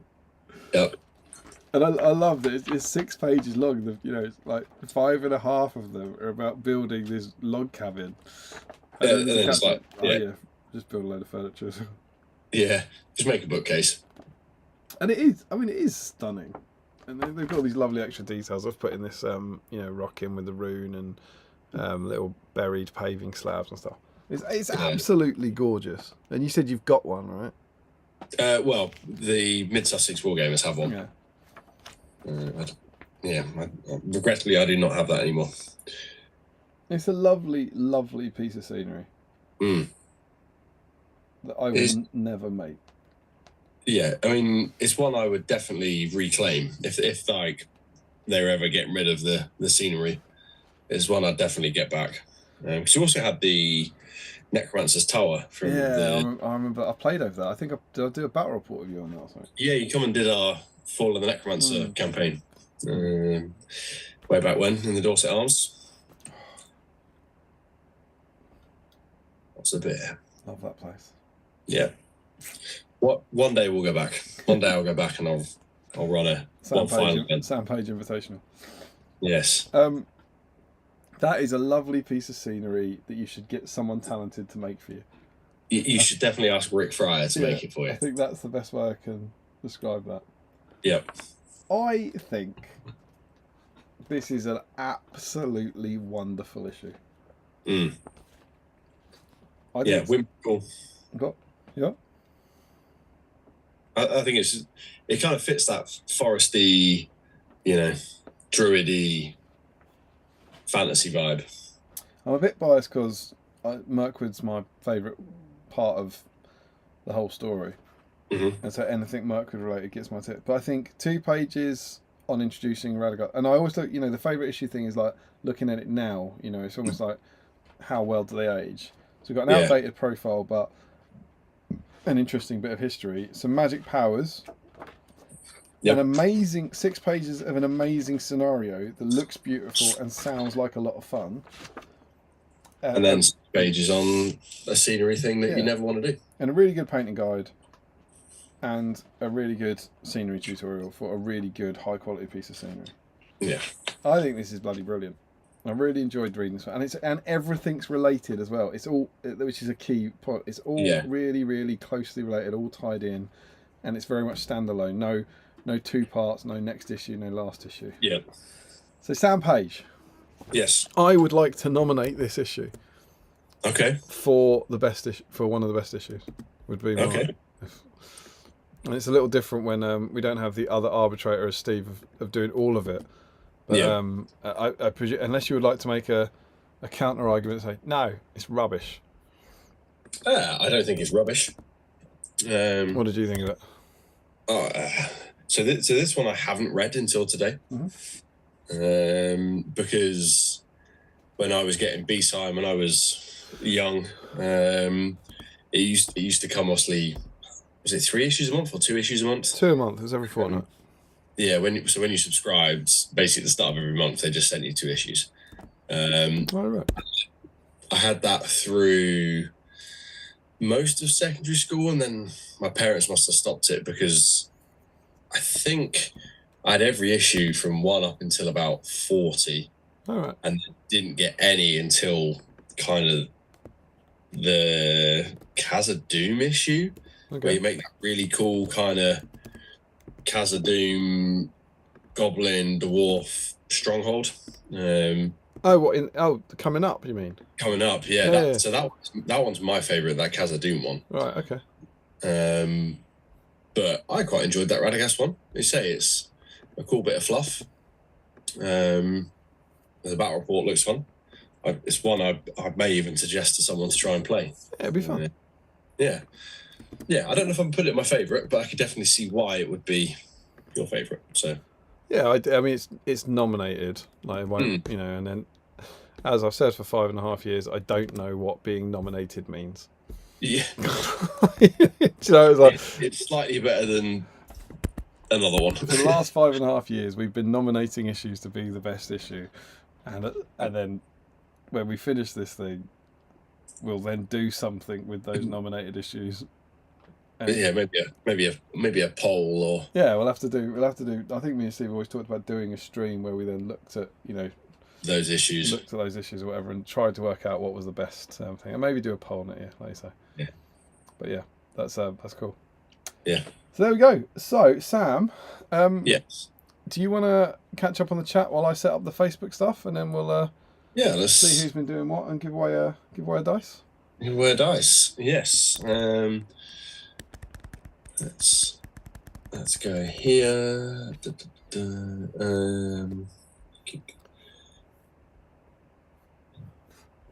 Lots of. There we go. There's the comment about a 7-part blog series of anxiety. Post-teen spirit, Galadriel. To you, Samwise, we give you this half-eaten pack of Markies. Yeah, it's definitely what happens. Joe Hosman at Rory Campbell, 5 chieftains, 24 werewolves sorted. Presume that's 1,000-point Wolfpack of Angmar list. Sam Huddy, I'm not one for foreign food, but this dog chow ain't half bad. Josh Crosby's dropped in. Dropping in. I'm on States time, so I've not been available until now. I hope you're all well. Don't worry, Josh, there's no bonus entries tonight. Just get your Radagast painted. On behalf of everybody else who wants a black dice. Harjinder Singh, thanks for the stream, guys. We'll catch up on the rest tomorrow. Help me get through painting some Minister of Warriors. Thanks for hanging out with us. And hopefully we'll see your Minister of Warriors in the GBHL whip thread soon enough. Tom says, I have all the magazines, prize collection, and yes, got me into the game. I think most people who have been playing it since its inception probably got into the game through BSIME. I love that you're saying BSIME as well. Like it's. I mean, imagine BSIME and Battle Games probably got a lot of people into the game. Oh, yeah. While you do that, I'm going to go and have a wee and get a beer ready for Facebook. Sure. Sam Huddy, I have lots of nostalgia for those Khazad-dûm drawings. Yeah, that Shadow and Flame sourcebook is beautiful. Like that kind of sepia tone artwork is, special place. Ricky Drinks Paints. Is someone's car getting broken into? Don't know what that's regarding. Maybe there's an alarm going off. Posting Spirit, breaking of the Renault ship. Very good. Gary George, morning, gentlemen. Flying visit from down under, 8 a.m. here, and we're off to the shops before a very busy day. Stream started at 4:30 a.m. And as much as I enjoy the streams, I'm not getting up that early. I don't blame you. I have to get up that early for work every other week. But nice to see you. Hopefully you can catch up when you are back from the shops. Joe Hosman, the best bit of the rule is later when it suggests using your fast-moving Wild Riders to counter the speed of the Eagles. I saw that. The fast-moving Wild Riders, they get quarter movement pretty much everywhere on the board. Yeah. You can go fast for 1 turn. Oh, Larry Miller's in. Back from Fantastic Four. Got some grapes and milk and about to get some paint on this not Radagast. Well, welcome in, Larry. Let us know how Fantastic Four was. And do not tell us any more about grapes and milk. Joe Hosman, also, is it just me or on the setup page, that doesn't look even remotely close to a square board. I imagine it's probably a bit of Photoshop trickery, where they've obviously on the table and cut out the table in the background. Posting Spirit asks if Larry's having grapes in milk, to which Joe scoffs, of course not, Larry wouldn't mix solids with liquid. And Larry confirms that would be as stupid as someone put milk onto their cereal. Well, yeah, milk and cereal is like bread and butter. Somebody agrees he's been silly. Larry, I feel like Metal Raddy would make a good Raddy from when he first arrived ere he got distracted by birds and things. Yeah, probably not. Yeah, OG Raddy. Joe Osmond, I thought the hobby guide was very good in this issue. Yeah, I agree. I've actually been using it for the last little bits of these Radagasts. I've gone with the grey beard, but I may change it. I'm not sure I like it. Joe Osmond, not like the Kirith Ungol one. She was referencing the Kirith Ungol B-sign. Tommy Murphy. There's something about this era of Lord of the Rings SBG models that feel deeply Tolkien to me, just gorgeous. I agree. This kind of era of models, a bit more creative license, are very good. Lots of lovely sculpts like the Bombadil and Kazagard, and they're quite whimsical almost, isn't it? Like yeah, I think the Bombadil and Radagast are quite how you might have pictured those characters prior to the films or something. Yeah. I mean, so I've never owned Bombadil. I thought I did, but he's nowhere to be found. So I'll be picking up Bombadil at Goldbury. I painted him for was it last year or the year before? I painted him as a Christmas model. Okay. I painted him as Santa. I had two of them. I'm also quite tempted. We'll probably talk about this in the next stream. I'm kind of tempted by him. I like the Road to Rivendell list. I think it's really fun and themey. That's kind of a bit of me at the moment. Yeah. I quite like the idea of trying out Tom and Goldbury. His new rules seem very fun. Like he can just sing his songs and make stuff move. And we were saying it on the Armies Middle Earth stream, where I was like, I think maybe they've finally got him right. Yeah, although they could do tightening up some wording, because I think technically you can do his movement spell 12 times and move something a load of inches. What, in the same turn? In the same turn. But then he vanishes off, right? Yeah. I'm not gonna lie, I don't hate that. Yeah. Yeets Aragorn or someone 36 inches and then goes, cool, I'm out. And then he's gone, right? Yeah. And then Aragorn could do a free heroic march. It's fine. Yeah. That feels very Tom to me, to be honest. Yeah. Well, because there's a couple where they said he may only do this song on either once per turn or on one model a turn. But yeah, the movement one has no such stipulation. So I think that's quite good fun. Just catapult Arwen and Horse off or something. Well, I don't know, and it remains to be seen. He's always a tricky model, but just the amount of will he's got and the way his rules work now, it just feels that maybe I never really minded him playing, because I never came up against anyone doing that nonsensical 1-inch thing with him. Yeah. I remember playing him. I played him at East Grinstead with someone. Was it Craig? He used to have a regular called Craig who used to TO. Yeah, he used to be the treasurer.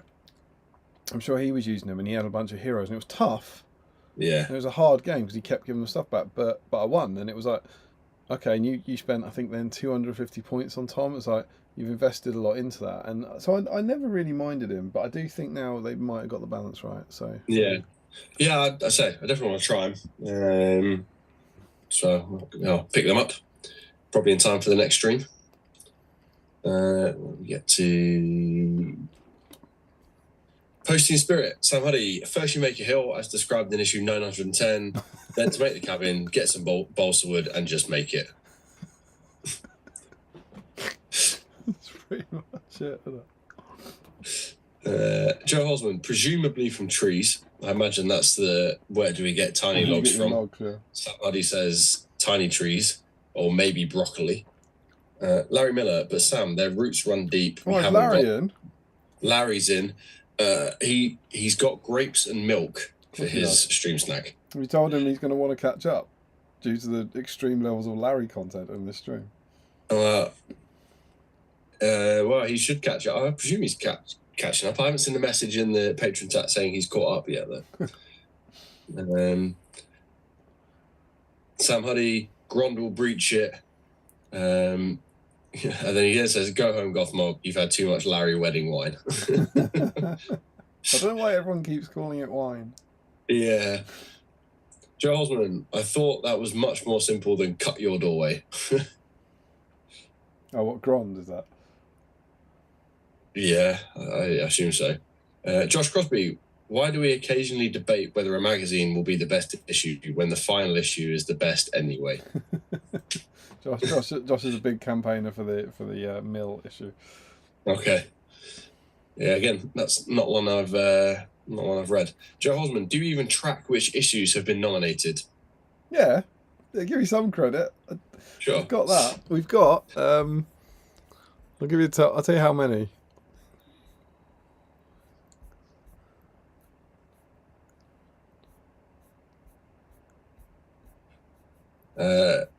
I can tell you that Larry is slowly catching up. There's lots of comments referencing bits from about 4 hours ago.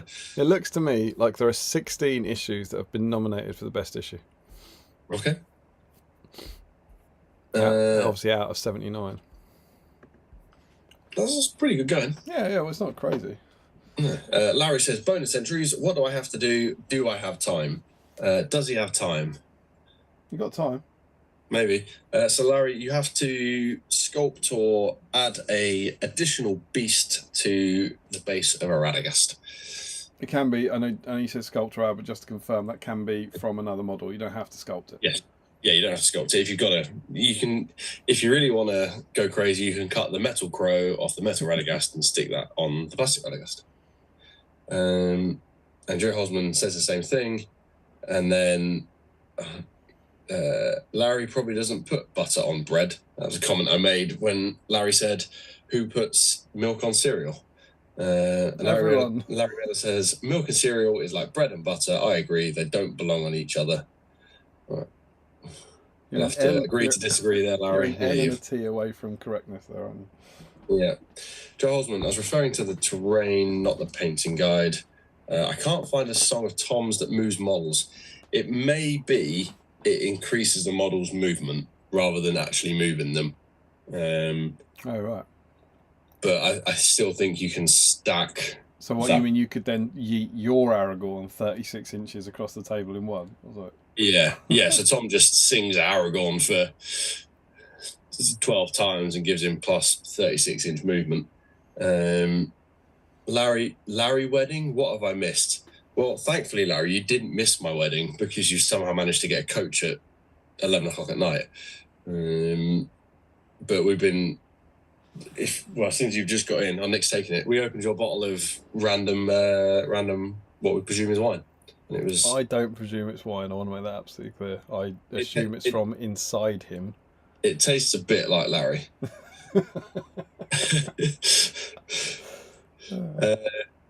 Sam Huddy says, "We wed you off. Congratulations."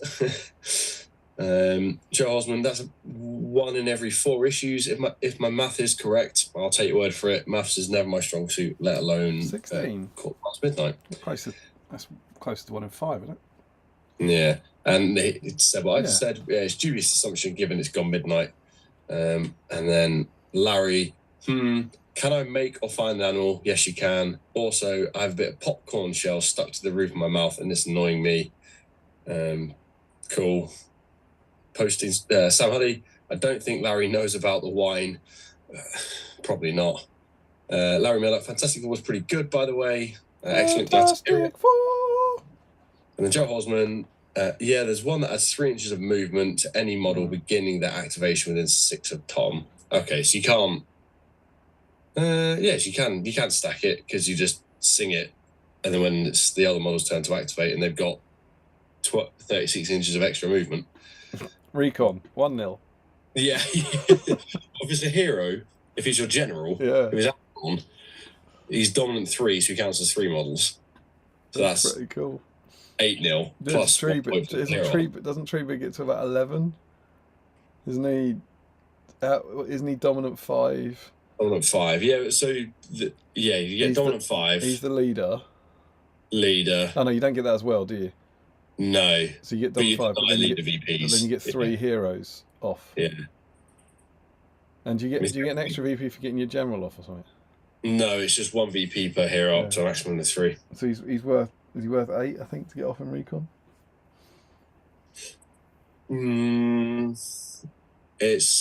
So you get triple potentially, which is 8 plus 1 for a hero, 9 plus the 9, the 2 for general. So yeah, pseudo 11. You would score 9 and deny 2. Yeah, but he's worth 8 when he leaves the table, isn't he? Yeah. Yeah. Well, no, he's technically worth 9 because he's a hero. Yeah, so you get Merry, Pippin, and Treebeard all off. Which is 3 VPs. Yeah, you know what? I forgot those 2 heroes. Yes. Yeah. So him leaving the table gets you 3 VPs, and he's 5. Yeah. Dominant 5 plus the triple. 2 for Merry and Pippin, which is 7. Yeah. Is that right? Yeah, because they both leave. They would count as extra models. Well, don't forget, it's not a point per model. It's just more double, triple. Yeah, but he would be 7. I think when he leaves the table, he's 7 things. Yeah, seven models. That's 7 models. But then you're also getting the 3 VPs for getting 3 heroes off. Yes, you'd have 8 for triple and 3. Whether or not the best idea to do with your Treebeard is to catapult him off the table. I don't know. And you also can't take Treebeard with Bombadil. That's a really compelling point. Yeah. Let's start with that. Yeah, but I guess you could also make the same argument for Aragorn, right? You could give Aragorn 36 inches of movement, so off he goes, and then you're left with 4 hobbits, a innkeeper, and a man with a lamp. That's my big brain moment. I've cracked how to win this game. You can't do that. Brilliant. Thank you. Yeah, I've got this super combo. Oh, wonderful. Right, shall we see what people have been up to tonight? Yes, let's do it. So, I believe, if I do that, you can now see. Oh, that looks like it's slightly invasive on our pictures for some reason.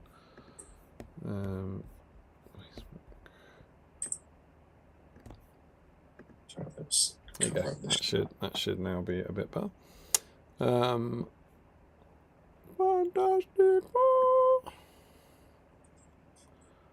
So I'm just wiggling this around a bit.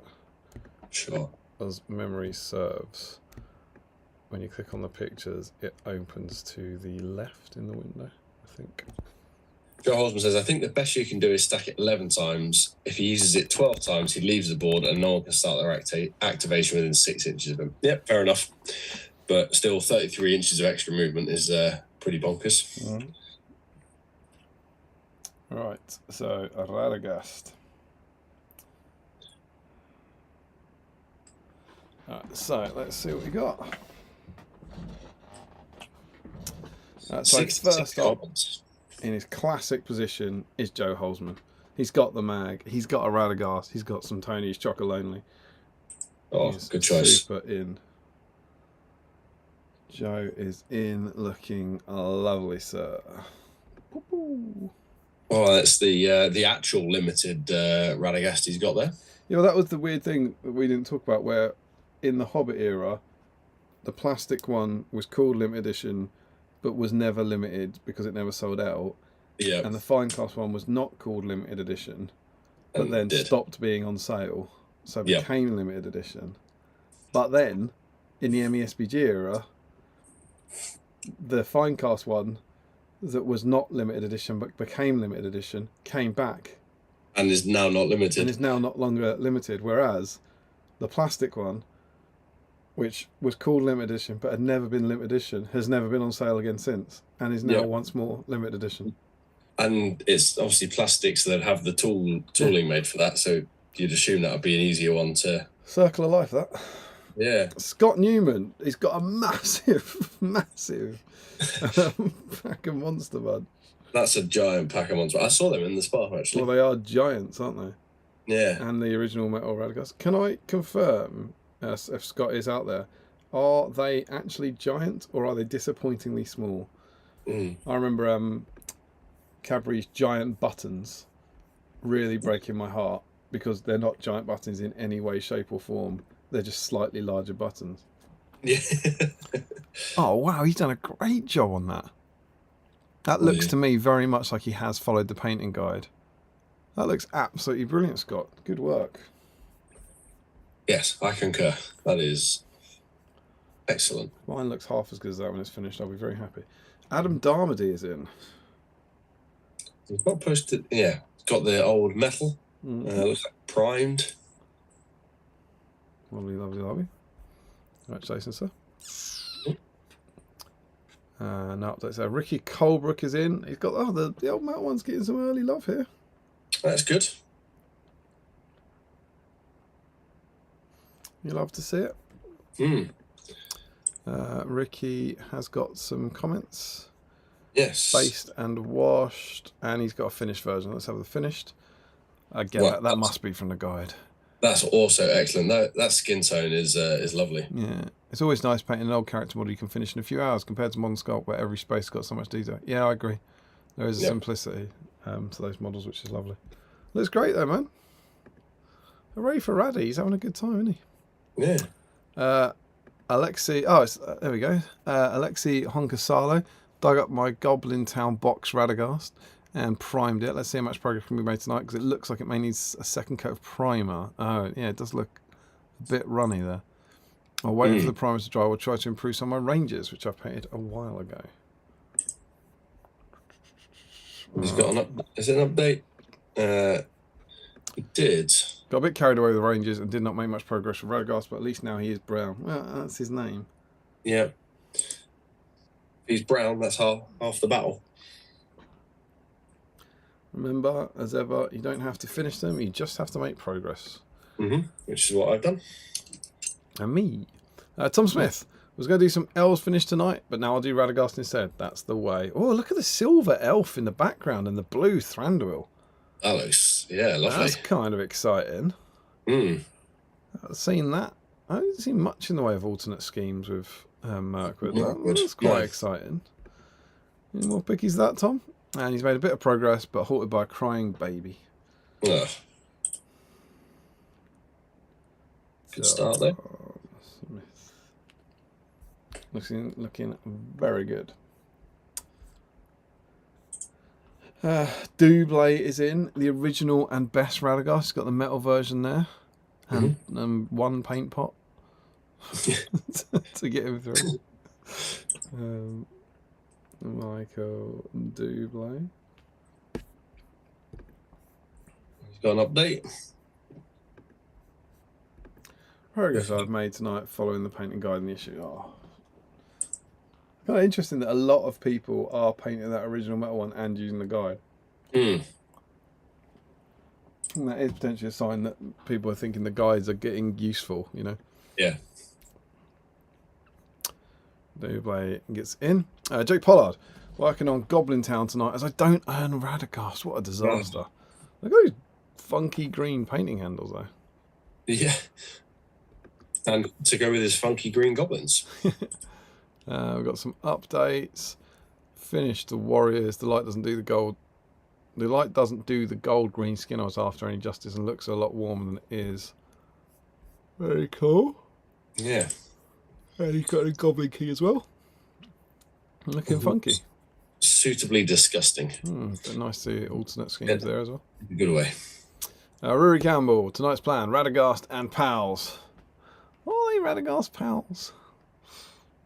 Metal Radagast, old metal Elrond. It looks like some plastic Army of the Dead. And Rebels and a prancing pony pint. Oh, he's got some updates here. Alistair Nichols says, nice beer glass. Rory Campbell says, they come in pints. And Rory has base colours and washes on. Oh, but then he's got another progress pick. That's all for tonight. Looking good, man. Another one that looks like they followed the schemes. And I think he's doing the same with the maybe the Elrond looks like he's following the guide as well. Possibly. Yeah. Very cool, very cool. Sam Page is in. Would you like to talk us through what we're looking at? Jeez. God, it's weird seeing it from this angle. Yeah. Yeah, well, there you go. There's my messy desk setup. That's what we got. All of the snacks that I've tucked into, the chicken, the barbecue sauce, the Wookiee mistake, the Eton mess cakes, the tuck cheese sandwiches, the Pepsi, Larry's mystery juice wasn't out at this point. And then, yeah, I've got the 3 new Radagast sculpts. I've got 2 of the plastic, 1 on horse, 1 on foot, and the Eagle sculpt. And you can also see you taking the photo on the screen. Yes. I don't think my laptop camera will pick it up, but I've done cloaks and skin with contrast. So I'd love to know what the chat thought about this. But having been chatting to you for the last sort of 5 hours, I never pictured the chicken as breaded. When you said leftover chicken, and I grant you I might be coloured by how I picture it when Larry has leftover chicken, I thought it was like just rotisserie chicken. Yeah, no, just like chicken breast.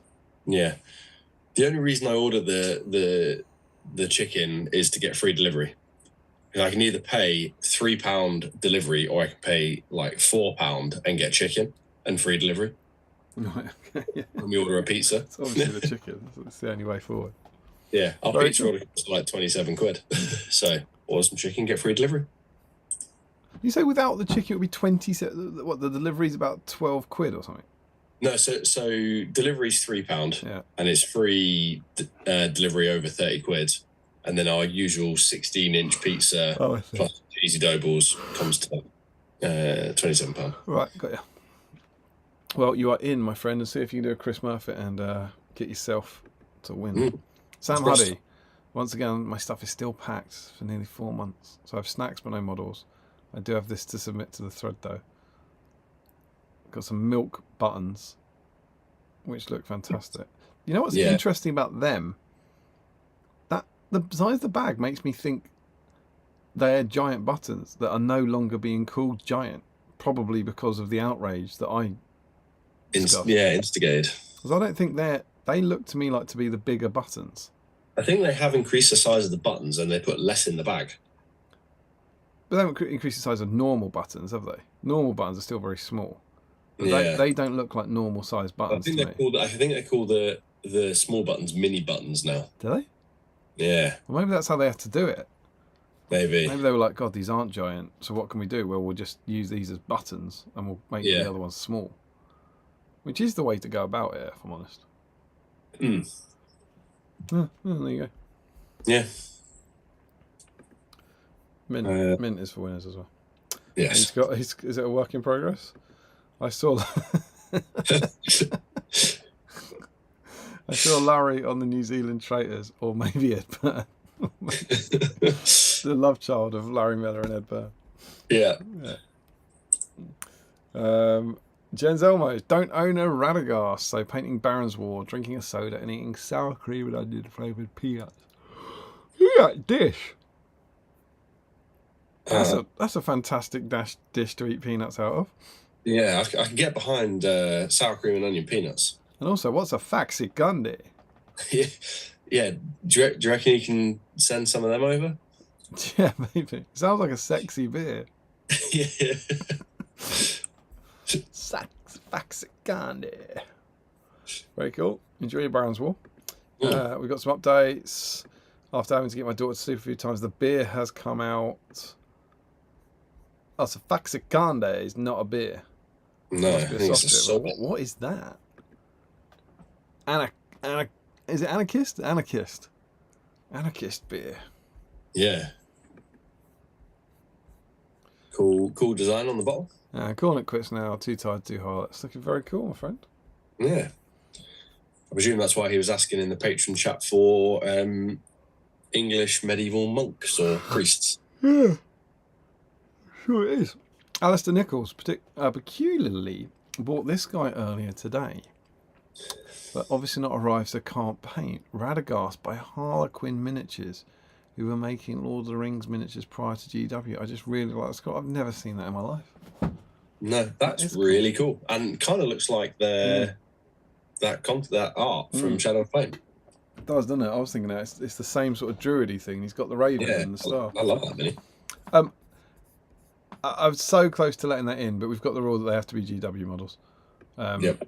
Just to stop it. He also doesn't have it. Yeah, but I know it's impossible because it wouldn't be as big a deal if it wasn't such a rare model. But if someone had bought a model and it hadn't arrived in time for the stream, I kind of think I'd probably reward the effort. Yeah. Christopher Cooper, who's living in the Matrix, Radagast from inside our very green tent. Box of wine for stream snack. So they're away travelling, and this is his travel kit. I think he asked at the start. I think he asked at the start of the week if we were going to have it this weekend, so that he could make sure it was on food. Larry Miller was meant to be assembling his Radagast in the cinema. Yeah. And I'm yet to see a whip, and I'm hopeful. We've got 4 replies. Light is fading fast. Hope to one-shot him, but my watch ends here. That's cool, man. It's looking good. Looks like you've got quite a funky travel box as well, doesn't it? Yeah. Also looks, again, following the scheme in the mag. Rob Lachbury says, that looks like your best painted prize from It Comes in Pints. I hear it's a really good gaming and drinking event. Does that mean Rob ran it? Oh, what? So he won that, did he? You would indeed be correct here. It's lovely tournament, lovely location, lovely premise. Just a shame about the TO. I hear he's one of them nerds. I suspect Rob ran that event. Yeah, I agree. Hang on, do you think his prize is the Radagast, or do you think it's the painting station? I think it might be. I think it might be the painting station. Yeah, because if it's a best painted prize, that's pretty cool. I think that's a very cool looking little miniature paint station there. It's kind of funky. Yeah. I like it a lot. Good prize. Your wish has been granted for the next one. Oh, Larry. Excellent. So what have we got? So we've got Larry Miller, who is holding a Radagast, a base, and some super glue in what I am bizarrely confident is a City World toilet. I think, correct me if I'm wrong, but that looks a lot to me like a City World toilet, I think. I believe that's the dulcet wall, and that is the wooden panel of a cubicle door. Yep. And here is his progress of assembling him during Fantastic Four. It's just the 2 pictures. Good work, Larry. Yeah. I haven't seen any mini beasties. I haven't actually been looking for beasties, but I haven't heard anyone mentioning them, so no. I don't think we've had any double entries. Whoa. Boris Herzog, good old metal ratty, ready for some paint. And a monster pack of Kinder. Yeah, what is that? 18 Regal. I need one of them. Do you know what Kinder Regal is? No. And that's a lid, is it? That's a lid that's been ripped open and turned up. Yeah, I see. Ah, cool stuff. One of the unexpected joys of Battle Strange Middle-earth uniting the nerds around the world is seeing all these treats different people have. Yeah. Only got as far as the brown, but since that's the main colour, he's almost done, right? Yeah, I would agree. Mm-hmm. James Griffin, as requested, here is 37-year-old Tom Bombadil on Fatty Lumpkin, number 2013 of 2,500 copies, officially licensed product from Mithril Miniatures. How cool is that? That's very cool. That is a cool version of Tom. I like his hat. Yeah. Yeah, very cool. Cool hobby, guys. Yeah. Richard Clower. Already started my nachos, but going to assemble my plastic rally before moving on to some other assembly. Excellent work. Those nachos look incredible. That's what he always has. He always has this huge dish of nachos.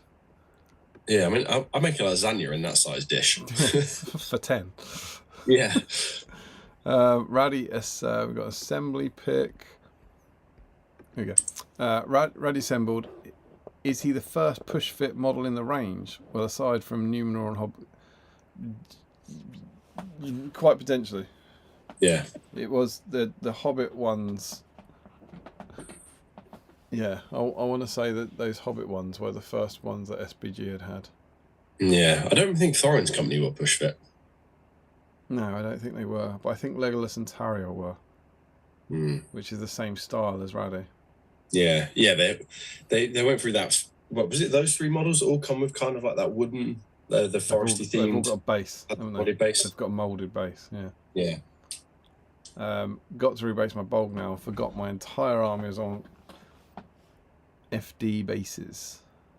Do you reckon that's supposed to be GS?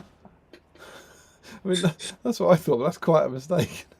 Well, I'm just looking at the keyboard, and it goes SDFG. So, and he has got generation shift bases. Yeah, maybe. Next to Bog. Yeah, who knows? I'm going to glue the foot version. Very cool. Yes. And then finally, it was so sketchy removing them with the blade from their bases, but they're rebased now. I broke them out of version's hand at the joint, hence the weird angle whilst it drives. Oh, that's a shame for a new model. Yeah. Sean Clark. Now, I like this, because I don't think he's writing about it. But I almost want to... I don't know if I could find this. I go into the patrons, because I thought this was really, really cute.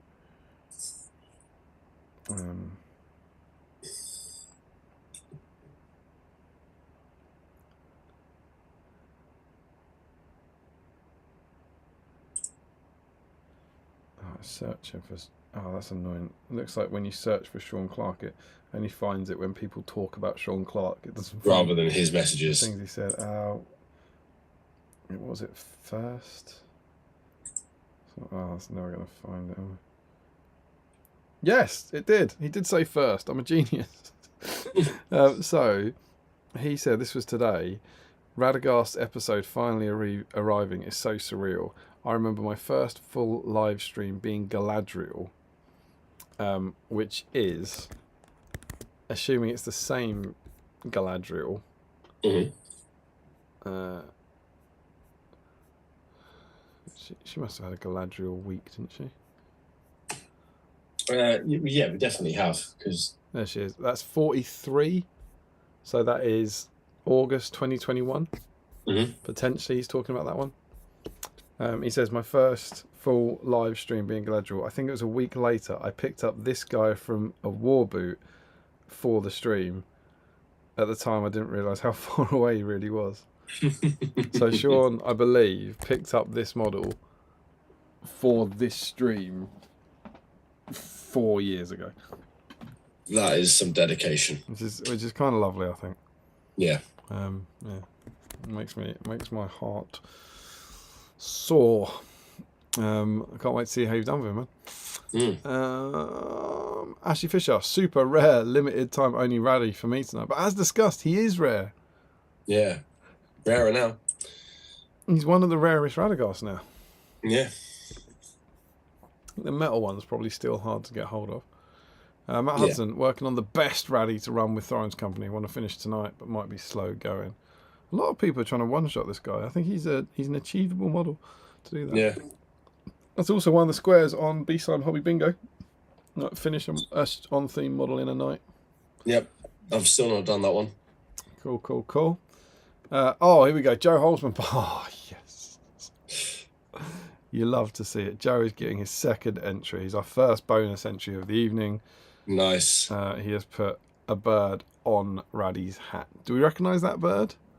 No. It doesn't look like... It's not a Crabane, I don't think. No. Could be for a different system, obviously. Okay. It's a bonus entry, a way to explain the bird poo.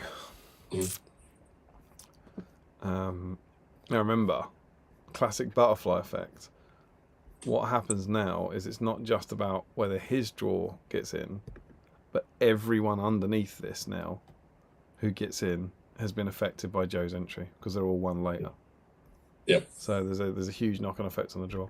Also, this is the velveted elk I said might pass as the beast with a bit of conversion. It's not bad. He's got like the neck hair. Yeah. It's pretty cool. I don't hate it. Put a cloak on it. Sam Earnshaw is in with a lovely looking Radagast. I love the slightly lighter tones. Yeah. Yeah, really, really nice. Excellent work. Gorgeous little model, isn't it? Yeah. Michael Haskell is in. Start of the evening. He's undercoated black. I think we've got some updates. Oh, have a look. Oh, is he going for 2? I knew I had a sprue of farm animals somewhere. That's cool. Thankfully, it didn't take too long to find. So 1.5 playback speed to catch up didn't take long. Oh, this is amazing. What's he gone for? Went for a cat. Oh, Haskell's getting double entry. Yeah. And he's gone for a black cat as well. Love that.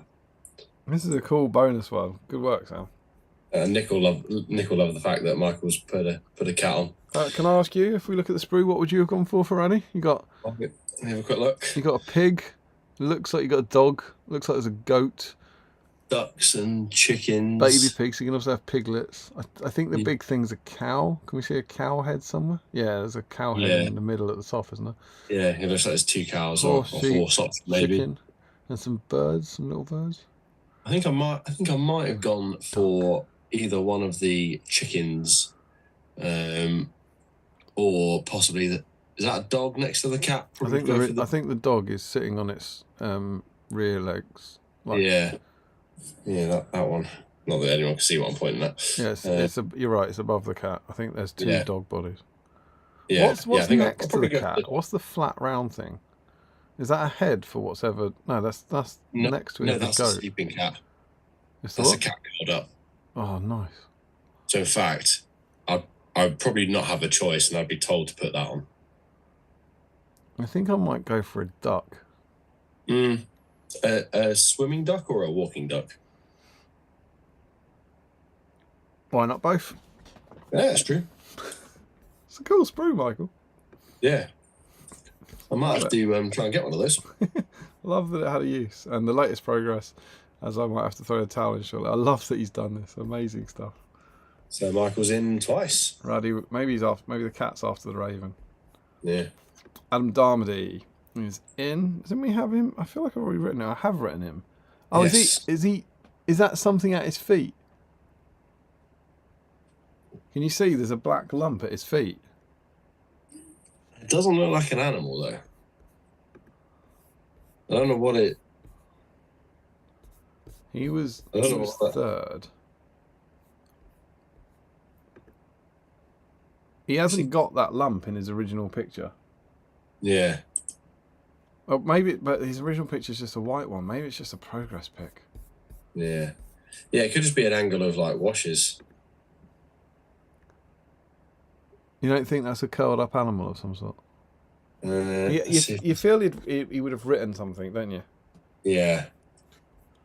All right, we're going to say that's not an animal. If there is an outcry in the chat before we do the draw, we can have a look. Adam, if you're out there and you can confirm otherwise, let us know. Yeah. Rob Latree, he screams, found it. And it was already primed. All bases down now for the washes. I presume he's just talking about Radagast there. Yeah. I just went back to chat, and the first comment I see is Larry chanting cow. Raddy on cow or cow on Raddy? Yeah. Rob Laintree is getting in. Good work, my friend. Joe Holzman has posted a photo of his Radagast collection, which is a mighty collection of 8 Radagast, I believe. Yeah. It looks like he's got the eagle Radagast on a horse, which is a good use of it. Yeah, you're right. He doesn't, for a mighty collection of Radagai, he doesn't actually have the eagle one. Yeah. Good day, Joe. And he's got a one primed at the back there, so... Tommy Murphy, I had no idea the stream was on tonight. And funnily enough, I just recently got the original Radagast mini and only started painting up. Oh, well, better late than never. Amazing stuff. Let's see what these eyes got. 3 pics. Let's have a look at this. Oh, looking lovely. Oh, I love the red, like the reddy leather and the green undercloaks. I know our regular patrons and supporters would have probably been hanging on to the metal one maybe, but I am surprised that I think the metal one's beating the Hobbit one. And given how many sculpts there are, I've not been keeping track, but I think there's probably like an even amount of metal ones and all others. That makes sense. Tommy Murphy, amazing work. Good work, man. Yes. Then Larry is back home with grapes and milk and Radagast. You love to see it. Tommy Murphy, I think this is going to be an update, so he keeps working on it. Looking very cool. Yeah. The texture on the cloaks, or just on the cloth in general, is outstanding. Little finishing touches to Radagast, as well as containing Imrahil tonight. Side note, this Raddy era of metal minis are probably my favourite designs in all of Middle Earth. Raddy, old unarmoured, Glorfy, Gildor, they just feel very true to Tolkien to me. Yeah. Looks great. Yeah. Continuing Imrahil, I think is what he meant to say. Oh, I see. Sorry. Yeah. Thank you for that. Stephen Ryan, Battlegaze in Middle Earth, Raddy, love the leaves dotted around. Is that Crabane added for that sweet extra black dice entry? He's not. He's added it to the staff. Oh, so he has. That I could only see that as the background. That's so weird. Yeah. Amazing. Yeah. So Nice. Stephen Ryan is getting 2 entries. Hey Stephen, if you build that house, you can have 3.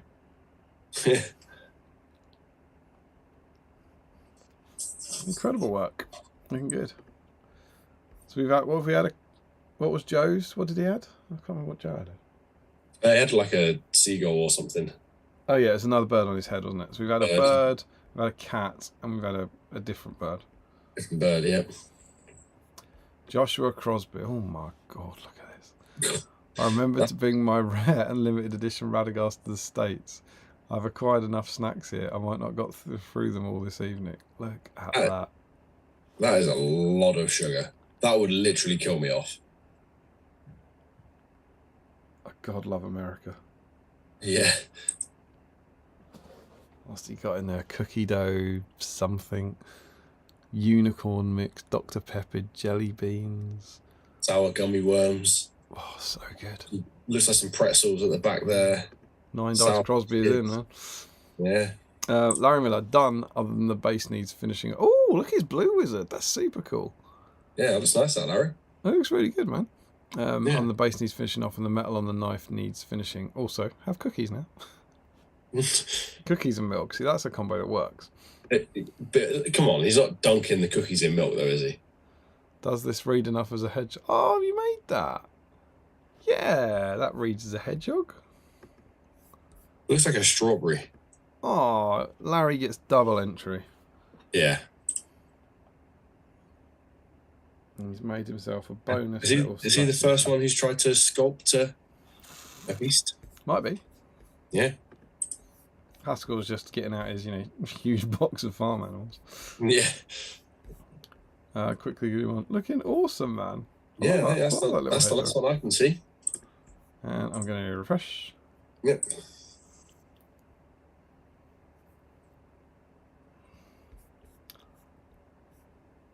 Oh, I see when I've refreshed, the first hit is a post just from Scott Newman talking about the stream on the GPHL. So thanks for that, Scott. Yes. We do have more comments now since I started it, so I'll just check. Oh no, I've caused controversy in the chat. Oh no, why? What's happened? Joshua Crosby, why did Sam say there were no extra entries this stream when I dropped in?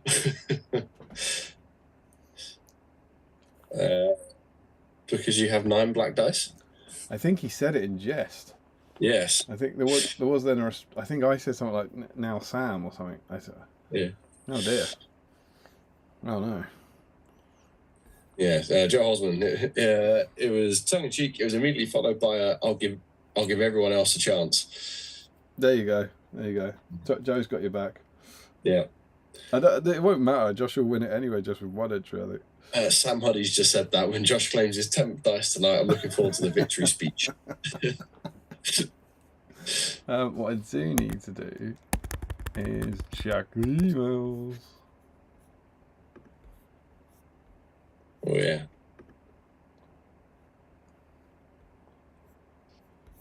Let's pop over here. Let's Woo! Where are we? Oh, Larry just said refresh again. I put in another photo. Oh, what? I've moved away. Yeah, I'll have a look, which doesn't help the stream, but let's see. Let's have a look, Larry. We have no new emails.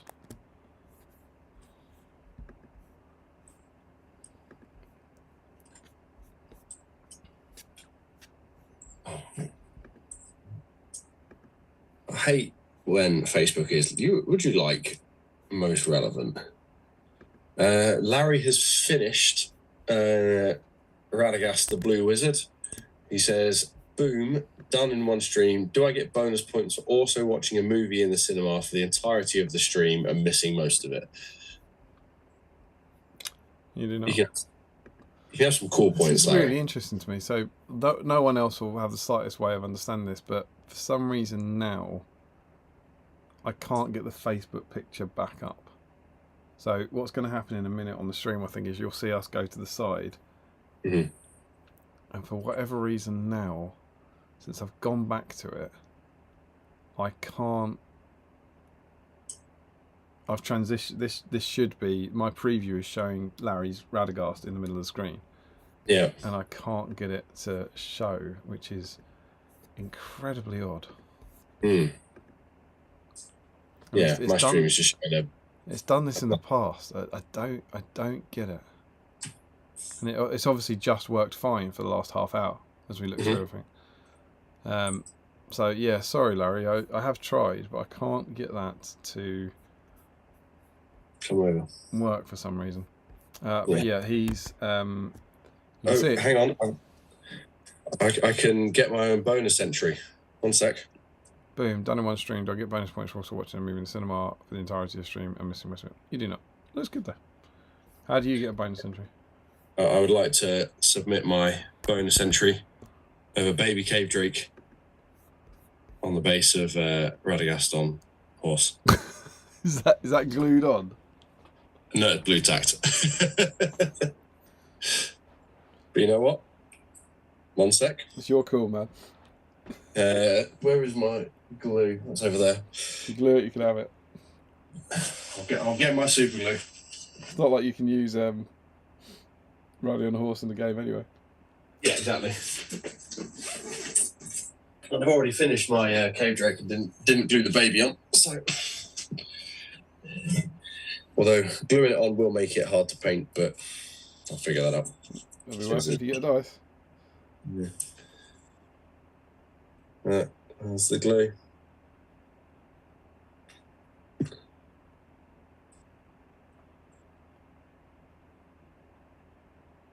Come on, get on that. There we go.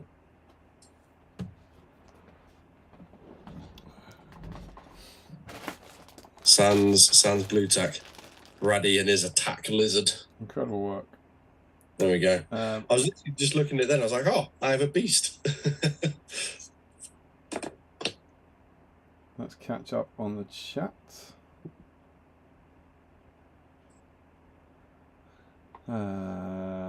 Joe Kelly is saying only 7 PM. Larry Miller has updated us to say that he got the popcorn off. Excellent. Which is great news. We're all delighted. I was worried about that through that whole Facebook part. Yeah. No, he didn't get it up actually. He just moved it, and Sam does say keep us updated. Got it off for real this time. It's in my bin. Why don't you eat it? Joe Holzman, I think you can do here's Aragorn. The best you can do is stack it 11 times. If you use it 12 times, it leaves the board and no one can start their activation within 6 inches of it. Yeah. Larry's got that jingle stuck in his head. I'm not sure what jingle it is. Is it the Fantastic Four one that you've been singing? Oh, maybe. Yeah. Fantastic Four! No, Avatar. Yeah. Oh, it could be that as well. Kissy face, your phone. That will probably be our top played song of this year on Spotify Wrapped. It's a banger. I really like the bridge. The hold on, I'm Yeah. on my way. Have you seen she's just been doing a tour of pretty much every K-pop concert or every concert that she remotely enjoys and just been like guest starring and singing She does it with Sire. Is it SummerSlam? Yeah. And there's like 1 billion people there. Yeah, and they're just firing water cannons into the crowd. It's just like cooling absolutely ludicrous. Yeah. The version she did it with Bruno Mars at LA, and he comes up in the middle, and the crowd goes absolutely nuts. It's wicked. Yeah. Yeah, it's good. Yeah. Ricky Drinks Paint, 12:15, and we're already at Facebook. Doesn't feel right. At least we've got another 2 hours before that. Yeah, we've been kind of like, I think, dangerously focused tonight. It's been quite good. Yeah. With lots of chatter about unfocused things. Yeah, Larry's liquid. Larry's mystery juice. Joe Hosman, I now want to bring Tom just to sing 12 songs in turn one, having one drop. I know, that's what I mean. I think that's great. Yeah. That'd be really cool. You couldn't be mad. Larry Miller, how do you know it isn't a very tiny Radagast? I think that's about the Kinder. Possibly. Or the logs, maybe. Or the Monster Munch. Yeah. Larry Miller, slow down trying to make a green stuff hedgehog or something. Sounds maybe too late. May I suggest a straining bird to sit on his head? Joe Holzman, that's like when I ordered a box of £30 Rangers to get free delivery on my £12 dice. Yeah, we've all been there. Yep. Jakey, Damien, I meant to mention it after the last stream and forgot. If you want any model holders, I know you own many, but can you ever have enough? I'm more than happy to print some off and post. Oh, that's very kind of you, man. Yeah, I'll be happy to try them out. Also, if you've got a couple and you want to like message me, and I'll give them a go and show them off and stuff. That'd be wicked. Thanks, man. Joe Hosman, that can't be Larry. He's wearing glasses indoors. I think that's the Ed Byrne. He's very good. Yeah. I didn't have a clue on that. Thank God you're here. Yeah. And then Joe Hosman. This is it. Did you read this in the chat earlier? This is what Larry said. He said he'd been because Joe then says things are famously closer indoors, so they aren't needed. Yes, yeah. About Larry said earlier that he likes keeping secrets. Yeah. Like just so that he has secrets, and he hasn't told his parents that he's been wearing glasses for 5 years. Yeah, that's and someone crazy. Said, "Don't they realise when you see them?" Yeah. And I believe his quote was something like, I'm indoors where things are closer, so I don't need them. There's a whole bunch of short-sighted people out there in the world suddenly going, what have I been doing? Yeah. Everything in this house is closer.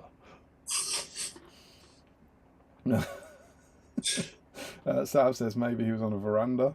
Joe Hosman, Faxe Gondare is a lime lemon flavoured Danish soft drink.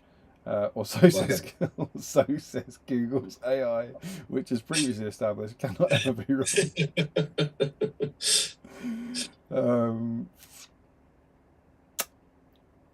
Sam says, I love the idea that he hasn't packed any clothes rather than necessities for camping, as he's filled his gear with painting gear. That must be about Chris. Chris, yeah. And Larry says, it was indeed. Sam says, Larry leaves his glue in the toilet. Oh, is that about the Cineworld? The Cineworld toilet. Have I called it? Yeah. Larry leaves his glue in the toilet and gives the completely wrong impression of what he's been up to. Or he walks out with a bottle of glue in his hand. Yeah. And Larry says, I meant to get a picture of the Elton John mural, but for some reason it didn't come out properly. I should probably add that it's Taron Egerton as Elton John. You should add that, because what if we'd all gone away from tonight thinking it was really a mural of Elton John? Actual Elton John. Can you imagine? We would have all had a pilgrimage to what I can only presume is the Cineworld in Watford, and been devastated. Joe Holzman must have been painted back when he was married to Renate. Tom has said, subbing to your channel. Great video. Thanks. Excellent. That's nice. Thanks, man. Welcome to the community. Yeah, quite. You want to see where the real good stuff is, you should sub to the Patreon. Definitely should. Rob Loachbury, I did indeed run it coming pints, a 200-point tournament in a brewery. It seems like I can organise a piss up in a brewery. The painting setup is from SBG Repair from Etsy, which they donated. That's very cool, man. Cool. And he's saying that it wasn't Etsy, that It was SBG Repair that donated it, not Etsy. Sure. Larry Miller says, that expression has always annoyed me. I have no idea which expression it is. I think I can see his next comment in a minute that says he's talking about piss up in the brewery. Yes. Yeah. Because he imagines it would be really hard to organise a piss up in the brewery. The amount of hoops you'd have to jump through to get permission to host your piss up inside a brewery. Even if you did it without permission, there would still be a load of factors you'd have to work out to be able to pull it off. And then he says, oh God, it's a square. I think a square has scared Larry from afar. That's surprising. Yeah, maybe he put his glasses on and suddenly there was a square. They could see. Yes, I put a square. Joe has said he wanted to go to Rob's event, but being on Sunday meant it wasn't possible. Rob says it was really good. I enjoyed drinking attempts into TA the event. I agree a Saturday would be better, but the cost rockets up for a Saturday. Yeah. That was the win. Luckily, it's my local brewery, and they're super keen to run events. Plus, I made them over $1,000 in sales of beer for a Sunday, which is usually a bit quieter. Plus, I made a custom can of beer too. That's cool. That's very cool. Lord of the Rings theme too. It's not your. Oh no, you've got a Star Wars one. Yeah. Larry says, does that mean I need to pull my finger out and get him finished? Yes. Sam says, Larry, you can complicate a piss up in a brewery. Joe says, oh, this is the bird. It's from the Raddy sleigh model. It's the bird that's on top of the stick. Oh, yes. On top of the post. And Larry says, cow, cow, cow. Joe says, is that a donkey? I'll probably go for a chicken. The donkey would be tempting, but I don't think there's space on the base. There is if you remove Radagast from the base and put him on the donkey. Yeah. And Joe says, because I don't run filth. I think that's why he doesn't want a donkey. Doesn't have the eagle, yeah. Joe Holzman also have another Raddy on eagle in a box somewhere, should I ever decide to run filth. I think you should paint it so we've got 9 Radagast. And Josh is furious with you. Yeah. Sorry, Josh. Be right back. Heading out to find a tiny tree for some tiny logs. To be clear, it doesn't confirm the logs have to be tidy. I believe the logs can be huge. Joe Holzman, Josh Crosby, that's the explanation. And the victory speech bit. Larry asks us to refresh. Post Teen Spirit is enjoying the fact that I can't get it up for Larry. Yeah. Joe Holzman, you weren't watching the film for the entirety of the stream, Larry. You were home with plenty of time to join in. Larry then says, I didn't want to risk it getting stuck again. It must be about the popcorn. Or about me not being able to get it up for Larry. It was about the Monster Munch. That's the size thing about the small Radagast, even though I don't remember what the square comment was about. And Joe also says it would be the 10th Raddy Sam. The one for the stream is the 9th. Wow, well, that's still impressive going. So, onto the draw. We have 28 entries. How many? 28. Okay, not bad. Now we actually have, I'm going to say 24, because I think we've got 4 people that have got a double entry. Sure. But yes, 28 winners going in. So I believe that means we're going to need a D10. Okay. I'm just dropping my stuff. And this time, I think to make sure that the group that suffers is moved around, we're going to have we've got a 10, a 9, and a 9. That's it, isn't it? Yeah. So let's do the 10 to be the last group, because the last group is often the smallest group. Sure. So we're going to have 1 to 9. Mm-hmm. Woo! Then 10 to 18. And then 19 onwards. Right, that's right. Cool. Yep. So I'm going to once more. Do you know what? I was genuinely a bit worried about that dice tray thing earlier. So I think what I'm going to do is raise the dice tray up. Sure. So that I don't have to close the laptop as much. Alright, so how is that? That looks very good. Glad to hear it. Remember, this is the prize we're all fighting for tonight. Yes. The black BSIME dice. That only rolls, only 4 pluses. That is 2 good roll-offs in the same night. Exactly what you needed. I could have done with that for my game yesterday, where I was playing Khazad-dûm, but as the evil player. And my Druid lost every single roll-off against Aragorn the King. Of course, that's perfect. This dice is perfect if you're a good army, because you'll always win the roll-offs. And if you're an evil army, well, just imagine that you're playing another evil army and you've decided you're the good force, easy. You're going to win every roll off. Yep. So, I think it's only fair, because he's been so polite, that we comment on the fact that Ricky drinks paints and said, good luck, everyone. Yes. It's a fair game. So, our first group, Joe Holzman, Scott Newman, Adam Darmody, Ricky Colebrook, Alexei Hongasalo, Tom Smith, Michael Dublé, Rory Campbell, and a certain Mr. Sam Page is on a 9. So we're re-rolling the 0 here. Are you ready, Sam? Okay. Yes, ready. So it's in your hands, my friends. You're after a 9 if you want to get yourself in. All right, let's roll away. That's a 1. You're miles away, mate. Holzman has got in his classic 1 position. You know what? I even thought about posting first, but I didn't want to give away my stream snacks before they've been revealed. Well, bear in mind you do have another opportunity to get in. Yes, later on, yeah. So this is the second group of 9. Chris Cooper, Larry Miller, Boris Herzog, Richard Clammer, Sean Clark, Ashley Fisher, 4 Dice Fisher's there, Matt Hudson, Joe Holzman, and Sam Earnshaw. Okay. Let's go. What's a 6? It's Ashley Fisher. 4 Dice Fisher is into the final. And finally, our group of 10, which is not actually a group of 10, it's a group of 7. Okay. Because we've got Michael Haskell, Rob Lynchbury, Tommy Murphy, Stephen Ryan, Joshua Crosby, Larry Miller, and Sam Page.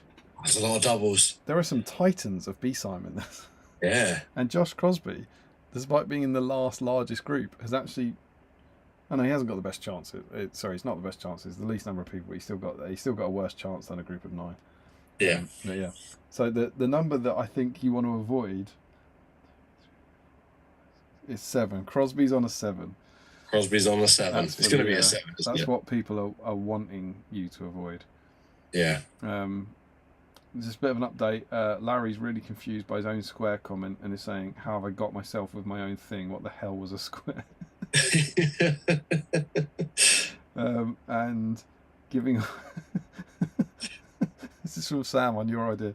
Giving away stream snacks is a classic schoolboy error in dice off tactics, and he is also amused that Larry's having a crisis. Joe Holzman is larrying him in the face. It's a 4-sided shape with all sides and angles being equal. Are we ready? So Sam, if you want yourself, you're after the 0. I'm after the 0. Yeah. Crosby's on the 7. You got a Larry Miller on an 8 and a 9. A Stephen Ryan on a 5 and a 6. Michael Haskell on a 1 and a 2. Huge letters. Great. It's a great competition. All right, let's go. It's a 2. It's Haskell. You've put Haskell into the final. Whoa, it's huge. That is a BSIME-tastic final. We've got some massive names in this. 2 of which are massive for their dice capabilities. 1 of just massive for the community involvement, really. But let's have a look. So, to confirm, Joe Holzman is currently on 5 dice. Oof. He's a titan. So if he wins, he'll be tied with Ryan Cuthbert in 6 dice. 6 dice colours. Conversely, you've also got Ashley Fisher, who is on 4 dice. 4 dice Fisher. So if he wins, he's tied with Joe on 5. Yeah. So this is huge for the Fisher-Holzman swing. Mm-hmm. And then what you also have is the wonderful Michael Haskell, who has won 1 dice in his time with us. Oh, it's got to be, isn't it? I mean, I have no doubt that not just for the balance of dice, but because everyone's favourite person on earth is Michael Haskell, I think the community will be cheering for Michael. But this is big. It's been, it feels to me like it's been a while since we've had 2 of the big 4 in the final. Yeah. I'm not sure if that's true, but that's how it feels to me. Sam said Holzman and Fisher pull up to the start line in their sports cars. Haskell trundles up on his bicycle. Could we see a tortoise and hare fairy tale today? Wow, I hope so. Joe Holzman is on 1. Ashley Fisher is on 2. Michael Haskell is on 3. Joe said he doesn't want to beat Haskell. Well, this is it. Yeah. That's how Haskell gets you. At least Haskell's got 1 dice. This would be mortifying if he didn't have any. Yeah. And he says, I mean, I'll take the dice if I win, but I feel bad about it. All right, over to you, Sam. First. Okay, let's go. Just remember, Holzman on 1, Fisher on 2, Haskell on 3. All right. Fisher. Fisher's storming ahead. Fisher wants that. He wants to tie with Holzman. He does. He doesn't want Holzman stretching away by a 2 dice advantage. Let's go straight into it. Fisher. Double Fisher. Oh. That is huge from Fisher. He's got the breathing room now. Okay. Where are the other guys? Where's Holzman and Haskell just at the starting line being polite to each other about how they want the other one to win? Yeah. And go. Oh, Michael Haskell.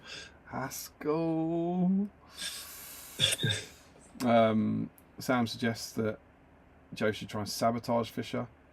Larry is still Larry's lost control of the stream. He's still panicking about the square. The comments leave no clue about what's happening in the stream. When I said he's literally having a crisis.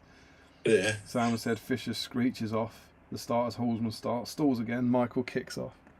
So Fisher still at match point. Michael has made some inroads. Joe Holzman is just drowning in raddies. Let's go. It's done it. It's done it. Fisher has done it. It's all over. It's all over. As Sam tells us that Haskell sails again. Holzman is smashing his car. Fisher has taken it. Display. Holzman didn't get off the starting grid. Fisher takes it. This is huge for Fisher, who famously used to be a contender. Yeah. Has fallen. He won in 60. He won stream 64 and stream 76, but hasn't won since then. Oof, so that's like 46 streams that he hasn't won in. Something barren. Like that. It's barren. But no longer the what's the opposite of a streak? The dearth is over. He has won. Congratulations, Ashley. Great to see you back in the game. Yes. And is by far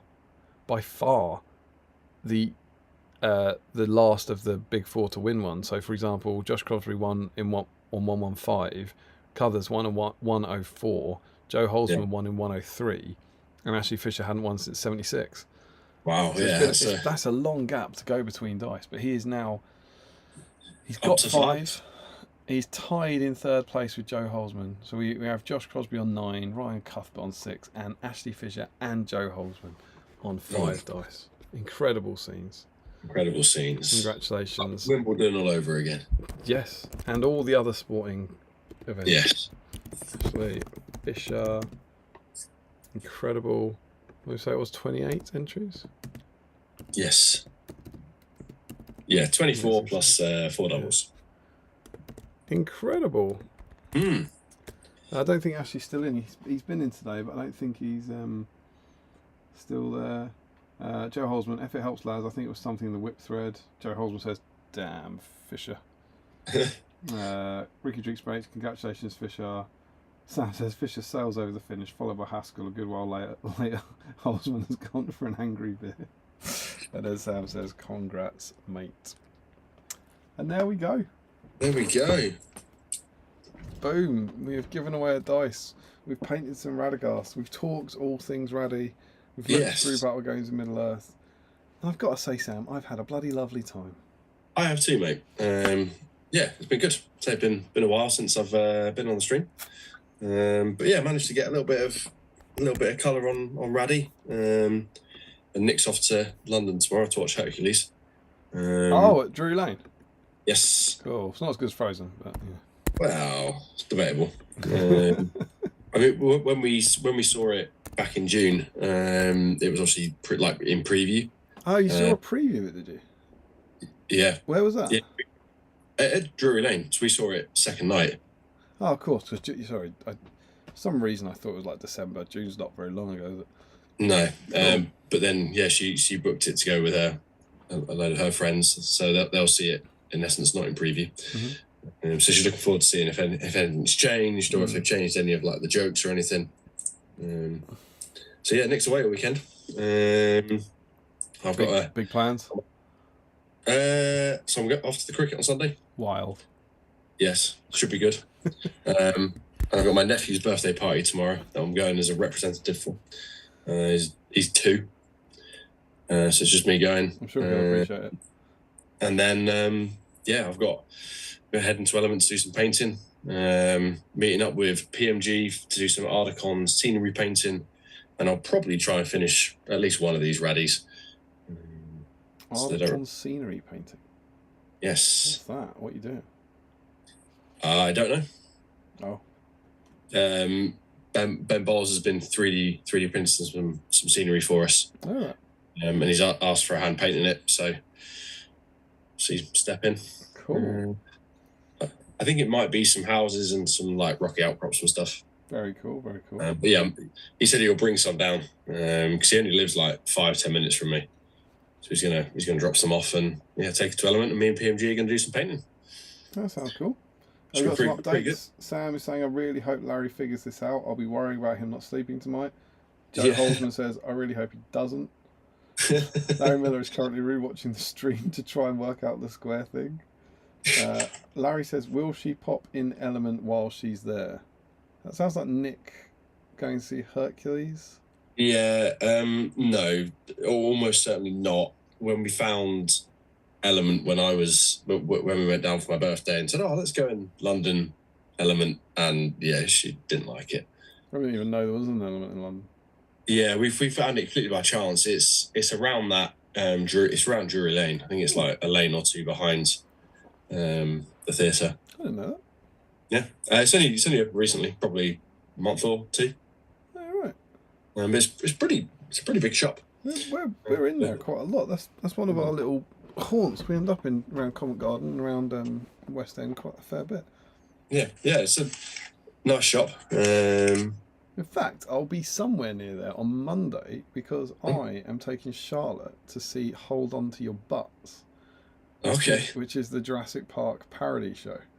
Okay, right. I've not heard of that. That sounds fun, though. There's quite a lot of these things around now. Like it's kind of two guys and a sound engineer who reenact the whole of Jurassic Park. Oh, that sounds awesome. Yeah, it gets really good reviews, and I can't wait. Yeah. So yeah, that's definitely a you thing, isn't it? Over a Charlotte thing. Yeah, well, she loves dinos, and we watched Jurassic Park last weekend. So it's the first time she watched it all the way through. Yeah. Which was really cool. We had like a movie night and watched that, and she enjoyed it, which is awesome. Okay. I kind of said if you're going to see it and you want to laugh a bit more, I think you need to have actually seen the show. You need to be able to make sense of the jokes. But yeah, maybe I don't know, I'll wander around to a gaming shop. Yeah.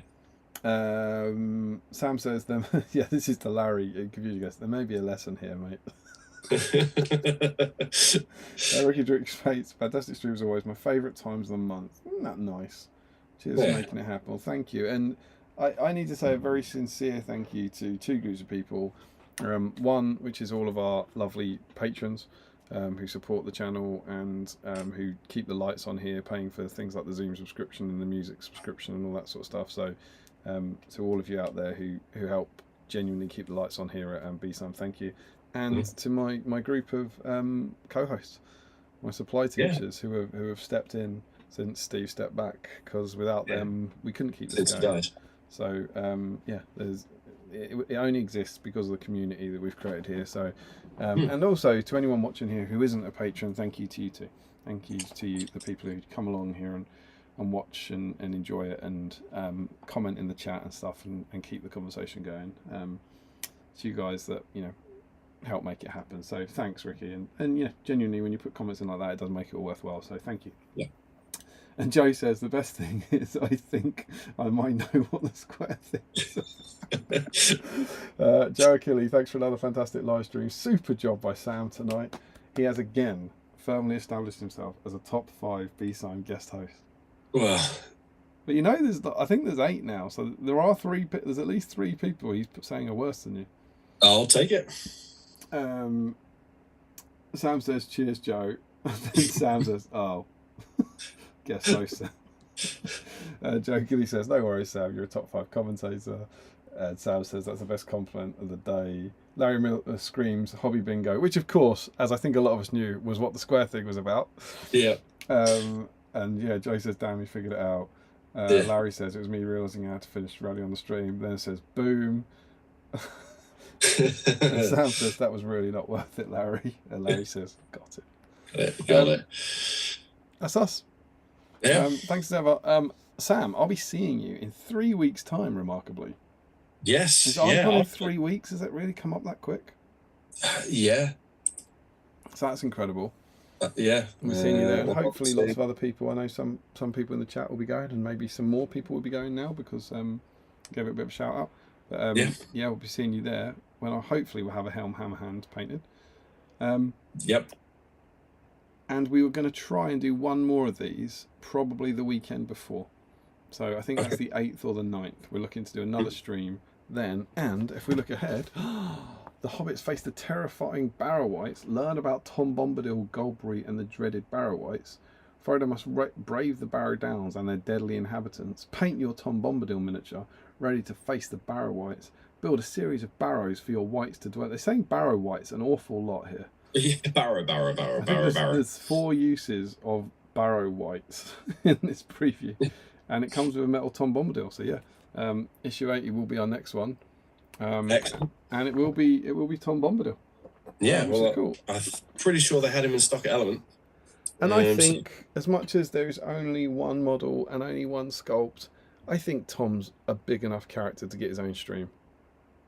Would you allow Golbury too? That's a fair point. I think yes. Yeah, they do come together, right? You can't take. Yeah, I think that one without. I'll put it to a patron poll, but I would. Do you think yes? Because I think yes. If I was the host for that stream, I would say yes. Yeah, I think I would as well. Actually, I think that is fair. And I suspect if I do go and buy Bombadil and Golbury, I will paint Bombadil and Nick will paint Golbury. Yeah, that'd be cool. Yeah, but yeah, I think that's it. Yeah, that sounds good. So and I hope to do a bit of a deep dive there because there's so many mysteries around Tom Bombadil and who he was, and maybe we'll even look at some of his profiles from over the years and that sort of stuff. Yeah, and there's quite a lot of background on him, isn't there? Yeah, there's an awful lot of conjecture about who he is and what he might be. So I think that could be fun to dig into. Yeah, and yeah. Larry's going to dig him out. Primed him years ago in hobby at SBG days, but for whatever reason, never got around to painting him. And I'm looking forward to painting him purely for the joy of the hobby. Yeah, same. So there we go. Hopefully 2 weeks time. Hopefully some Tom Bombadil, some pre-Articon excitement, and we'll go from there. Sam, thank you so much as ever. Oh, thank you very much for having me. Wonderful stream. Yes, Ricky, are you not on there? I will do that. If you haven't done that, DM me. Why haven't I done that? Yes, is the answer to that. Sorry. Yeah. We'll sort. Apologies for that. Yes. But yeah, we'll see you all very soon. Thank you to all for joining us. Watch out. Hopefully, maybe in the next 2 weeks there'll be my next hobby vlog out. Finally, I'm hoping. And yeah, we'll see you in the next stream here on Battle Streams of Middle Earth. Thank you and good night.